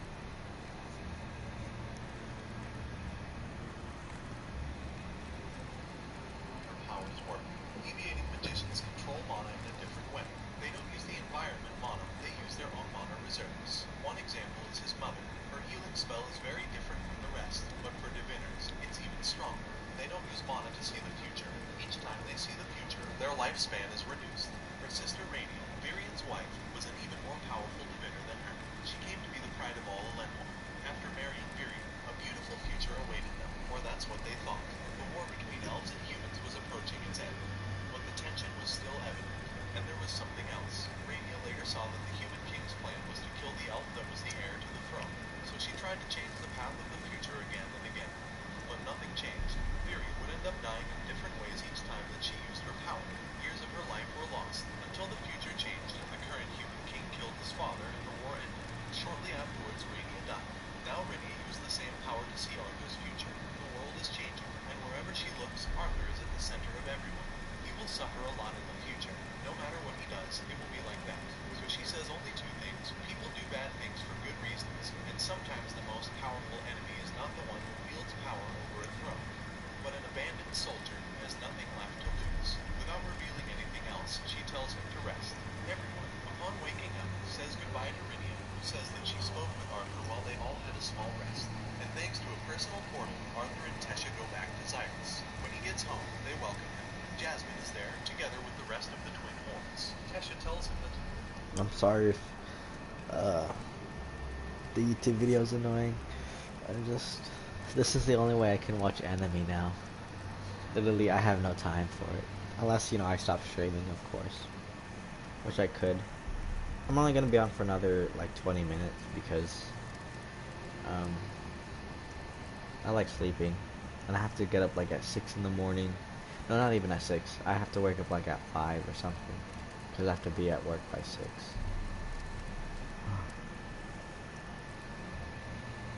But yeah.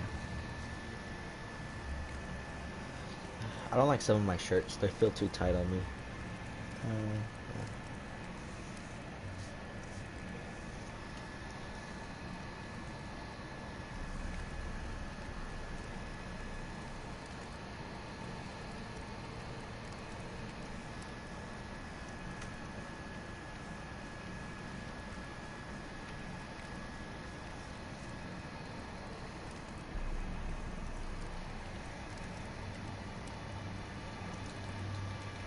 And they say goodbye. Together, they all remember the old stories, and they drink too much. But as is usual in this story, good times don't last long. The committee gets ready for a team training session. Kai is preparing the barrier to avoid causing excessive damage. But something weird happens with the barrier. Its color and shape are abnormal, and they quickly ask Kai to deactivate it. But she doesn't seem to hear them on the other side. So they look for the internal switch to deactivate it. The video doesn't bother me, lol. Jack just wasn't talking a whole lot. Really, even when you send messages and stuff? I don't talk much either. But I'm surprised he isn't talking. Is it? I don't know. Maybe he's just getting tired of streaming. Maybe he should. I'll check him out. See what's going on.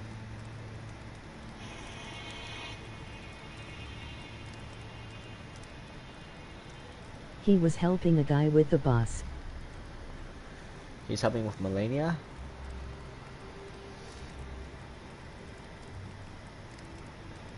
I'll ask him if he needs help. I'm not getting any matches here.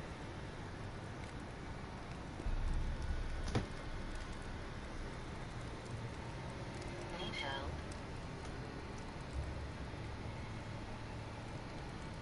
What? No, I'm waiting for, Elden Rage.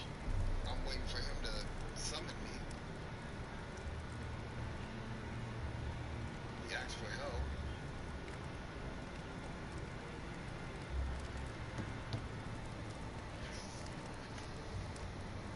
Now I'm just sitting here, waiting for him. But do you want me to come along? I think he said that, he had a friend that he was with, helping him. I don't know, I'm not sure. I guess you can sit tight.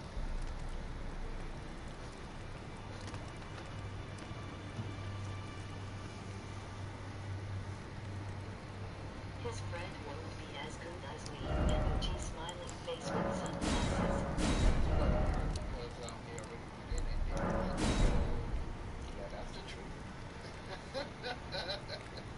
That's the truth.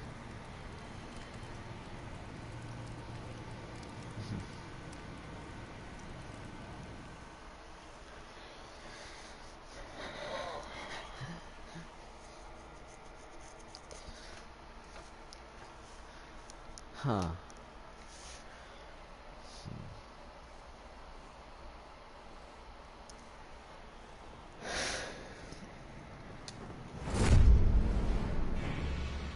Well, if you want to know,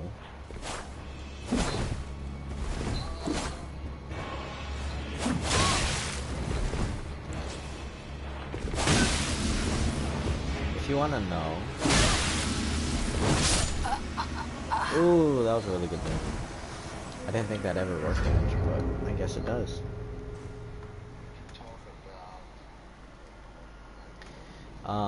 Believe it or not, I beat the game with this guy, with this character, at level 75. This guy is here. And I only leveled up to 150 so I could, you know, make it better, I guess. But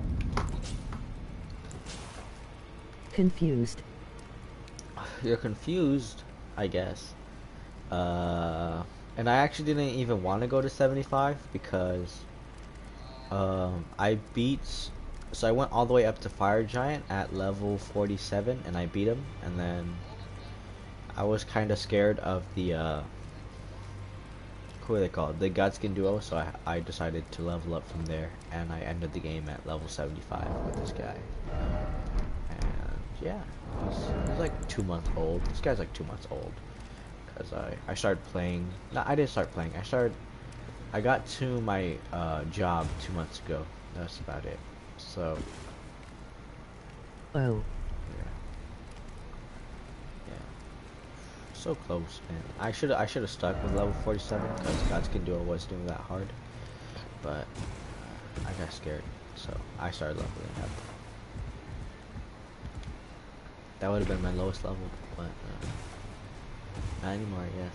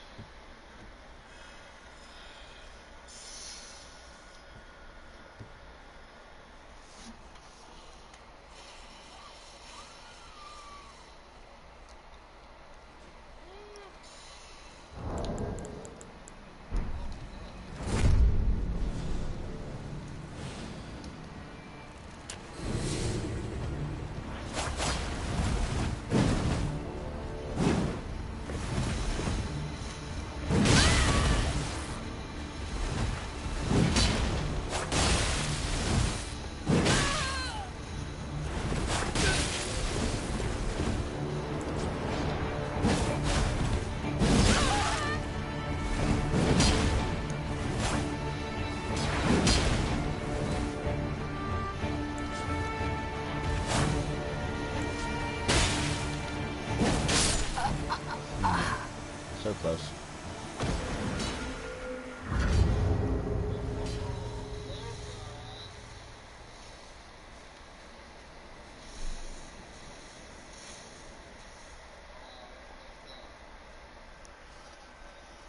Hmm.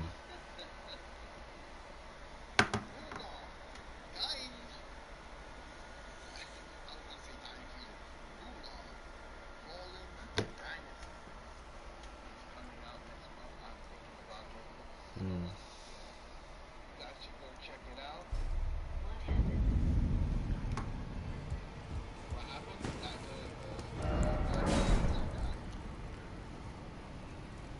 Uh. That wasn't him. That wasn't him. I'm sitting here waiting for him.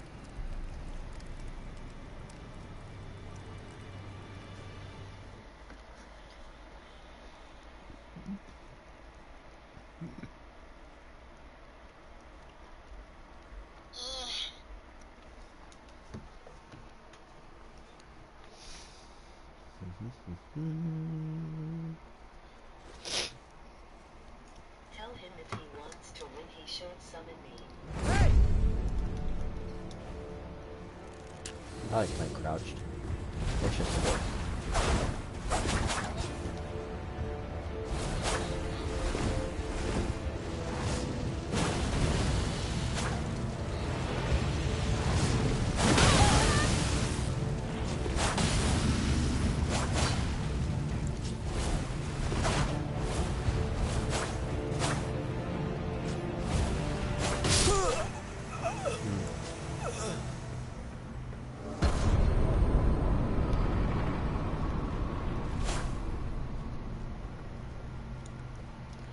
I think I kind of get the build a little bit.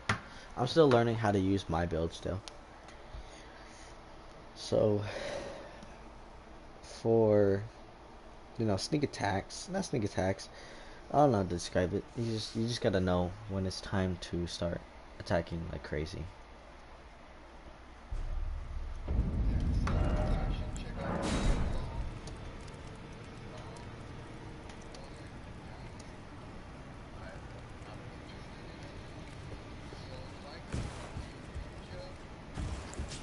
I believe the sword's a good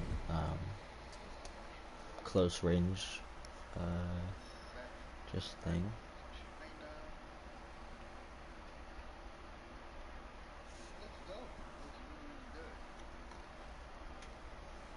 Elspeth, what kind of talismans do you use?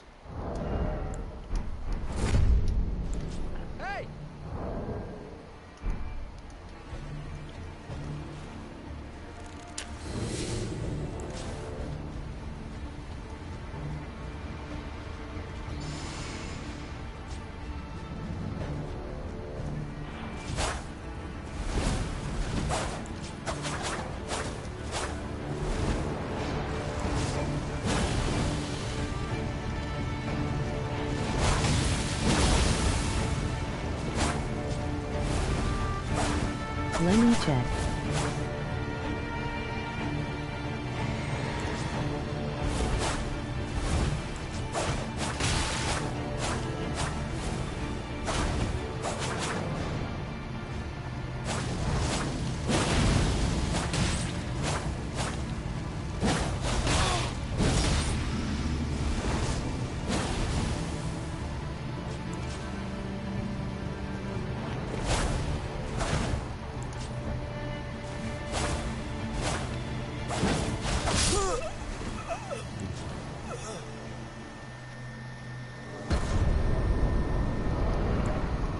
It's good. I think I can make it better. Oh, no, no, no, no. The build's complete. I don't know what I'm talking about. I'm talking about the katana. It's amazing. This person's name was amphetamine. I give that's I like it. Amphetamine.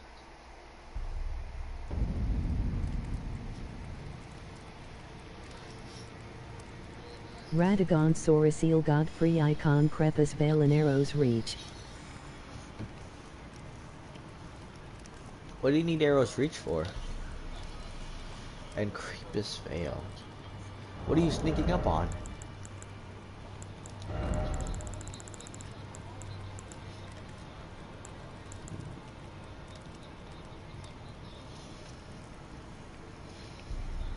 Okay. Give me a sec, give me a sec, give me a sec.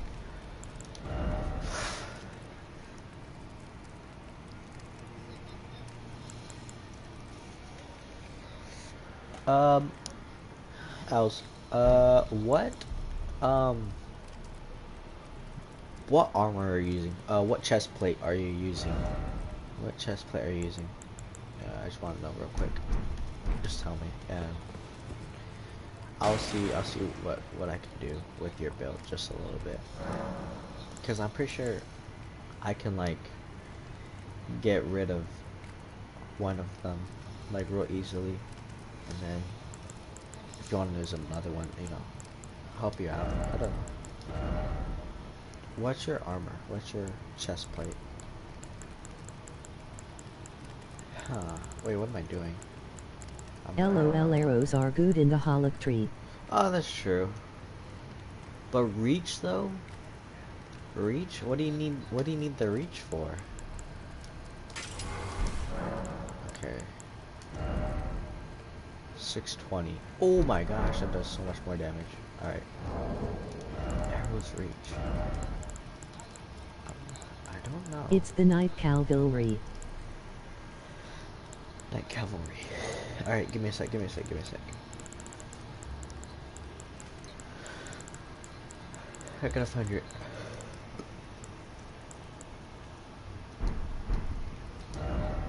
If you're gonna use one, I thought you would use, you know, like the arrow sting one. Okay, so which one is it? One of these is actually different. Okay, lowers 5 damage negation. Greatly lowers 5 damage negation. Damn. Oh, that's what it does. I should probably use that. I don't know. We'll think about it. Strengthens thorn sorceries. Ronnie's thing. It strengthens.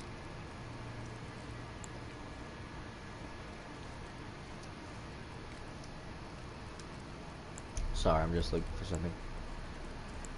Something that can help you out, honestly. Noble presence.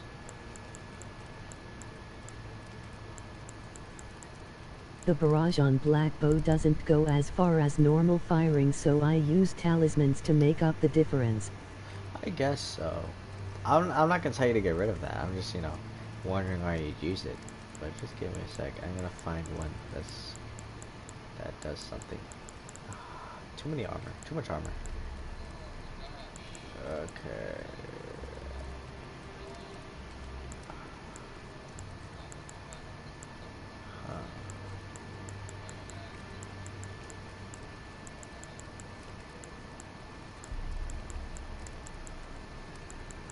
Oh my gosh, I thought I had it.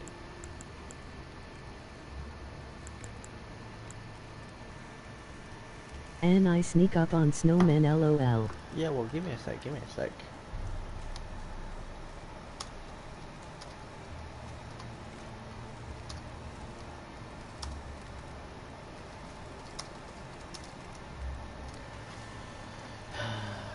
Okay.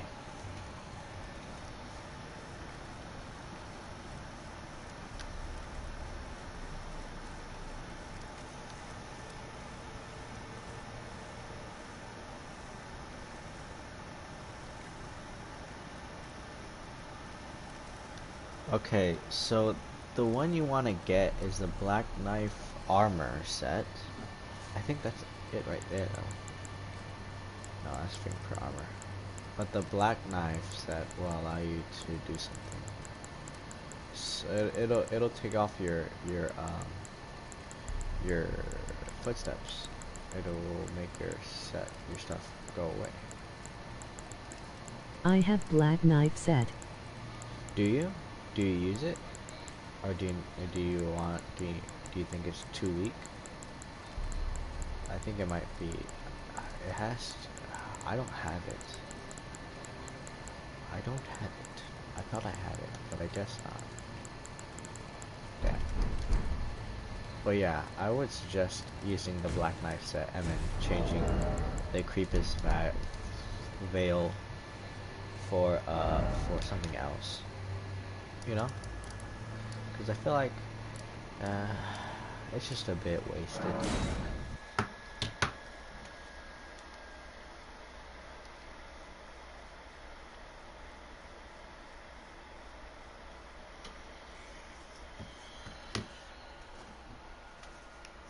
The armor might be a bit weak, but I don't know. Can I help now? I use it, but I just got the cavalry armor, so I wanted to test it, lol. Oh, okay. I was just, you know.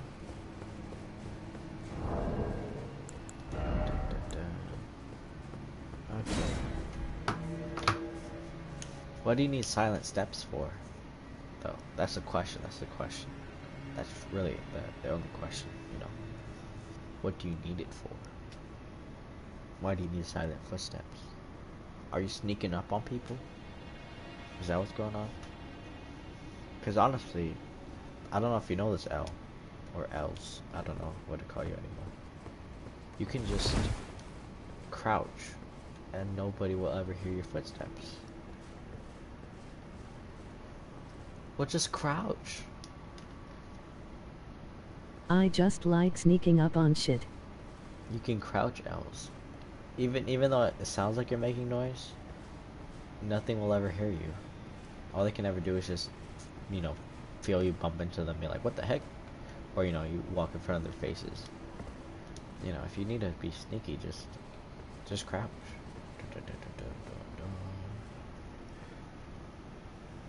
But if you really just want to stay silent, I would suggest the Black Knife armor set.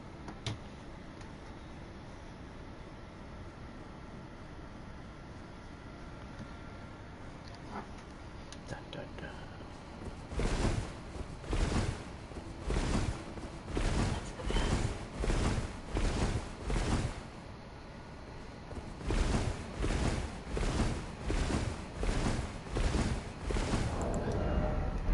Okay. Yeah. In case you didn't know, you can still keep the silent footsteps on. But if if you don't mind crouching, you know, you don't really need any silent footsteps because you're already silent. It also looks Predator LOL. The armor set? I'm pretty sure it does look pretty. I'm sure it would. Does not. I'm sure it would look pretty. Oh, I have horrible armor. Horrible, horrendous. Like, look at that. Look at that amazing armor jump. But nah, I had to freaking use Raptor's Fallon's thing, whatever. This just increases jump attacks. And then this one I'm using, it decreases headshot damage, which is actually, if you get a headshot, you do, it does like a multiplier, and it does a little bit more damage and stuff.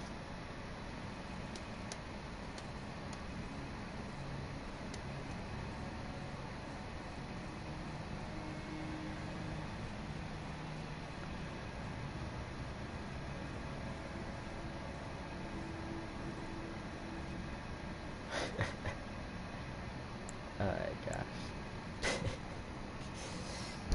Alright, gosh. And then these are just basic legging and stuff.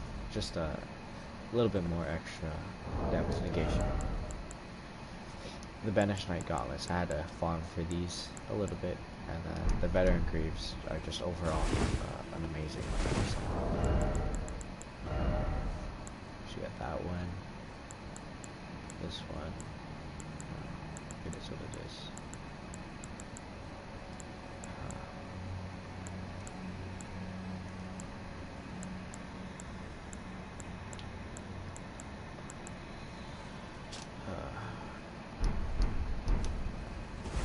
I would have more damage negation, but I put on Lightning Scorpion Charm for that extra attack.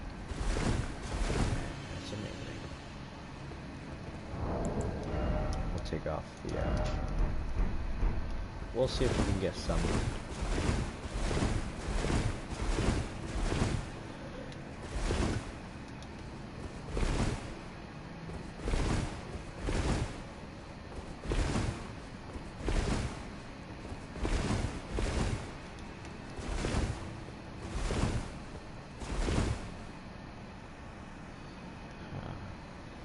I swapped armor and talismans. Okay.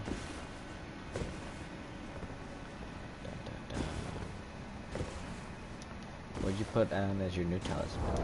An old Godfrey icon.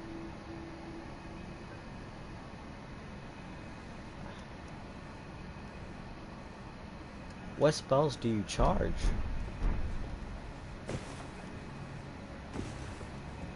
Taker's cameo. Okay, that's pretty good. Yeah, that gives you health. But what spells are you charging? What weapon skills are you charging? Does your weapon skill even require charging?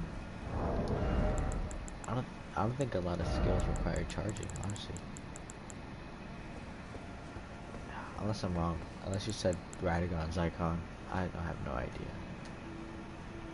No, you said Godfrey. You said Godfrey. Do you know what charged spells are? Unless you're only using it for the heal.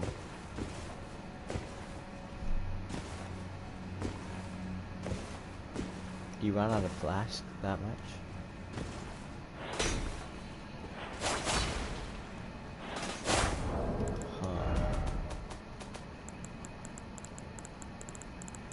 I charge a lot of the strong attacks in the Bloodhound's step.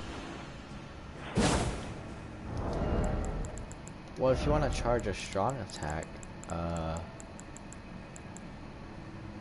just use the Axe Talisman, or the, I charge attacks. Yeah, the Axe Talisman or the Hammer Talisman. I don't know what the Hammer Talisman does, but you said something about it charging. Because I'm pretty sure this is all attacks. And this one's just spells and skills, so it won't upgrade your heavy attacks. So yeah, I think this one does also. I'll have to look it up. I'll look it up because I don't know if it enhances s skill charges.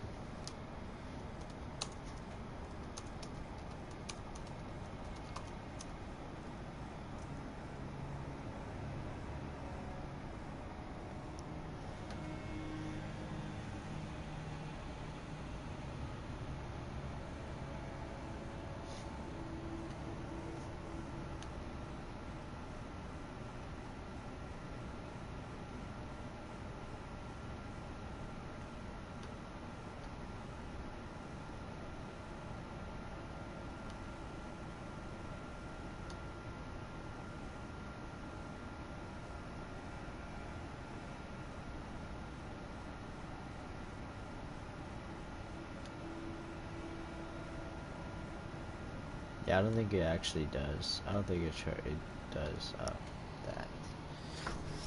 It enhances charged attacks though. Have you tried the Shard of Alexander? That one goes crazy. But if you're looking for charged, I guess that would work. It just doesn't affect heavy weapon charges. But if you're using spells and skills, I guess this would work. Does Bloodhound I Step... don't have that one. Does Bloodhound Step charge though? You don't have the Axe Talisman? Okay.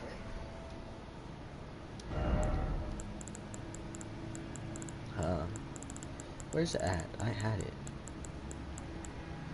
Here it is. I did not know you could charge this.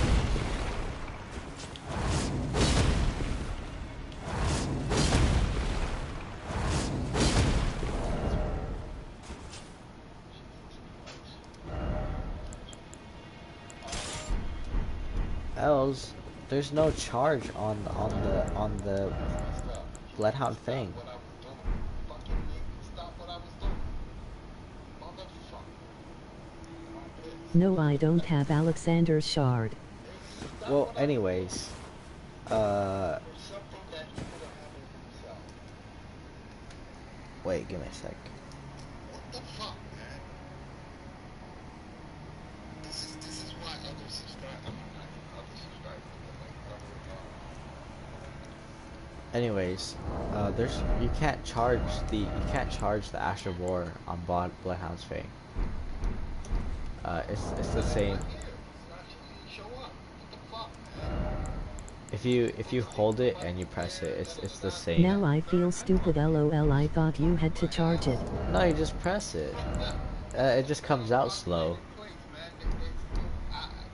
You shouldn't even ask me to come here. You shouldn't even ask me to come here. Here, of all places.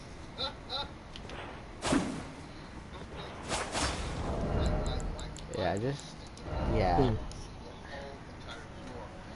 it just comes out slow. You don't have to charge it.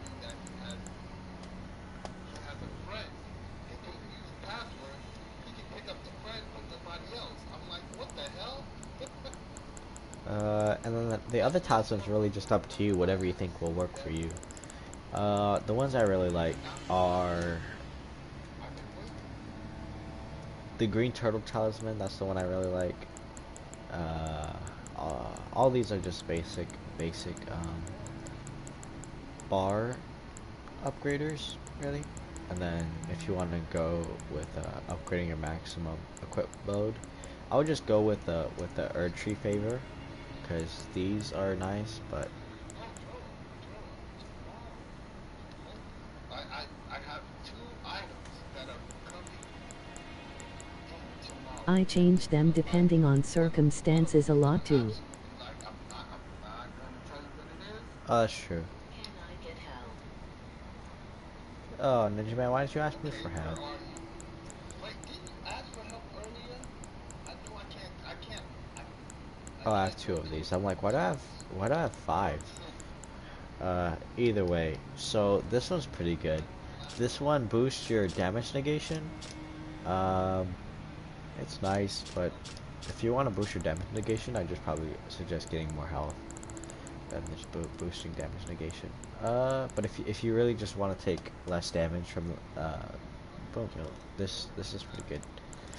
This boosts all your non-physical damage negation, which is like all the magic, fire stuff. Not as much as normal talisman would, but it still buffs all of them pretty good. So like without it, it buffs all my stats by maybe like 7. Yeah, it buffs them all by like 7, which is pretty good. Which is probably how much this one does. Oh no, this one goes crazy. Okay, that one does like 8, but that's fine. This one. You have like 6 times as many talismans as I. If you want to look at them, I'll try to I could explain them to you. I'll get off in a bit, but yeah, I'll explain them to you. So Crimson Amber medallions, these two just upgrade how much health you have, and then this Crimson Seed medallion, there's like there's one for the blue flask and there's one for the red flask. They boost how much they heal for and how much they give for. So like this one just gives you, like, if you have a lot of mana for some reason, this will just give you more FP per flask, and this will give you more HP per flask, and then the blessed do, you know, restores your health slowly. And then these I'll three, look them up later, you don't have to explain. oh, okay. Yeah. But yeah, my favorite is green turtle, Erd tree is always good. This one and this one, and then all these kind of suck. If you do a lot of jumping attacks, I would suggest this, but you use arrows, so either of these is good. I never really use spells, so I don't really use these. And then if you're gonna use that what's it called,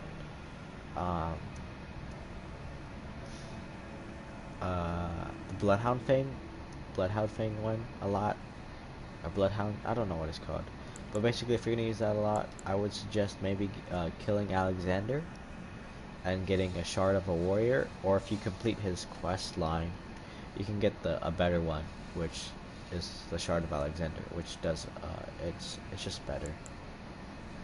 And then all of these are kind of just situational, not situational, but if you use fire, lightning, or holy affinity, you can use these and they will boost up your damage. But for what's it called, for some lower damage negation, which, you know, if you don't plan on getting hit, then these would be good. I also really like this one, which reduces damage for headshots. I was going to use it, but I just decided to put on a whole freaking pumpkin head that weighs like 12 pounds. Like probably the heaviest, that's definitely the heaviest helmet I've ever seen in my life. But it basically does, it does what the talisman does. So if I can't get it in armor, I'm just gonna put it in here. And then these are also situational. Most of these are. If you attack really fast, I would suggest Millicent's Prosthesis, because it gives you more dexterity. It gives you 5 dexterity, and then it also boosts your power. LOL Pumpkin Man not worrying about headshots. Yeah. Just, you know, headshots do a lot of damage, and you get hit in the head a lot, surprisingly. So, yeah. It was either waste a talisman slot, or put some levels into endurance and get that equip load up. So yeah, I decided. So yeah, these two are just to avoid. Well, I still have the jump attack thing, so like I gotta go test it on something. So I have double jump attack boost. So I got this one and I got this one, which they both do the same thing, but you know, gotta make sure that jump attack's strong. Yeah. So this is just like a double talisman slot, I guess. I guess if I wanted to, I could just take this off because I already have one. But you know, I want to do that awesome damage. So let's put it back on real quick, just to show the difference. I don't jump attack much.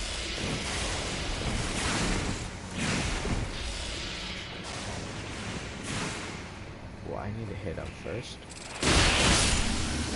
I do 1600. I do 1600.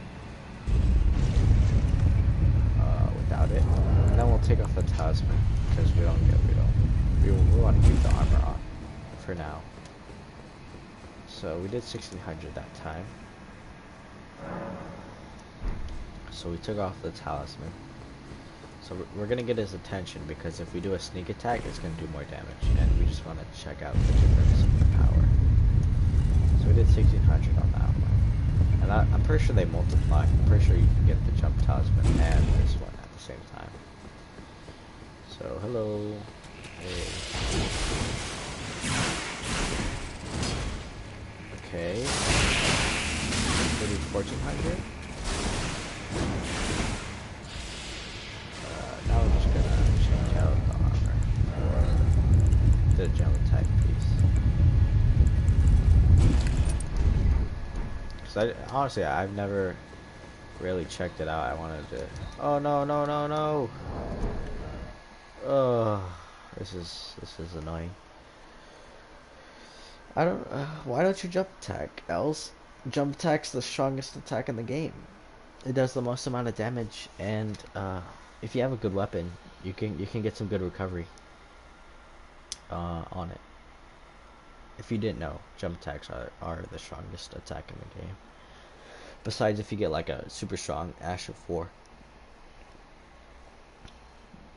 But yeah, jump attacks do a lot of damage.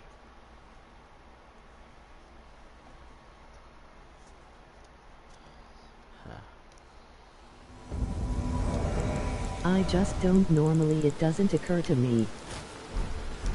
That's fine. You don't have to do jump attacks. I do them because... Oh, I do it because this does like 6... It does like 6 hits in one attack, which is crazy. But yeah. It does good damage. It does good damage. Plus, since I have... Oh, that guy already died. Since it does raise my attack power when I do a bunch of attacks, it changes from like 1,400 to like 4,000 damage if I keep the attacks up, which is insane. Like 4,000 damage an attack. That's a lot of it, damage. So yeah, it does a good amount of damage. But that's purely for Elden Beast, honestly. Okay, so hey.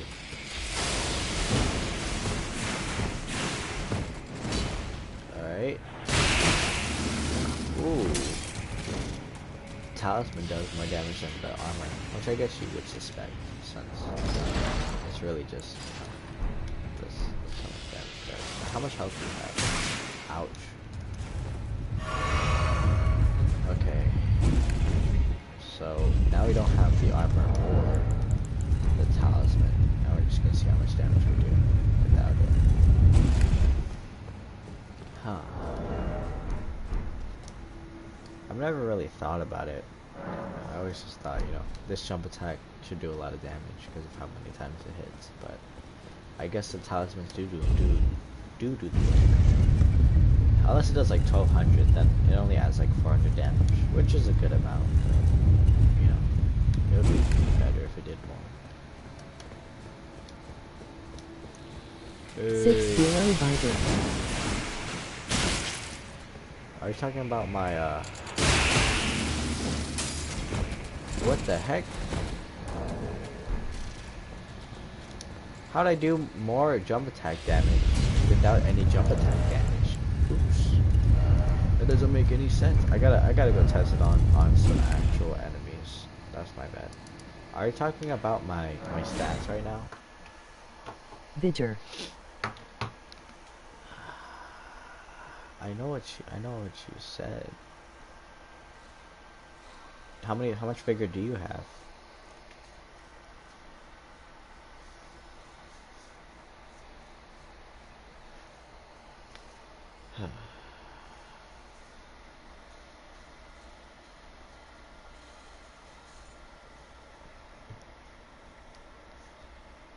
No, you asked how much heath I have. 60.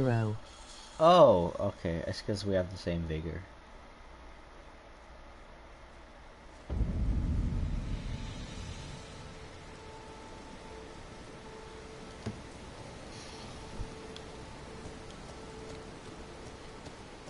Alright, hey.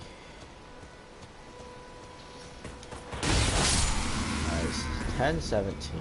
That's how much damage it does. 1017.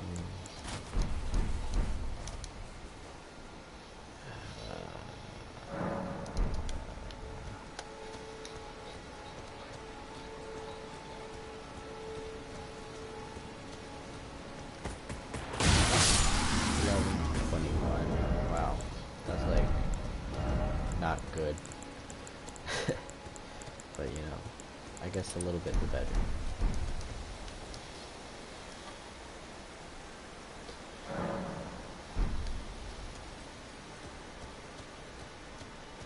Alright, so now we have everything on.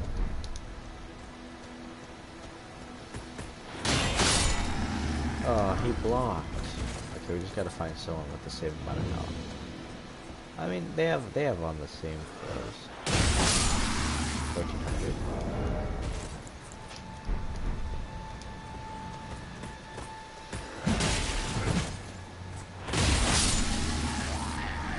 $11.47. Is that accurate?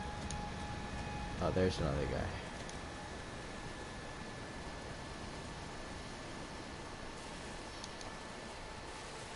Okay, I don't want a surprise attack.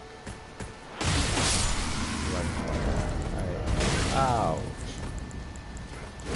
Give me a sec, give me a sec, give me a sec. Alright. Changing my talisman. Okay. It just adds like 100 damage.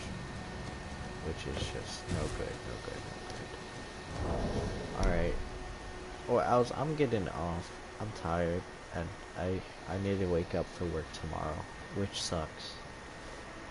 But that's also life, I guess. Anyways, good night, Els. I'm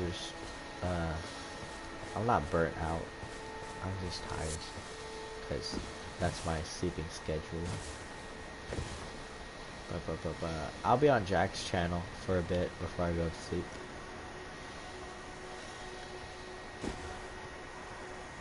Okay, I'll talk to you later. Have a good night.